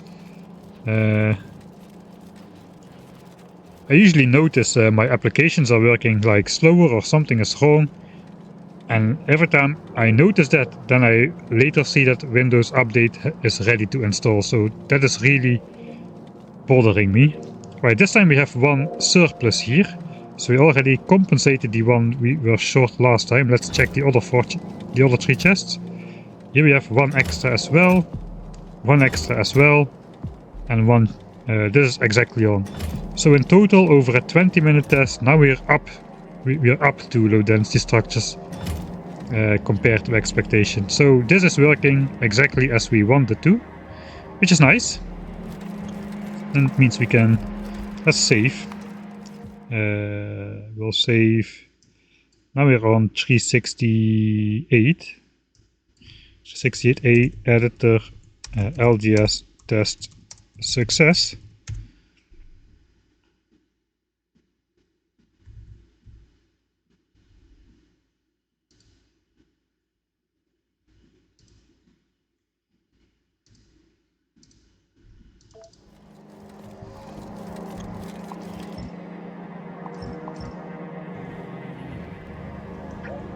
Okay, let's keep those things somewhere at least close by. Maybe we'll use it again.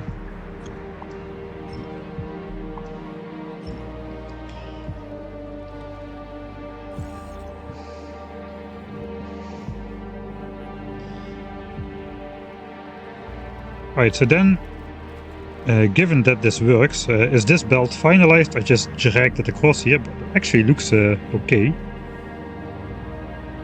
Yeah, I think we're just gonna keep it like this.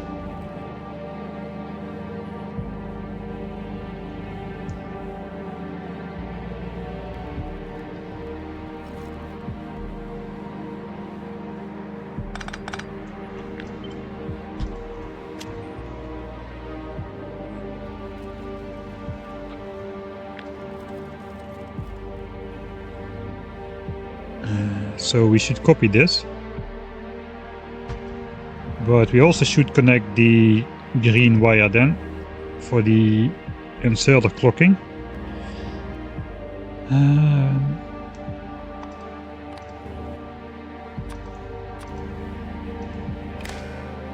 I kinda said I did not want to smelt the copper in line as to use my actual smelter design for once, but I guess oh well.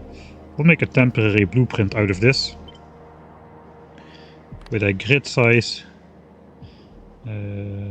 of, I think it's gonna be like 9 units or 10, 11 maybe, 10. This pops up here, yeah, that should be good.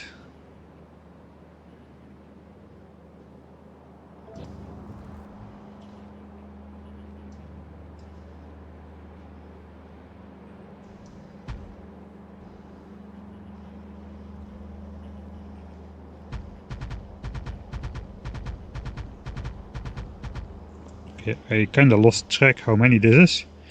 It's probably too many already. So every roboport is 2 lines of copper. We need 84 lines of copper, so this should be 42 roboports. Not even close.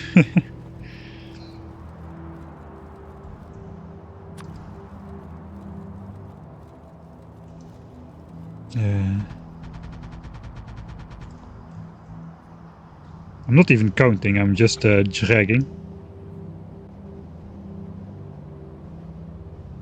Okay, 45, so we need to delete 3 lines.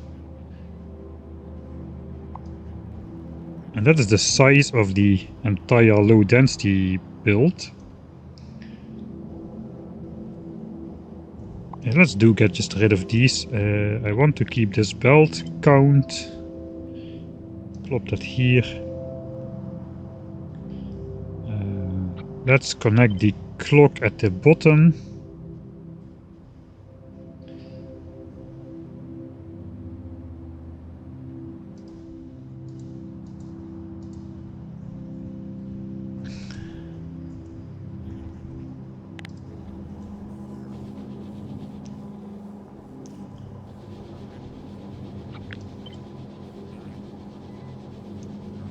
Okay, the substation does not reach out to there.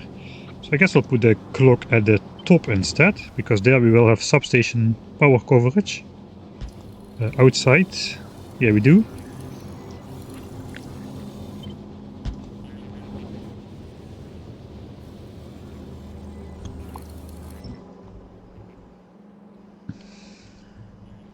So also put the power station here.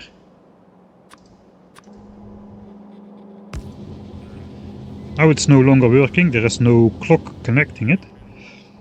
Just want to put the clock in a nicer position. I guess we can copy this to the front and and have these go like so, just everything in line. This connects to the input of both of those. And then the outputs of these connect to a power line. So we can just directly connect those to there. That should switch it on again.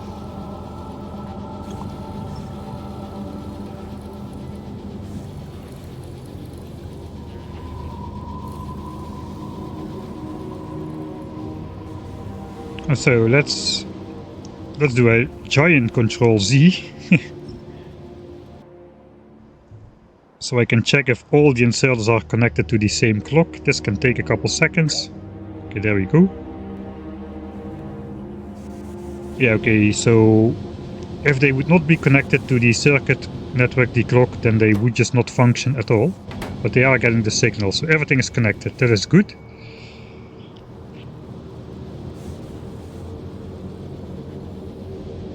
I do wonder though if this is too many furnace stacks on one clock. So if you have the entire base on one clock, you still get a net UPS saving overall, but then you get the overhead cost of the circuit network plus all the inserters working at one single time. So you get like lag spikes, game running fast, lag spike, game running fast. But I think we are gonna be good. This is the largest single section with like 84 belts of copper on a single clock. I could use two clocks and just disconnect the two networks here. I also think it kind of looks neat if it just works like this. So I think I'm just going to keep it on one clock. We have plenty of other clocks, so not all the inserters will be active all the time. If it turns out to be a problem, it's easily separated, I think. It just involves disconnecting 42 of those green wires all across the build.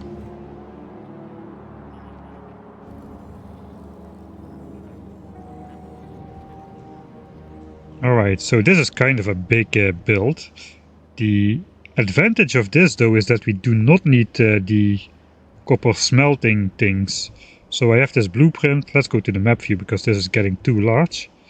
So I have this blueprint with which I can just paste on a patch like so, and it has the smelting included. The thing is though that I need to put those radars down again, or at least one.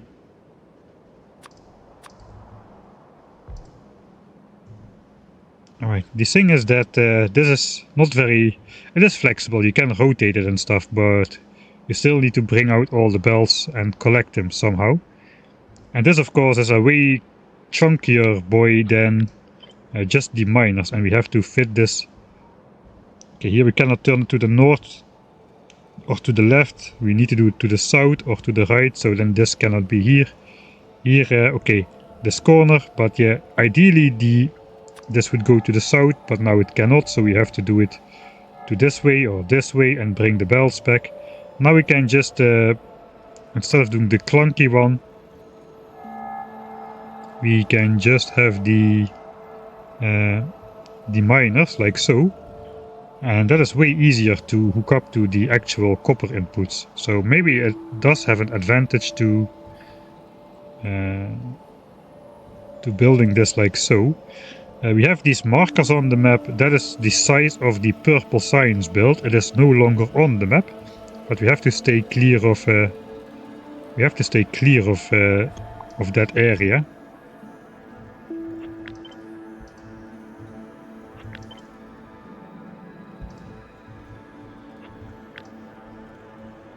So let's first of all we'll cut this. And we actually do seem to have a pretty nice space. Here we have like 5 copper patches here in the north, which probably is good enough for the 80 belts we need. That could be pretty compact. I think this coal patch is gonna be in the way. We need to do a lot of belt routing, but we can grab the coal we need from that patch over there. We only need 11 belts. So let's carefully put this out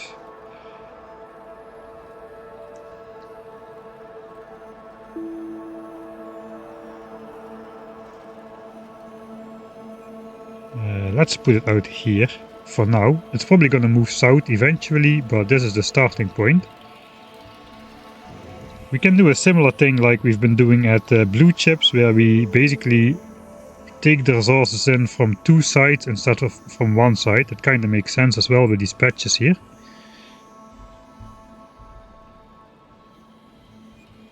So that means we need to find the center one again. Let's count roboports. 42, so 21 is the center one. So this is the center build.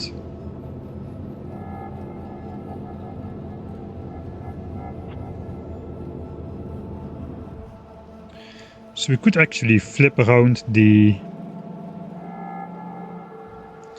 could flip it around in the center and use a different clock that way. That is probably a good plan.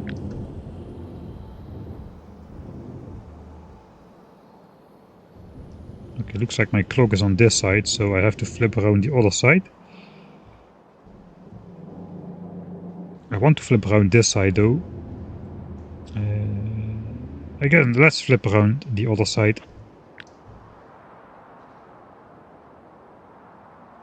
Excluding the beacons.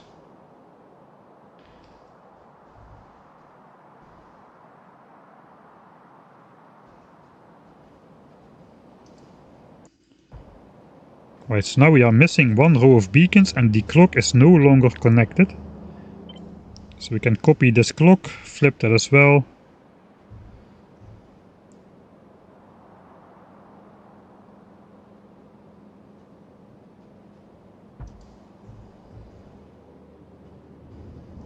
So as you see now, these inserters are no longer working because now there is no green wire spanning these this anymore. So I guess we can use a different clock. If this is placed at a different time than the other one, which it usually will be, like we can even pick it up and replace it, it starts counting from the beginning. So now we have two different clocks with two different inserter activation timings. So if we now look in the center here, and we'll delete this part and put it back into place, you can see these activate at a different time than the other ones.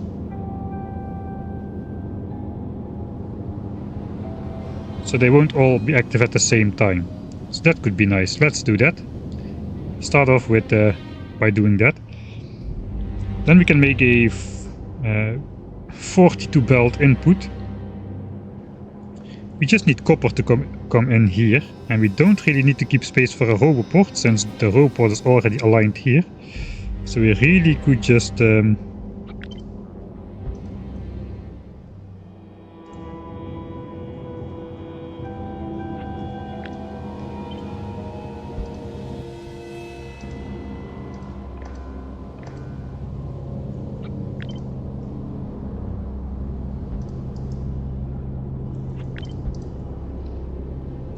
so we really could just come in like from this point, right next to the beacon. I think I'm going to keep 2 belts of space just for the visual. Okay, now we need to find this somewhere.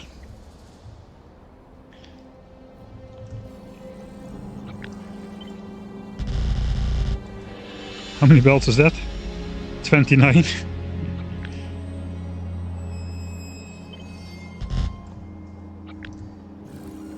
Okay, that's 45. We can delete 3 of those.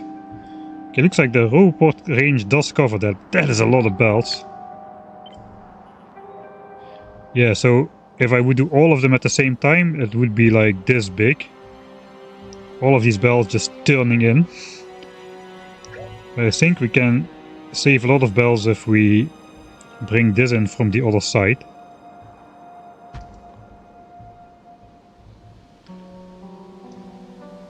That would make it a lot more compact, I think.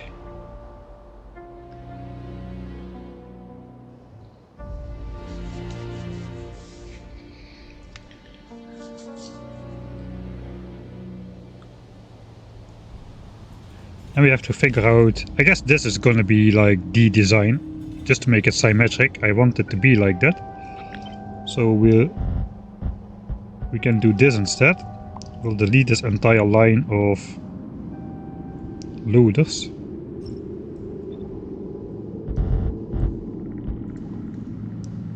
And then we can put the actual belts in place.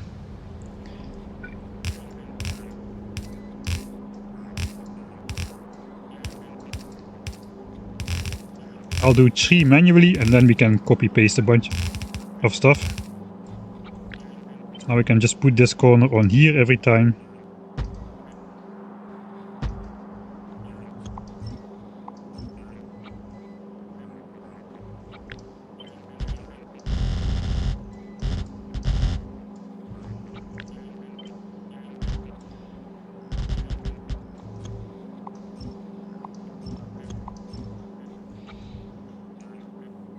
Alright, big boy copying time.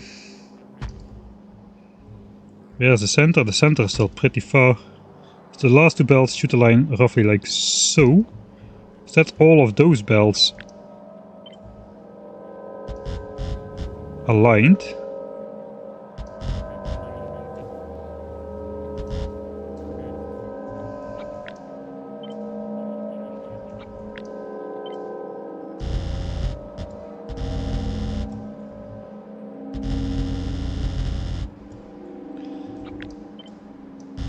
So with those tricks it doesn't take all that long to hook up the appropriate amount of belts, and because we flipped this entire blueprint around the vertical axis, we can now also just take this and we can flip that horizontally, and that should connect this side up as well. Let's just enjoy this copper coming in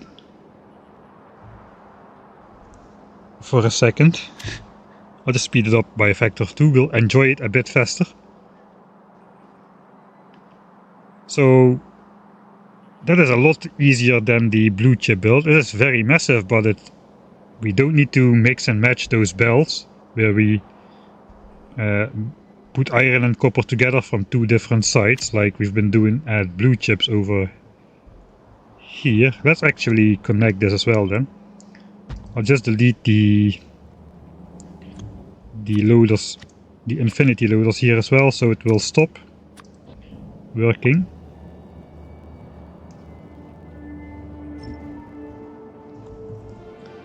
That is very flickery. Okay, here we have to mix and match copper and iron together.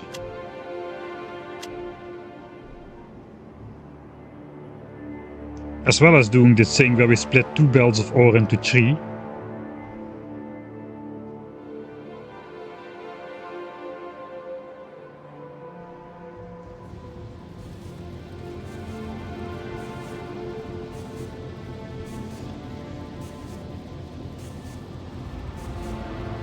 So that's much more of a pain compared to what we need to do now. It looks like iron is not connected now. Anyway, the belts are full, that is what I wanted to showcase. So this doesn't look that bad at all. This is just 42 belts on each side.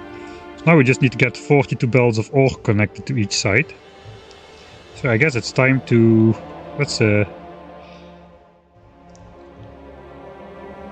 There's still one thing to consider. Where do we want to bring in the other resources? I think we're just going to be doing that from the front.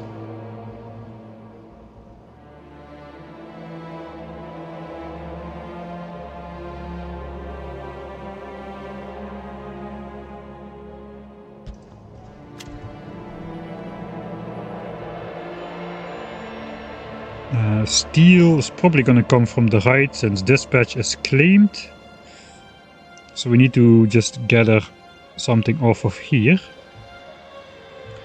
And probably the oil build is also going to be on the right. We can grab oil from there, coal from here perhaps, and just build it over here. These mining patches probably are going to be used, as well as this one and this one. Probably this one as well, if we don't have enough, but that could combine nicely. I'm probably going to be building over these patches here, just to corner this out. Alright, so let's see. If we...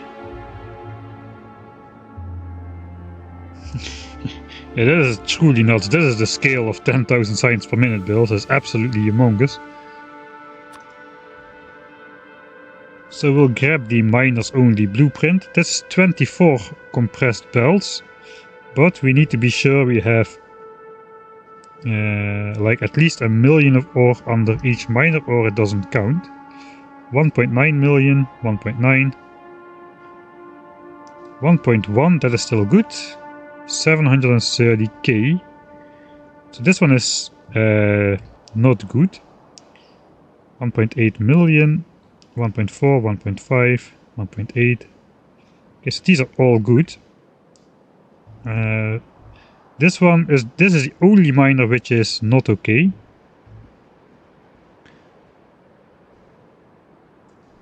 24 belts, so we could make it 23 by simply doing this. Or we could hook this one up to be the backup miner, which will never move. I think we cannot do that though. Okay, what if this one moves up one tile? We've got 1.2 million. What if this one moves up a tile? Then this one becomes 700k. Okay, that's annoying. This patch seems exactly... Okay, this is 998k, so that would be okay. And this is 1 million, that would be okay as well. So if we move one right and one up, we should be good. Then these ones are not fully compressed, but that's okay. These can be the backup miners. So I think we're gonna go for that. Let's move that one up a bit and then carefully cut the rest and move it against in place again. 1.3, 1.0, 1.0. With this amount of ore it will run non-stop for like 200 hours or so. So that's definitely good enough, and even then after that the backup miners will come in. It will probably run even longer since we'll be researching mining productivity, and at some point we'll exceed the point where we can compress a blue belt with 2 miners, and eventually we will reach the point where we can compress a blue belt with only 1 miner per side. So that is 24 belts out of the 42 we need on this side. So we need only 18 more, and this actually looks even bigger, this patch. So perhaps we take... Let's plop this on here. 2.9 million, 1.8, 4.1, 2.3, 1.9. Yeah, this is very reliably so 24 belts. So that's 48 belts in total. I think I do not want to mix and match these 2 patches with these 2 patches or these 3 or however it turns out to be. So we have to delete like 6 belts of resources. So I guess 1, 2, 3, 4. Then we can realign this a bit better on the middle of the patch. Okay, these are all good now. I think I just will simply keep this shape without actually hooking up 2 belts. I think that's how I'm gonna do it. Before I hook those up, let's measure the other patches out.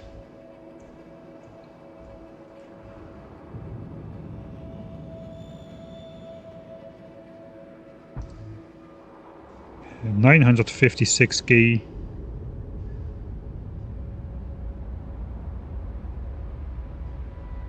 All of these are good. I think I can just move in 1 tile.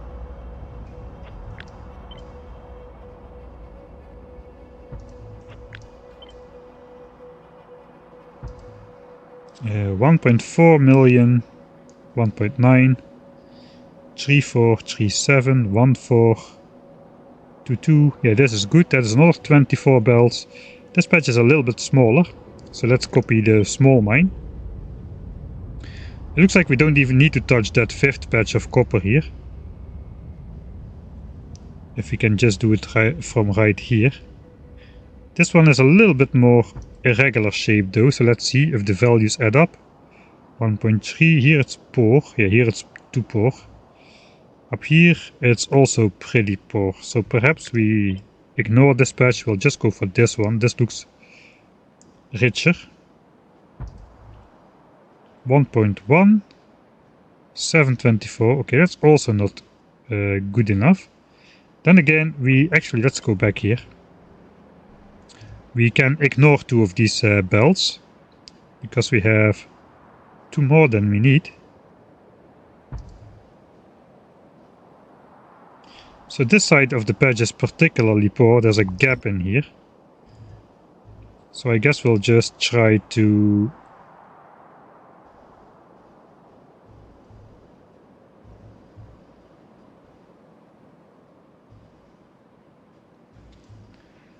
Maybe it's placed okay then, we don't need to use this one. 1 million.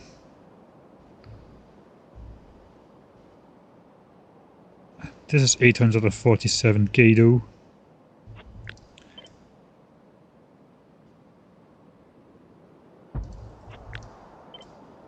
Alright, like this, and we simply won't use these 2, I think. 2.7, 2.6, 2.1, 2.6, 2.3, 2.9, 917k. If we move down 1 more, all of these are still good, so I guess we can.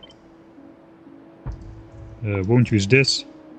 2.4, 2.1, 2 million, 1 million, 1.9. Yeah, now we're good. Right, so we don't use these 2. I just will keep them on there for now.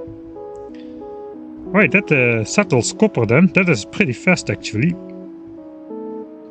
Now we just use the tileable miner blueprint to get the stuff out of there. I guess let's first look how the entire thing would look.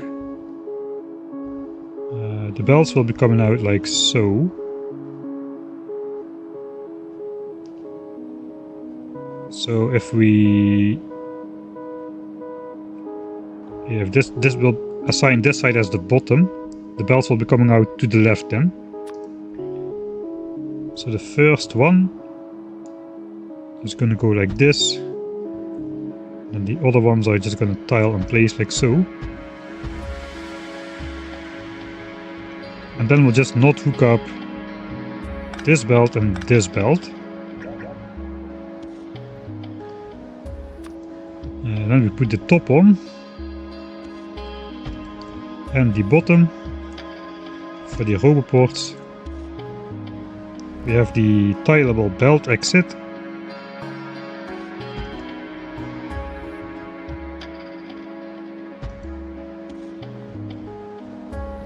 And I guess we will manually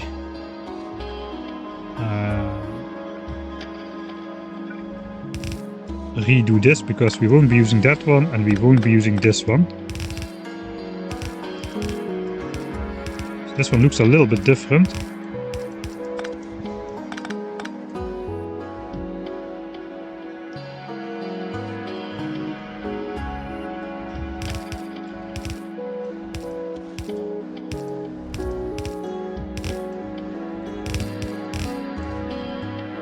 Okay, that should still work. Let's put an accumulator on here just to get stuff into action. Yeah, it's 10,000 science per minute D. Back on Northeast, I don't think we'll get there in Space Age. We will be nomads for the rest of the game. I have a feeling, for at least until we visited all 3 planets. Why do I need 1 million? Then it will run for 200 hours at least, and that is my design goal basically. I'm not happy with just 1 hour or even 10 hours of production as a measurement, so I want to make sure it runs pretty much forever.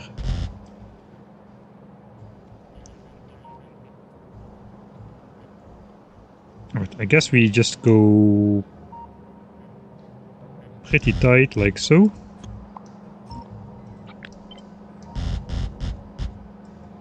Then this needs to go here.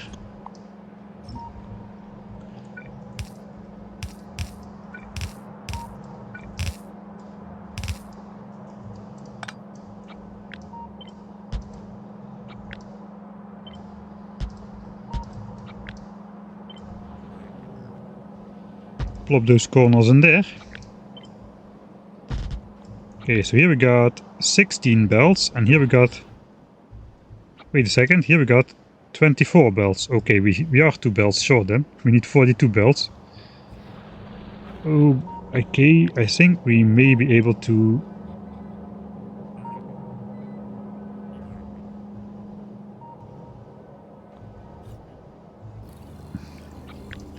Yeah, 16 and 24 is 42. I don't know what I was thinking. What is about here then? There's also 16 and 24, I think. Where's the 16 and 20? This may be 16 and 20. Oh, sorry, 20 and 24.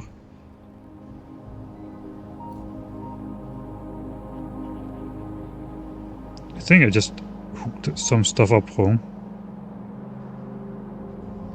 1, 2, 3, 4, 5, 6, 7, 8. Ah, wait, we have 2 extra. I'm blind.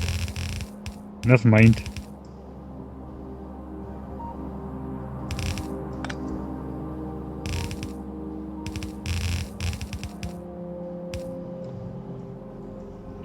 Alright, 18 and 24 belts is gonna be 42.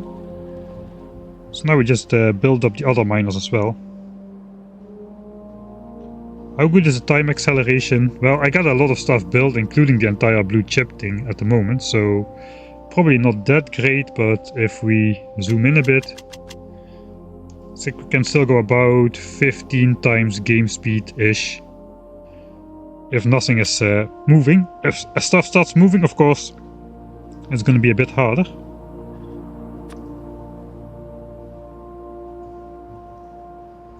Alright, so this one we want... The bells are coming out like this. Does not really matter which is the top and the bottom in this case, I don't think. We can delete the clock actually. We don't need a clock, we have a clock.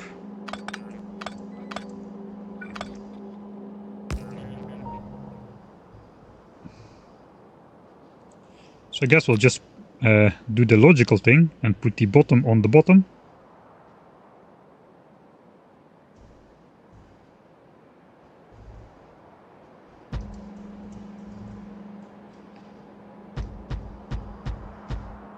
And the top on the top. And I have a 24 belt exit somewhere. Not this one.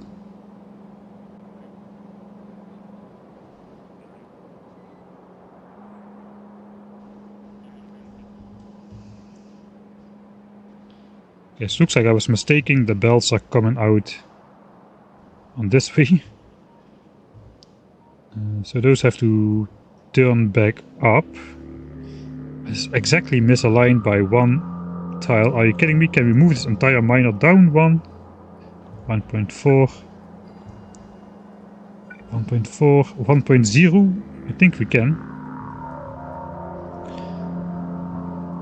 That, or we simply take the other output here.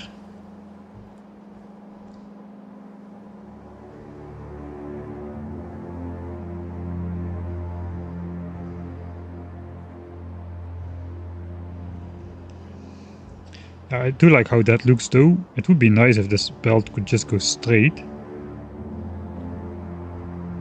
I can just grab all of these and take the bottom belt instead, but that looks kind of cursed as well.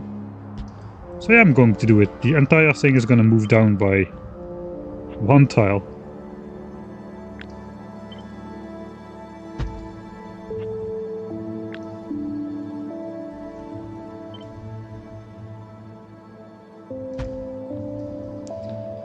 Okay, 3 million. This one is still 1 million, so we are still good. 1.4 million. Okay, we're good. Right, nice. Then this belt can just go straight and hit that one. That is nice.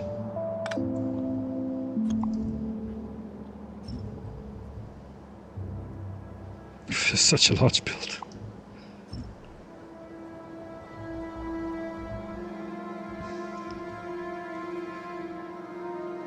Alright, so that does kind of mean that I need to do the entire belting thing myself, I guess.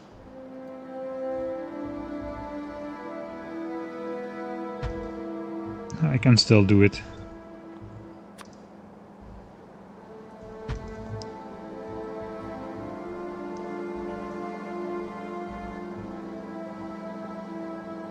Except this belt is gonna go up from this point. Yeah, looks like I need to do it myself. That's the price of aligning it. See if I can keep the robots in the same location. Probably not.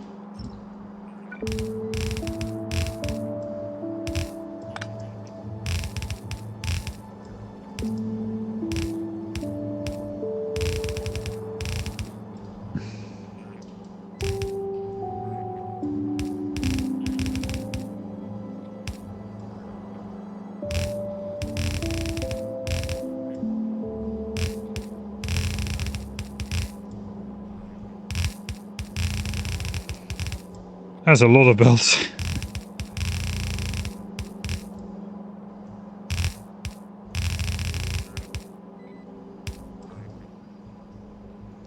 Oh, there's a 12 belts from one side. The other one we can just use like as is. I think I'm going to secretly move this in one tile. So we can do this.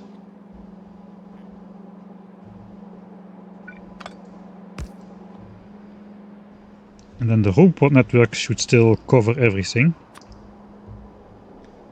Again, we do not need the... I forgot to put on the bottom here, it appears.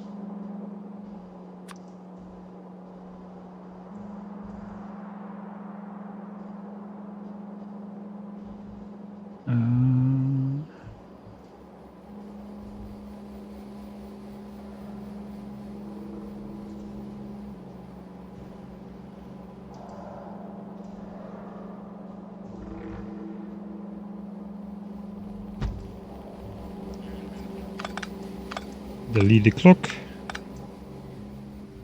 I'll put the accumulator there. Switching all the stuff on. We'll get rid of this one. We do not really need it as the bot network will cover this way around. So we don't need this power line at all either.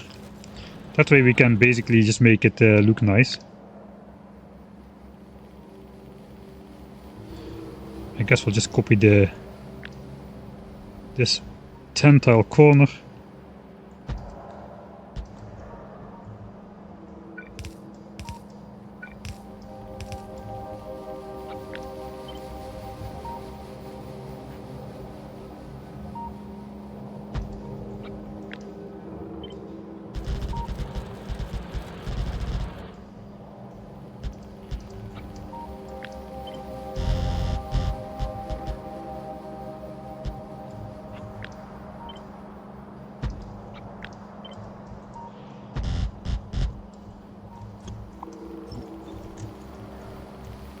Alright.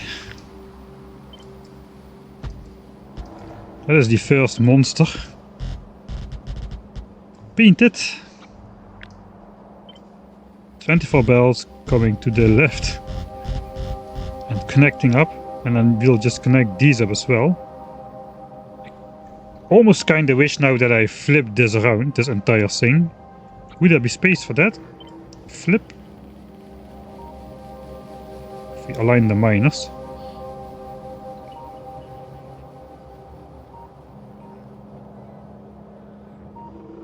Okay, there is. We gotta do that. We just gotta do that.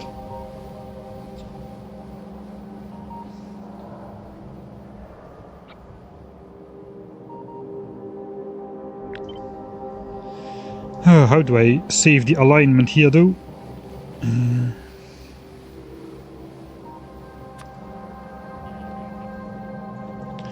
I'll just... I don't know how to do that.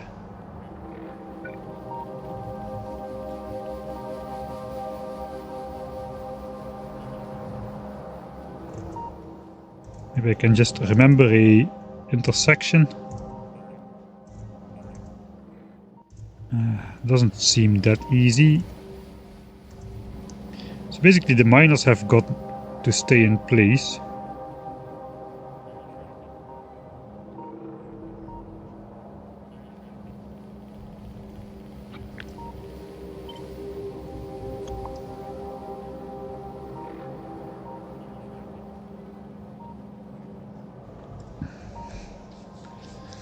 cannot use the cables, that's going to flip around as well.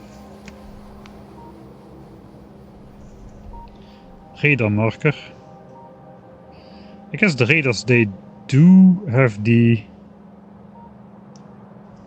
Okay, so let's see, if I just flip this, the radars should stay in place, right?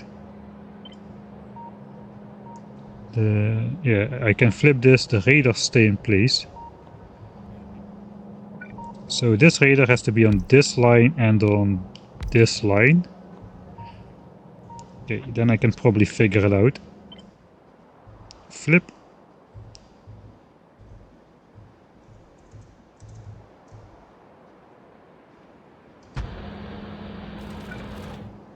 Okay, that is lined up, and that is lined up. Let's just check. 2 million. 3, okay, wait, yeah, now we need to not use this one and this one instead of not use these two, so that changes, but that's a pretty easy fix, I would say.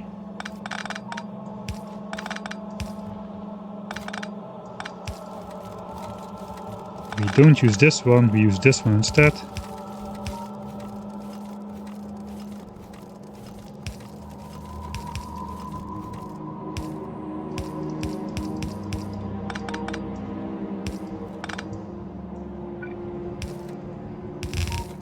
And I still missed... I missed this one.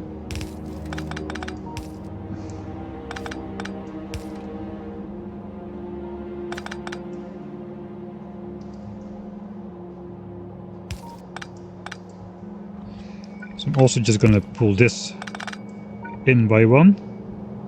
We do not want to use this one, we do not want to use this one.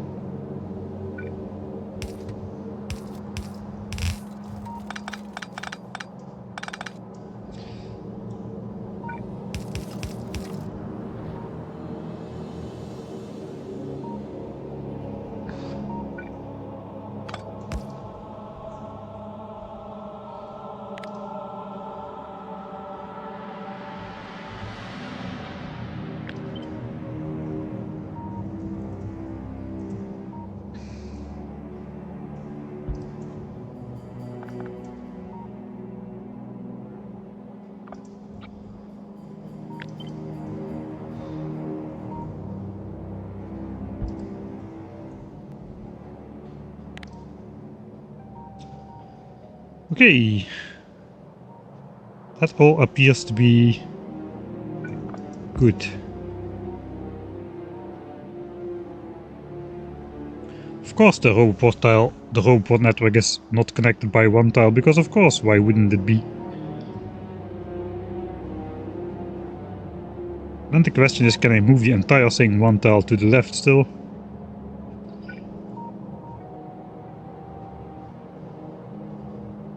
For these miners that would be a go. For these that would be a go. This one we are using the wrong one. The belts at the bottom are not right, yeah.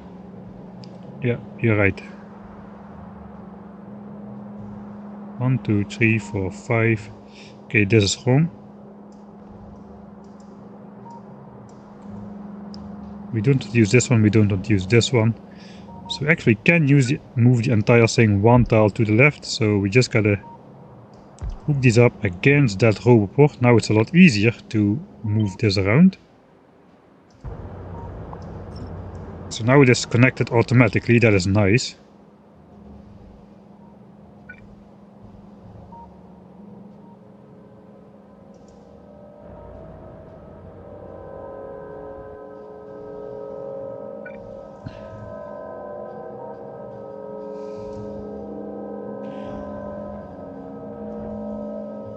I'm not sure what these are doing here. I guess those are for the furnaces.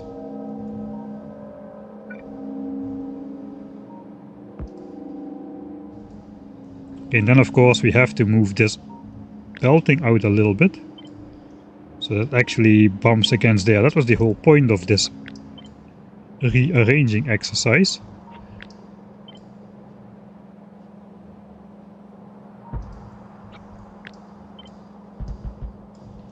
to get this massive gargantuan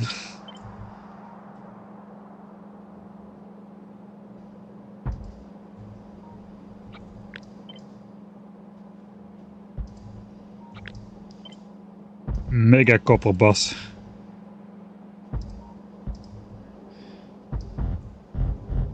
Alright. And that's only half of the copper follow density structures. That's insane. That is actually insane. Sorry about messing up the visuals again with the blueprints and whatnot. I guess we can simply connect this now by doing this. Hook up like to roboport networks like so, and then this is connected as well.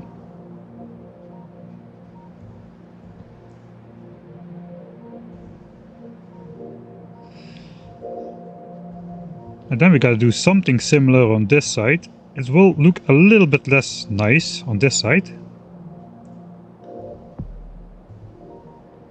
First of all, we're going over the resources. Also, we got this water in the way, so we probably have to come out like so.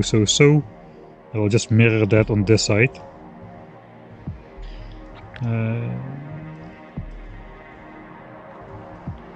Yeah, let's first plop this one into work. I think all of these miners were good. So it does not really matter.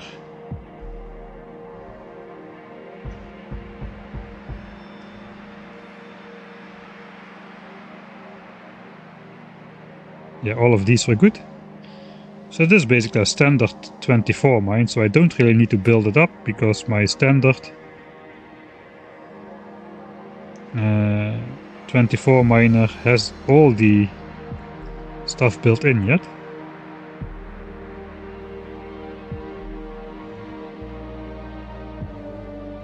Right?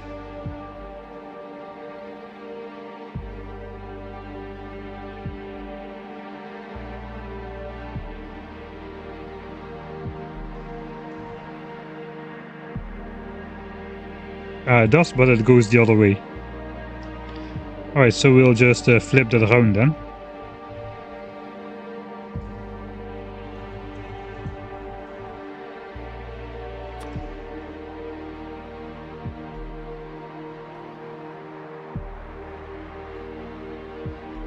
Looks like it just would have been faster to manually do it.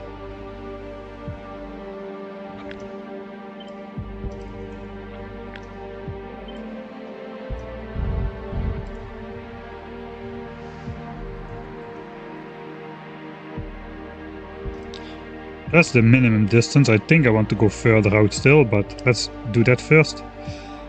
You can also do that on this one. And then just delete 2 belts, I guess.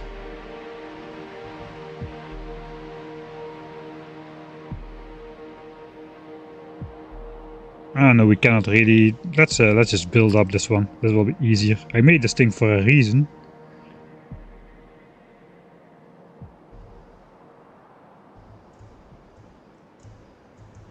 The first one.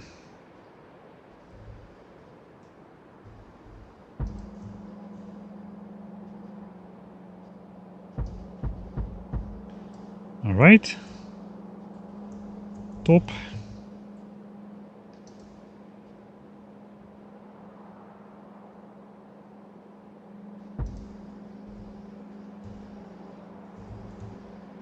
Bottom.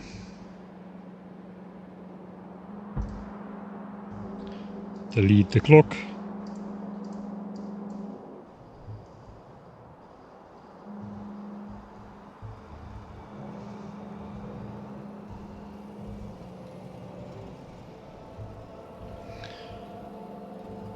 And then the exit belts.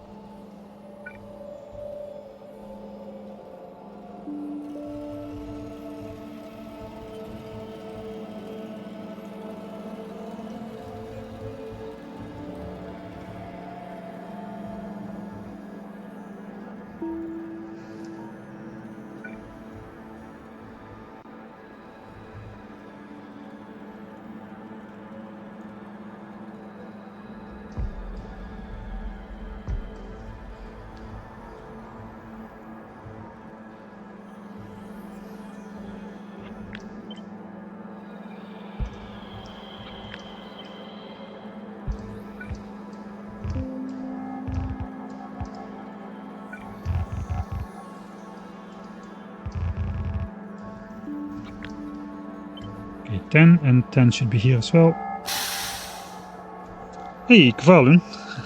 It's been a while. Thanks for the subscription. We're back to 10,000 signs per minute. Blue chips is done. Purple signs is done. And the other order. Purple signs is done. Blue chips is done. And now it's time for... Oh god. No, not my power network.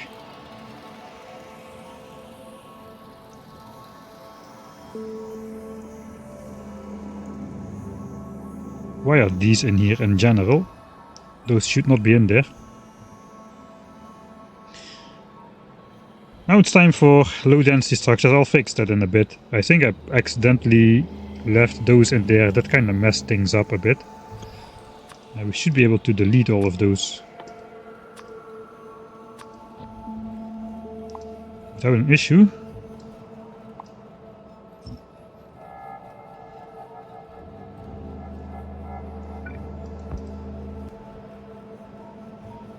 Oh, I should not be doing that either.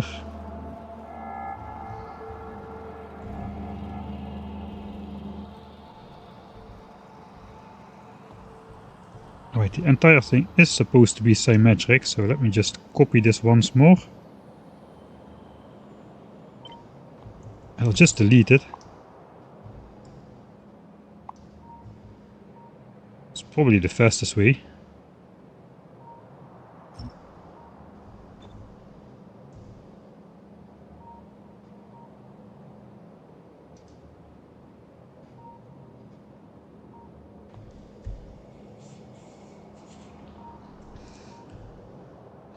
Was that patch not -2? No, this patch was fine, I think. Ah yeah, we don't need two of the belts here. All the belts were okay, but we do not need two of them. So I guess we'll... This is the most conspicuous one.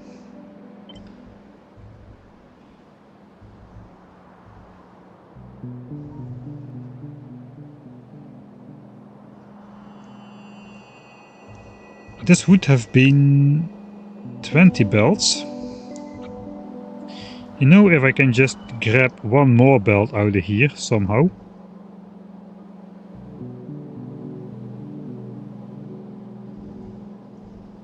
We could do 21 belts out of both of them. It appears that I can.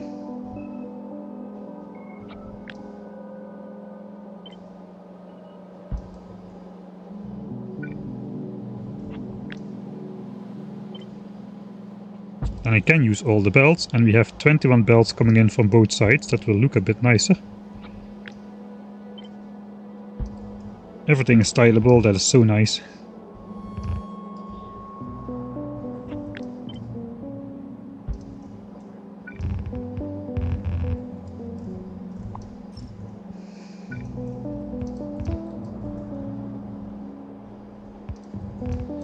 Stop designing a map view.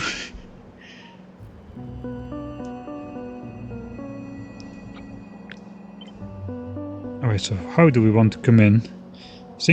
I think 4 tiles of distance just really doesn't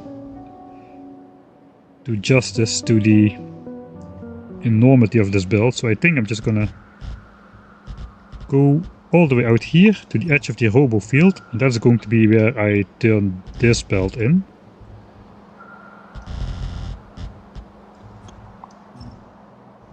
And then this guy is just gonna come out all the way to here, join it, and that should be 21 belts. We need 42, so we take 21 belts from the top one as well.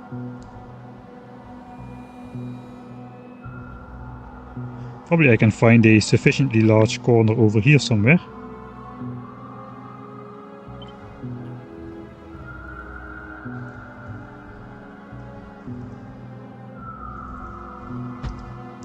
One and two.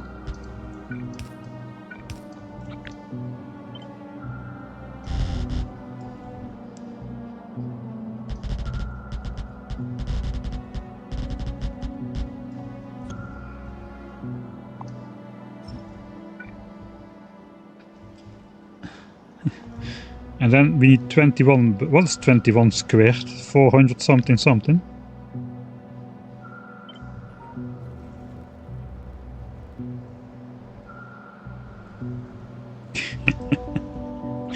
Oh, this is absolutely insane. The other belts have got to come in like this then, obviously. Yeah, that's gonna look awesome. This one fat belt.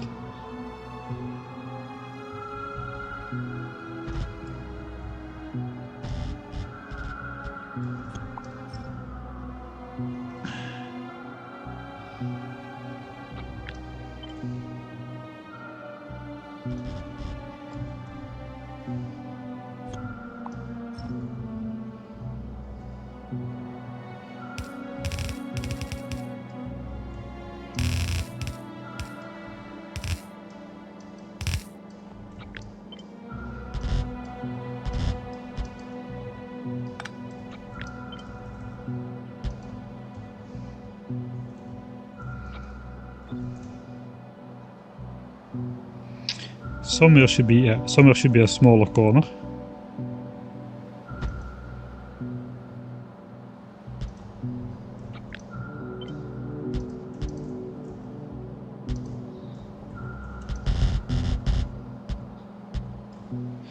Alright, we don't need all the miners here. We could leave out 3 of them, because this is going to be 24 belts. We got 12 and 12.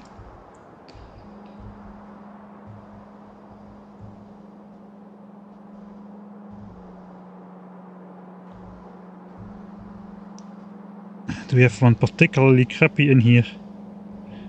I think we'll just take these ones out.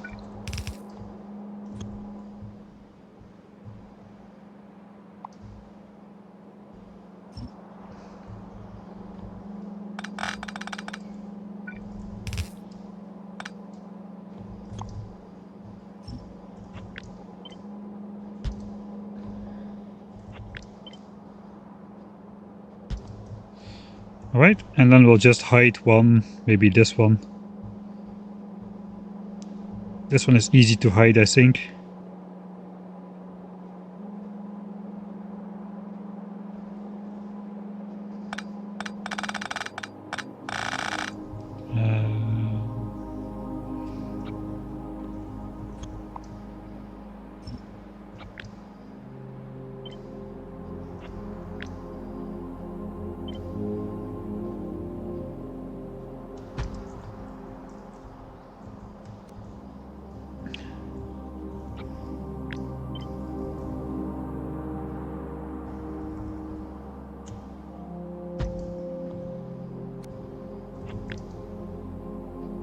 $21.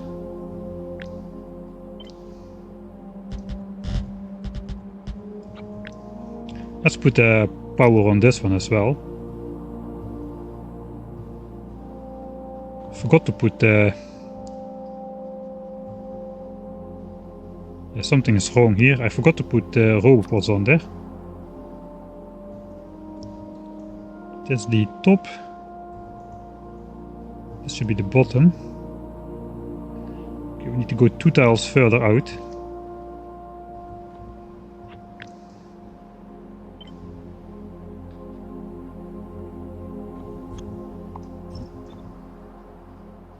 Two, and then 1, 2, 3, 4 to clear the roboports.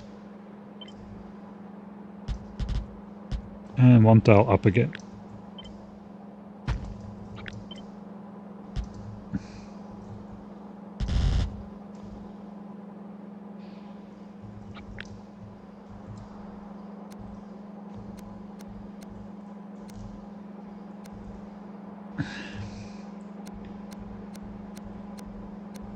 Right, 21. Put the cap on there.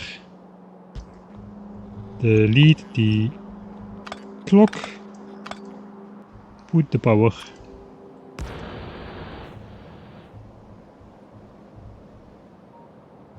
Okay, let's complete the corner and we'll switch both of them on at the same time.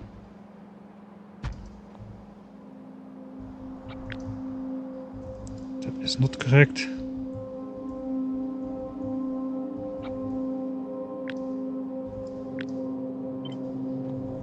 Alright. Stop.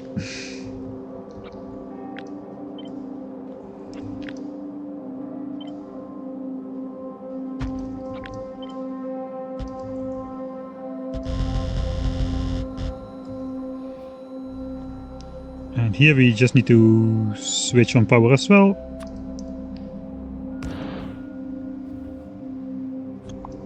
Let's stop that one for a little bit until the other one catches up.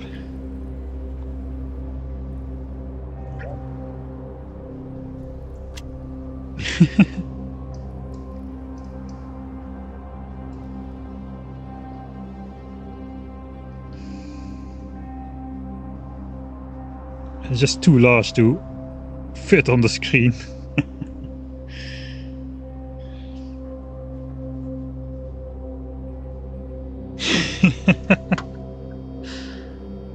Incredible.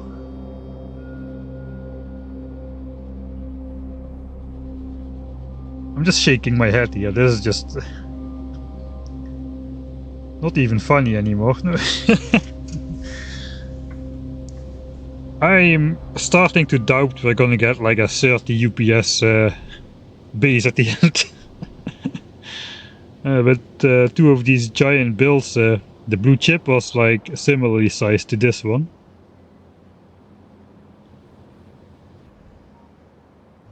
Right, but that is 82 belts of copper hooked up.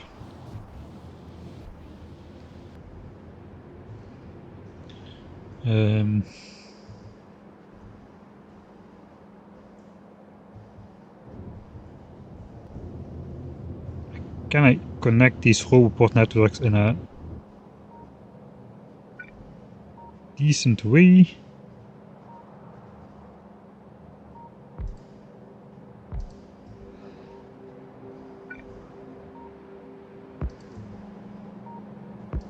I can.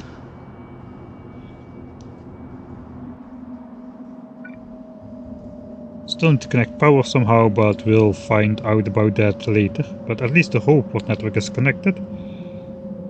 I guess I'll just go along the outside here to connect this part.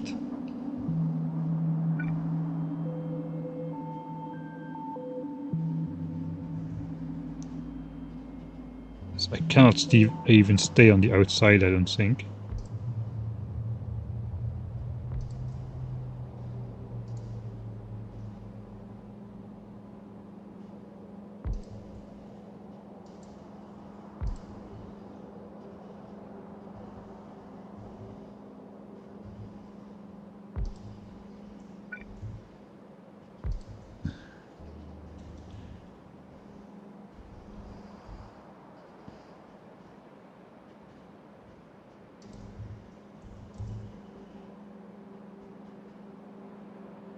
Okay, that's almost the distance I usually use, so I guess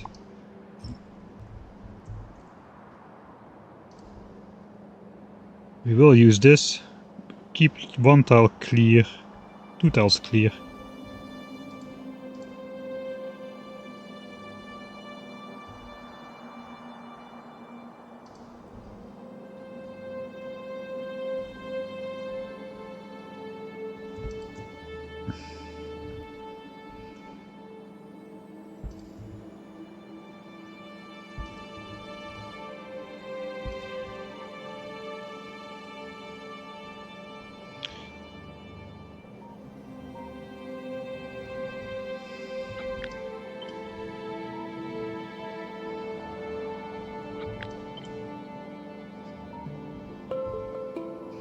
Okay, there we technically do not need these anymore.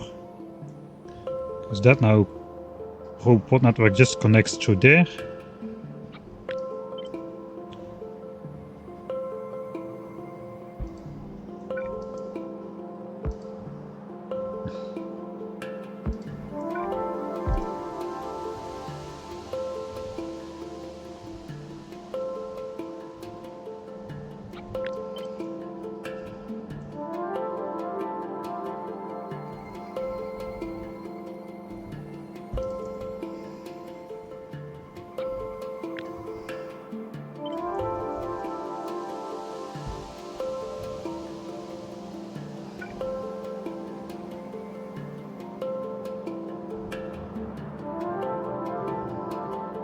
Oh, power already connects. Okay, that connects that as well. Now we just gotta connect power to here. I guess that aligns like so. Maybe we can do it here as well.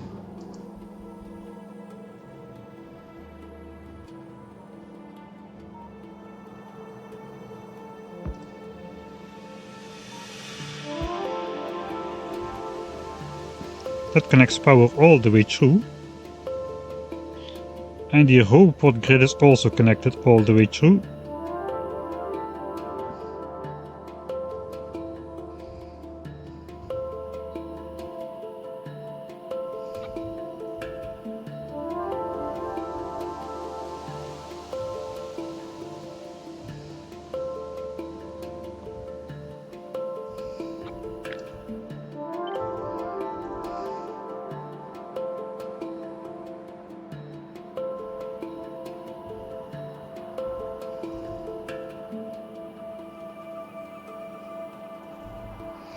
I'm not really sure we need to go inside here.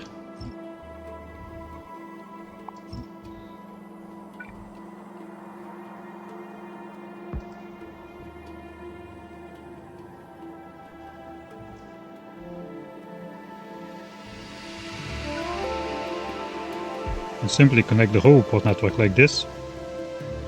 And the power network like this. So that's going to cause some issues when building, but I guess that's fine. Now imagine this operating with quality in the mix. I guess if you go with higher quality stuff, you can make a smaller build really. Can I safely walk up here? I think I can. Yeah, I can walk here everywhere without generating new terrain again.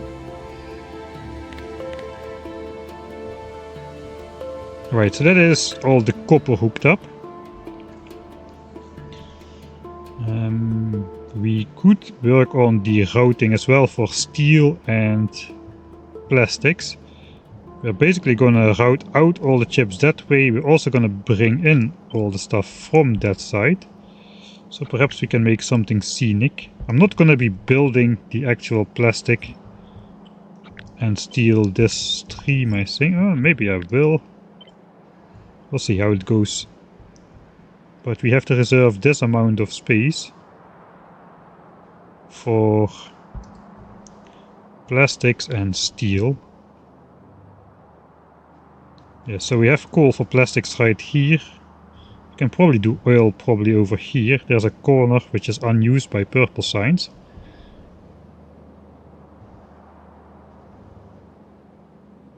Okay, I'm not sure this already was supposed to be in its final place, but looks like it is. Alright, let's go over there. So for plastics should be the easiest.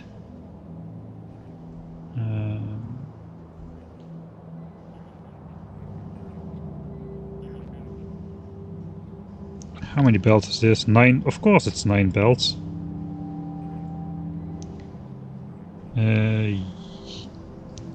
Okay, I have 42 inputs. Each input requires 2 belts of copper, which we have from the top, and we require half a belt of plastics and 0.2 belts of steel. That means 40 of these inputs will require 8 belts of steel. So I guess the last one can just sneakily just go in only the first one.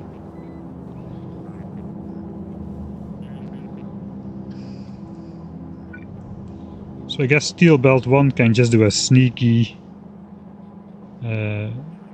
turn here.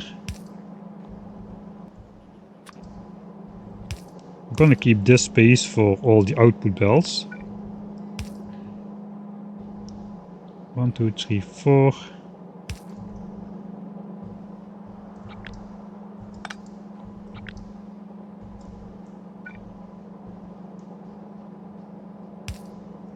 That means that belt will just disappear. I've got 21 plastics belt, also the first plastic belt will just disappear. Okay, and the advantage then is this now will just fit, because there's only 8 steel belts which need to continue. So that is plastic 1.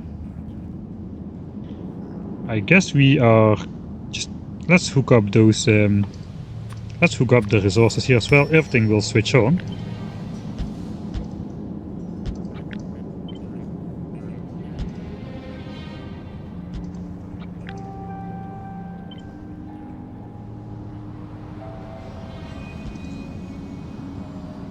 I guess at some point it should flip.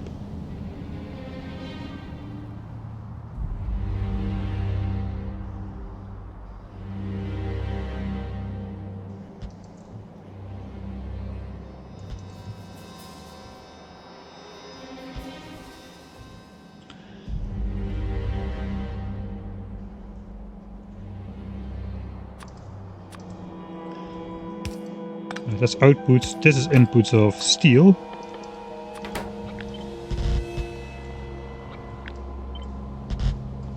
And here we got inputs of plastics.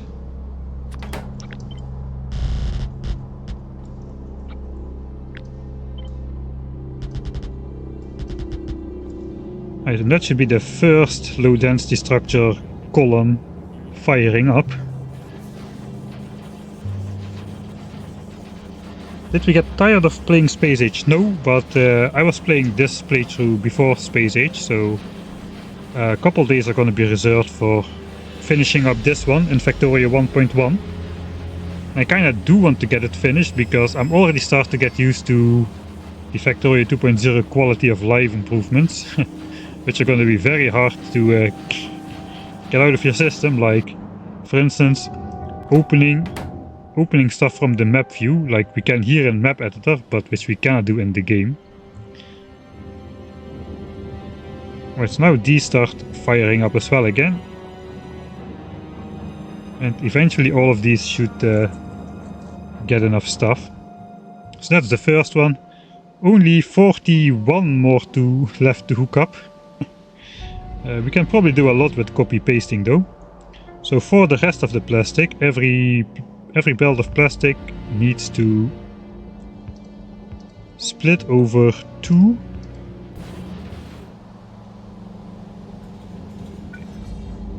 So plastics needs to come in like so.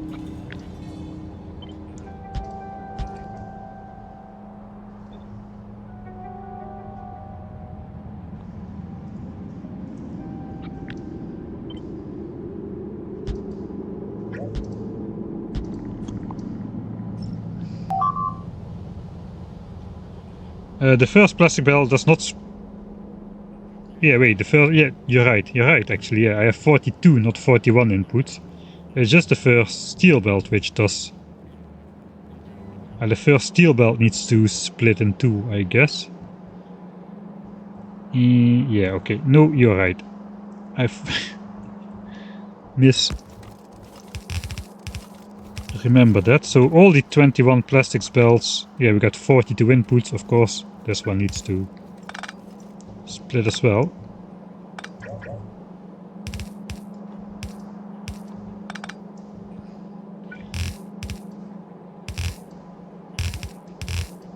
Thanks. That could have been a costly mistake if I had to move everything up one tile.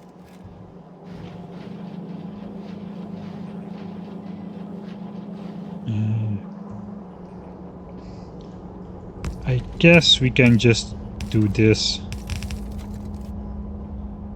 Steel is actually coming in from this side. So the first steel has to be divided over 2 as well, and then we have 40 left. Alright. So the rest is gonna be underground without any of this crossing. Only this one has to do that.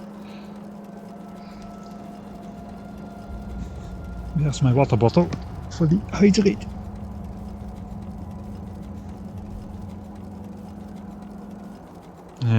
These are also to... these streams are also on the YouTube VODs, yes. but it's on my second channel, the 10,000 signs per minute playthrough. It is a quite nice set of streams to learn how to transition into megabasing, but I am quite slow. I get sidetracked easily, so it is a lot of watching, but I guess you can browse through it a bit. I eventually will make an edited series out of this as well, but yeah, first gotta finish the playthrough.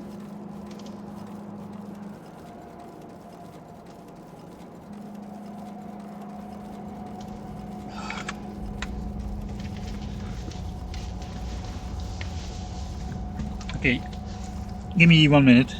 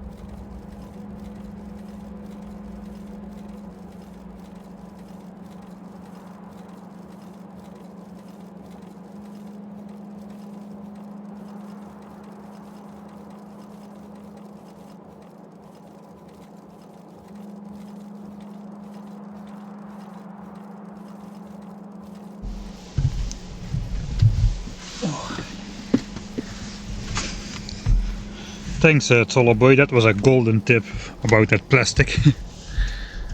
That would have been a costly mistake. I don't think it would have been that easy to solve that after the entire 42 belt thing is connected. How these cables getting mixed up.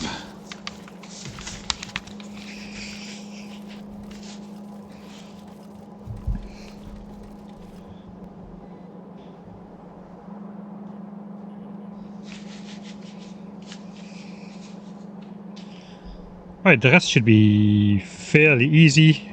We can just copy this spacing for half of the build until we flipped it.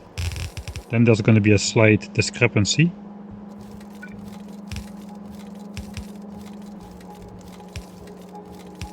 So this is going to be a constant.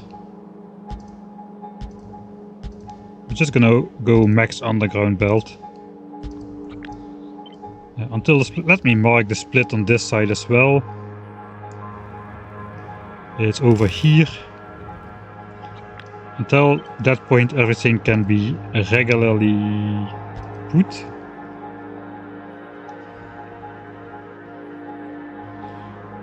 And then we just... Okay, we seem to be off.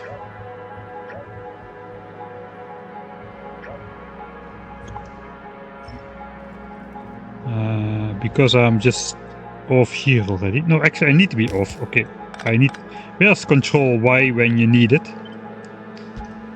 I need to be off by 1 tile. Because we are side loading. Let's see if I can also copy this immediately. That would be helpful. So we'll be side loading here. This is a constant. This is a constant.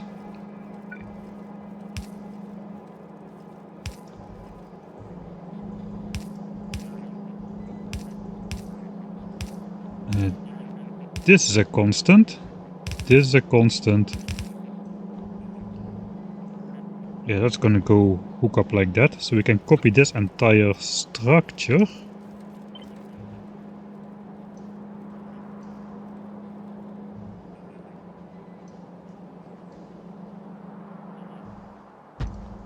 Without this. So that won't let me paste on top.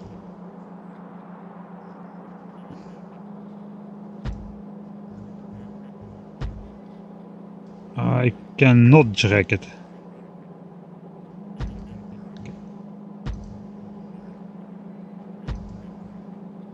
Actually, this is not copyable.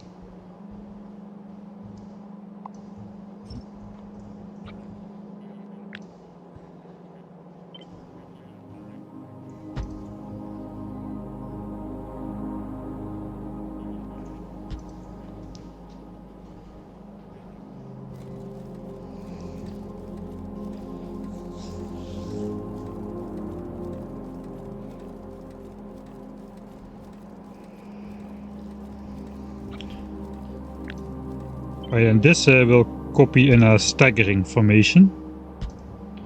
Just like so. Every time one more tile further away. Until we reach the split point, which is over here.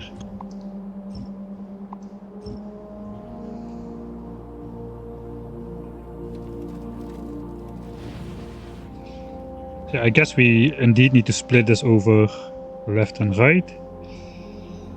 So we still should have this thing as a constant, but no, not flipped. That is not true. Just moved over.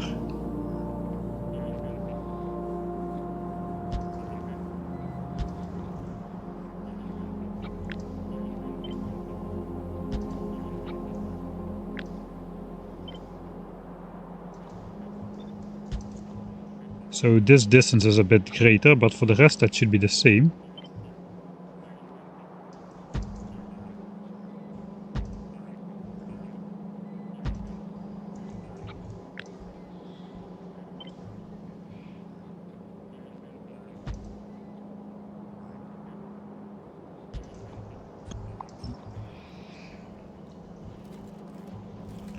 Alright. Then this thing actually needs to hook up to this one. Then again, we should be just copying this for the next lines.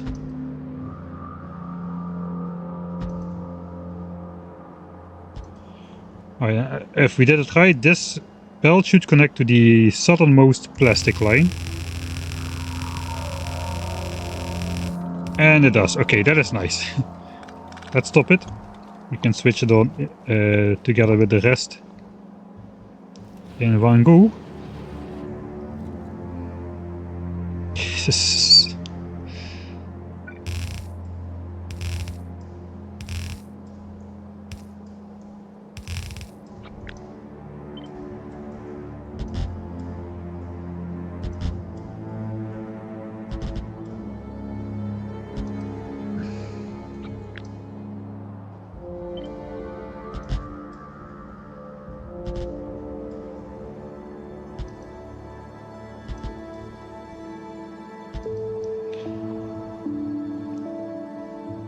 Alright, and then it's just a matter of extending all these belts back to the beginning.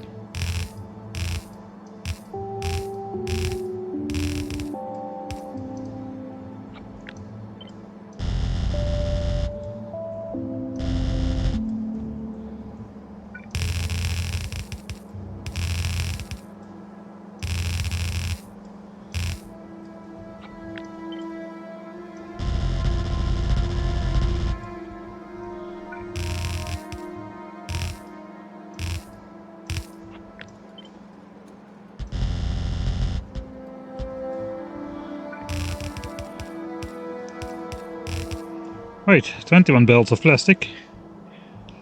We will also do this for the steel.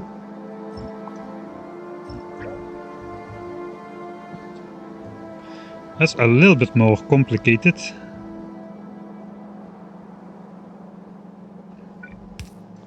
Let's connect the first belt, but not the rest. So steel, we require like... I know it's not complicated at all. I thought we had to divide steel, but we don't. We've got 8.4 belts of steel for 84 belts of copper.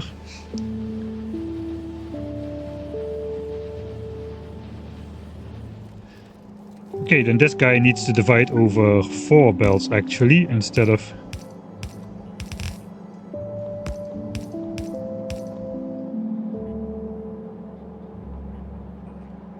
No, that is not true. I'm getting the... I can do this. I believe in myself. It does need to go to 4 of those low density things, but there are 2 of them in each row, so this one needs to divide over 2.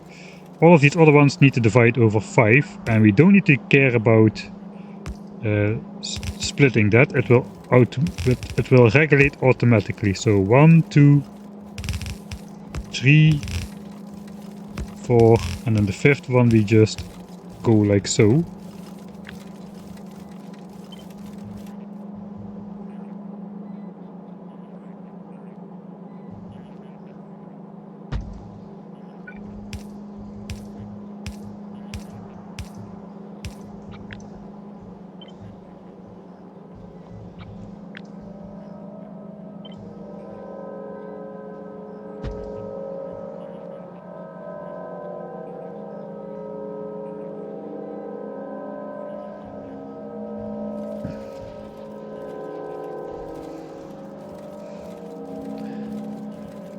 I guess it would be more beautiful if this one connected to the first and the last, but I think I'm not gonna sweat it.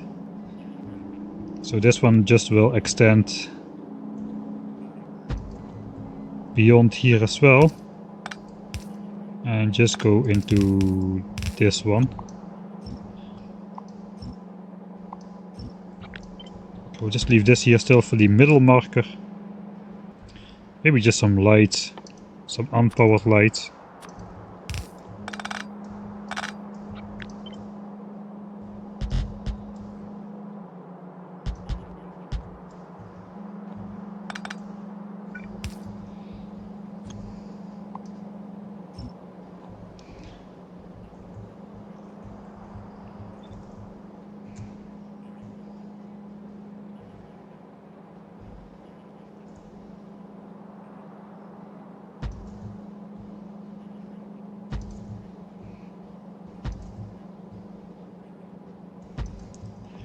Right, always a good sign. Now we gotta connect up these things.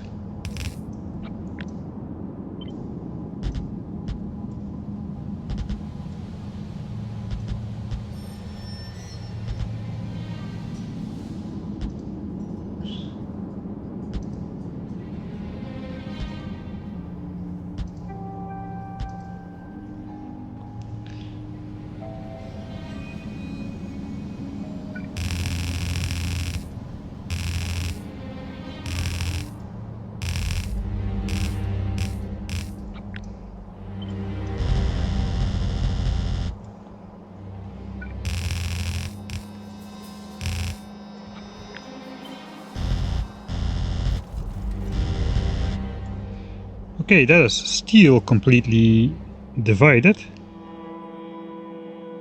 Is this LDS for yellow signs or for space signs as well? It is for space signs as well. That is 84 belts of copper turned into low density structures. 38, 39, yeah, 39 for yellow signs, 39 for rocket parts, and 6 for the satellite. So it's easy to distribute as well, because we slightly overbuilt low density structures in total. It is all hooked up then, right? I think we can let it roll. LDS hooked up with infinity generators or something. Yeah, the scale is absolutely insane.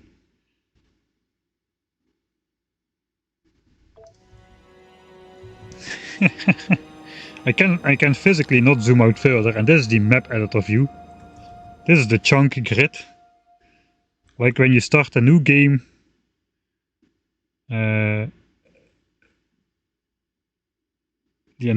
all what you can see is like a 5x5 square, and the map generated around you is like 8x8 or something. So that's pretty insane. Let's switch this on and have a look at how it fills up.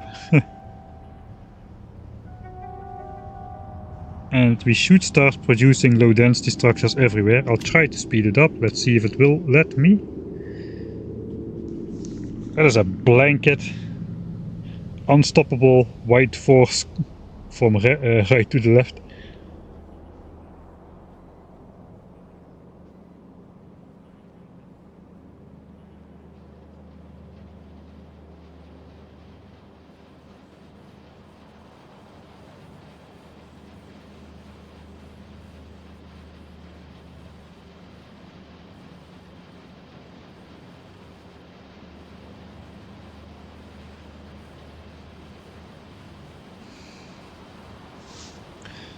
Alright, let's just get a visual of low density structure production. We're producing more than 1000 low density structures every 5 seconds. That is how crazy this build is. So I'll quickly top out and check how much we were planning to make in total.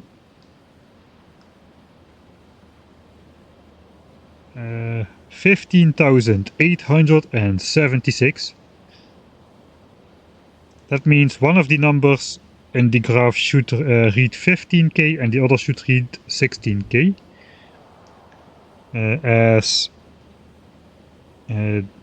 I think this number always rounds down. If it's 14,999, it will display 14k. Whereas this value, yeah, this is higher. This rounds correctly. So if it's 14,500, it rounds up. In Space Age, you actually have a mouse over here which tells you the exact number, which is very helpful in cases like this where we are looking for a production of 15,876. The most close by I can get is saying, yeah, this should be 15k and this should be 16k. Then it's between 15,500 and 15,999. So more accurate than this, we are not going to get it. That is why we tested a single one of these columns with if it could actually produce the amount it was set to do. We did a 20-minute test and we produced it accurate to the, like, we overproduced actually. So that should not be possible unless the productivity bonus triggers in favorable moments. Alright, there we got it. That is the scale of 10,000 signs per minute low density structures. Absolutely humongous, and we even are just spawning in the plastics and the steel.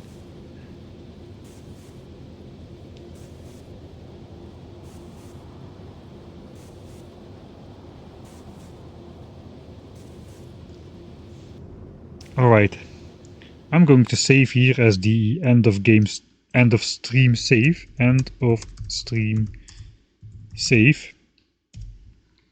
We've gotten pretty far actually in just a single stream today. So we designed the entire low density structures thing for yellow signs and for space signs and for satellites.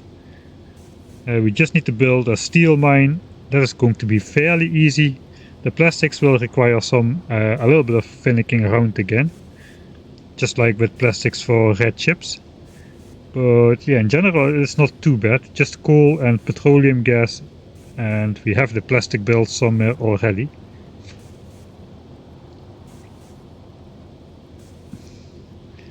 And to think we didn't even get around to actually designing low density structures for quite a while, since we were building the blue chips in the actual base, and we got interrupted by biter expansions unexpectedly.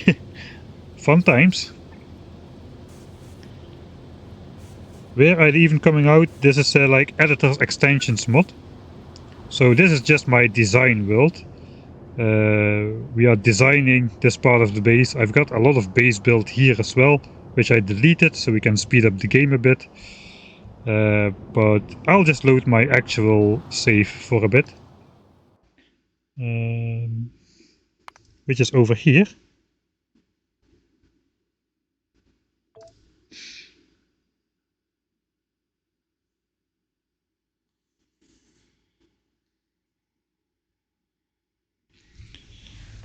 Let me do some more of that hydration stuff while the game loads.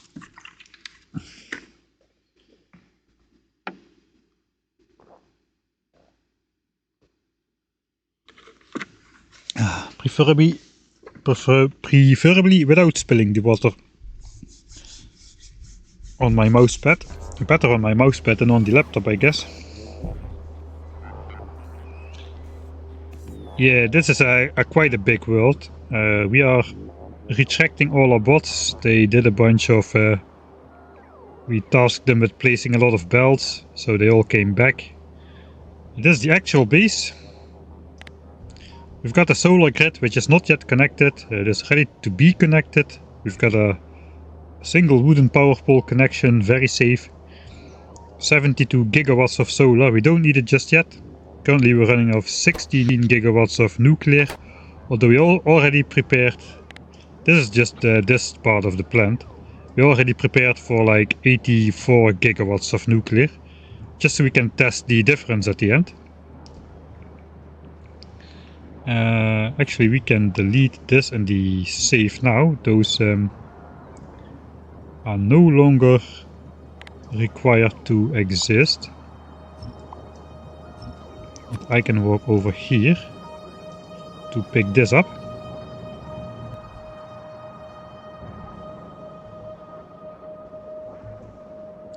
That's the end of stream save for the design world. I guess we'll do an end of stream save for this one as well. So yeah, here we've got everything built. It is ready to go. It is not yet hooked up here. Blue chips is this scale. We've got we've got 40 belts of copper coming in from the top. We've got 40 belts of iron coming in from both of the sides. We are going to split it out over 60 belts of copper and iron, which are going to be smelted into 60 belts of green chips. And then out comes about 4 belts of blue chips. So density is quite the same. So that is going to be built up here next after we finalize the design. So yeah, we got these bot highways to build these things reasonably fast. We built this thing in like, I don't know exactly how long it took, but that was more than 100,000 things to place, mostly belts.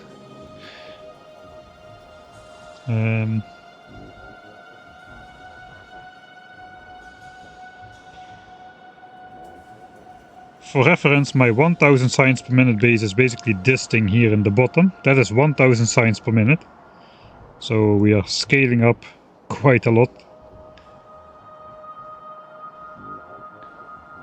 How's pollution? Here we don't really need to worry about pollution spreading over the map just yet. Biters are exterminated, except for on the little islands everywhere. Well, little islands, these are sizable nests, but they look tiny compared to the rest of the game. Yeah, so pretty much we are a good ways of the way done. Blue chips, we can cross off the yellow signs and the rocket. We can soon cross off low densities as well. Then it's just robot frames. Complicated, but not too many resources. Rocket fuel, complicated because of fluid mechanics, and then it's just speed modules for the rocket control units, combine them with the blue chips we already have. And then it's just solar panels, accumulators and radars for the satellites. And it's just replacing my starter base over here. We'll just delete everything of this. All is going away, and we are going to build our 10,000 signs per minute version of this 1,000 signs per minute rocket launching facility. And then we're going to be launching from approximately 100 rocket silos roughly simultaneously. It's going to be glorious. I'm already looking forward to it very much. Don't worry, I will not abandon this playthrough. Tomorrow, however, I'm going to be streaming Space Age again for the coming 4 days, I think. So Thursday, Friday, Saturday, Sunday is going to be Space Age, and after that probably again some 10,000 signs per minute. I like to play in like sessions of a couple days in a row, so I can keep the builds in my head and keep in my head what I was doing. So now I kind of stopped at a good point with the low density structures. Copper is completely done. We're spawning in the rest. I have the notes about how to divide it. So yeah, that's a good point to put this away for a couple days again. Did I pick up everything of this? No, because my roboport is not on.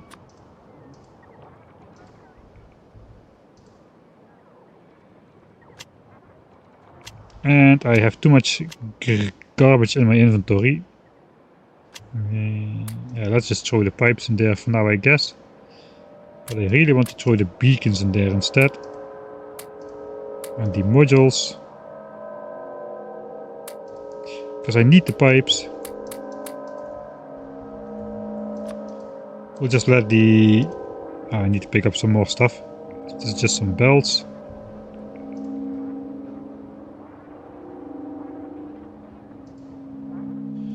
I'll let the logistics bots pick up that stuff. And we need to head out to place a bunch of pipelines all the way over here, because I did not want to extend power and roboport coverage all the way over there. Kind of the point was to not extend power over here and just do the final abusing of Factorio 1.0 fluid mechanics, where we can just have low throughput pipelines without any pumps, because that is going to be removed from the game in 2.0.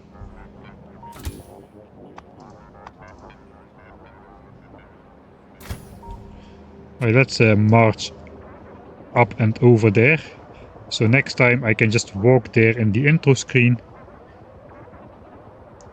We can walk next to the roboport highway.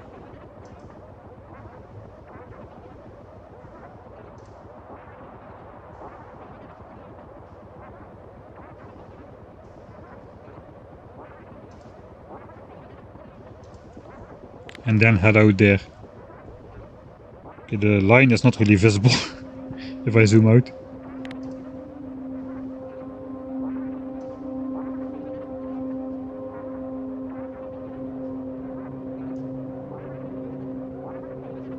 Alright. 369.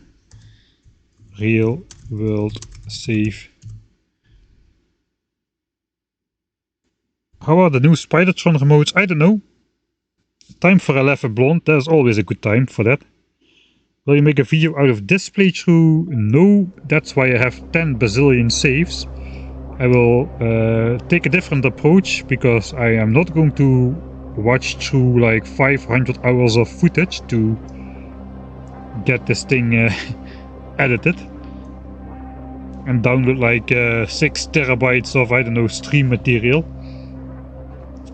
So I'm going to write the script, and I'm going to then purposefully record scenes to illustrate those points. And I'm going to try to make it a concise video. Perhaps even just one video for the entire base, the entire process. That way I have a big trouble with my normal way of working, where I basically record most of the stuff and I just cannot skip over anything which I think is remotely interesting, which kinda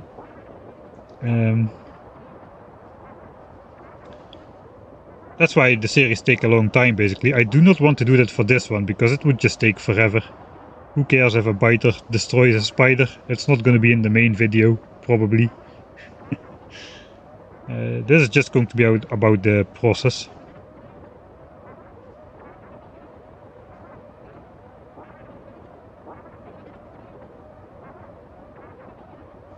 Oh, the low density output bells. Sorry about that, I only read it now. They were just disappearing into one of those infinity spawners. They can also infinitely absorb stuff. So I did not build the outputs just yet.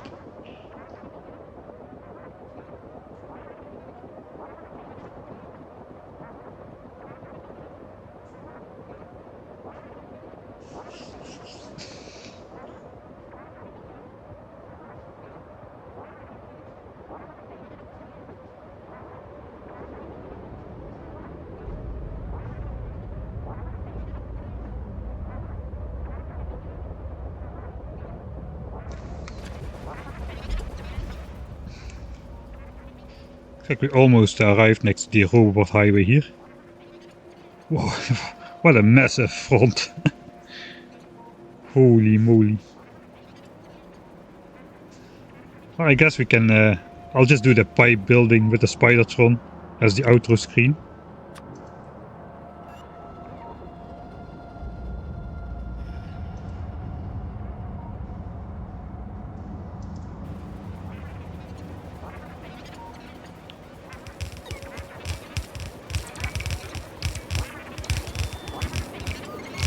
Alright, that's going to be it for me today, so thanks everybody for watching. If you want to watch my Space Age playthrough as well, my true new player experience, where I don't know anything about the expansion, looks like the bots are having some trouble getting everything placed.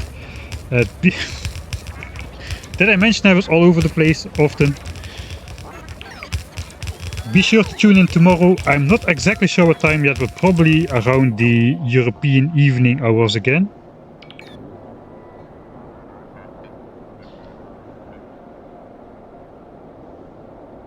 So yeah, that's going to be it for today. Thanks everybody for watching. Hope to see you tomorrow. Probably this playthrough will continue next Monday again. That's the preliminary planning. So yeah, either see you on Monday or tomorrow on Space Age, where we try to make our escape from Fulgora, I imagine, or get bogged down into optimizing the base to death, while it's absolutely not necessary to build such an optimized base in your first playthrough. Whatever happens, I will see you next time.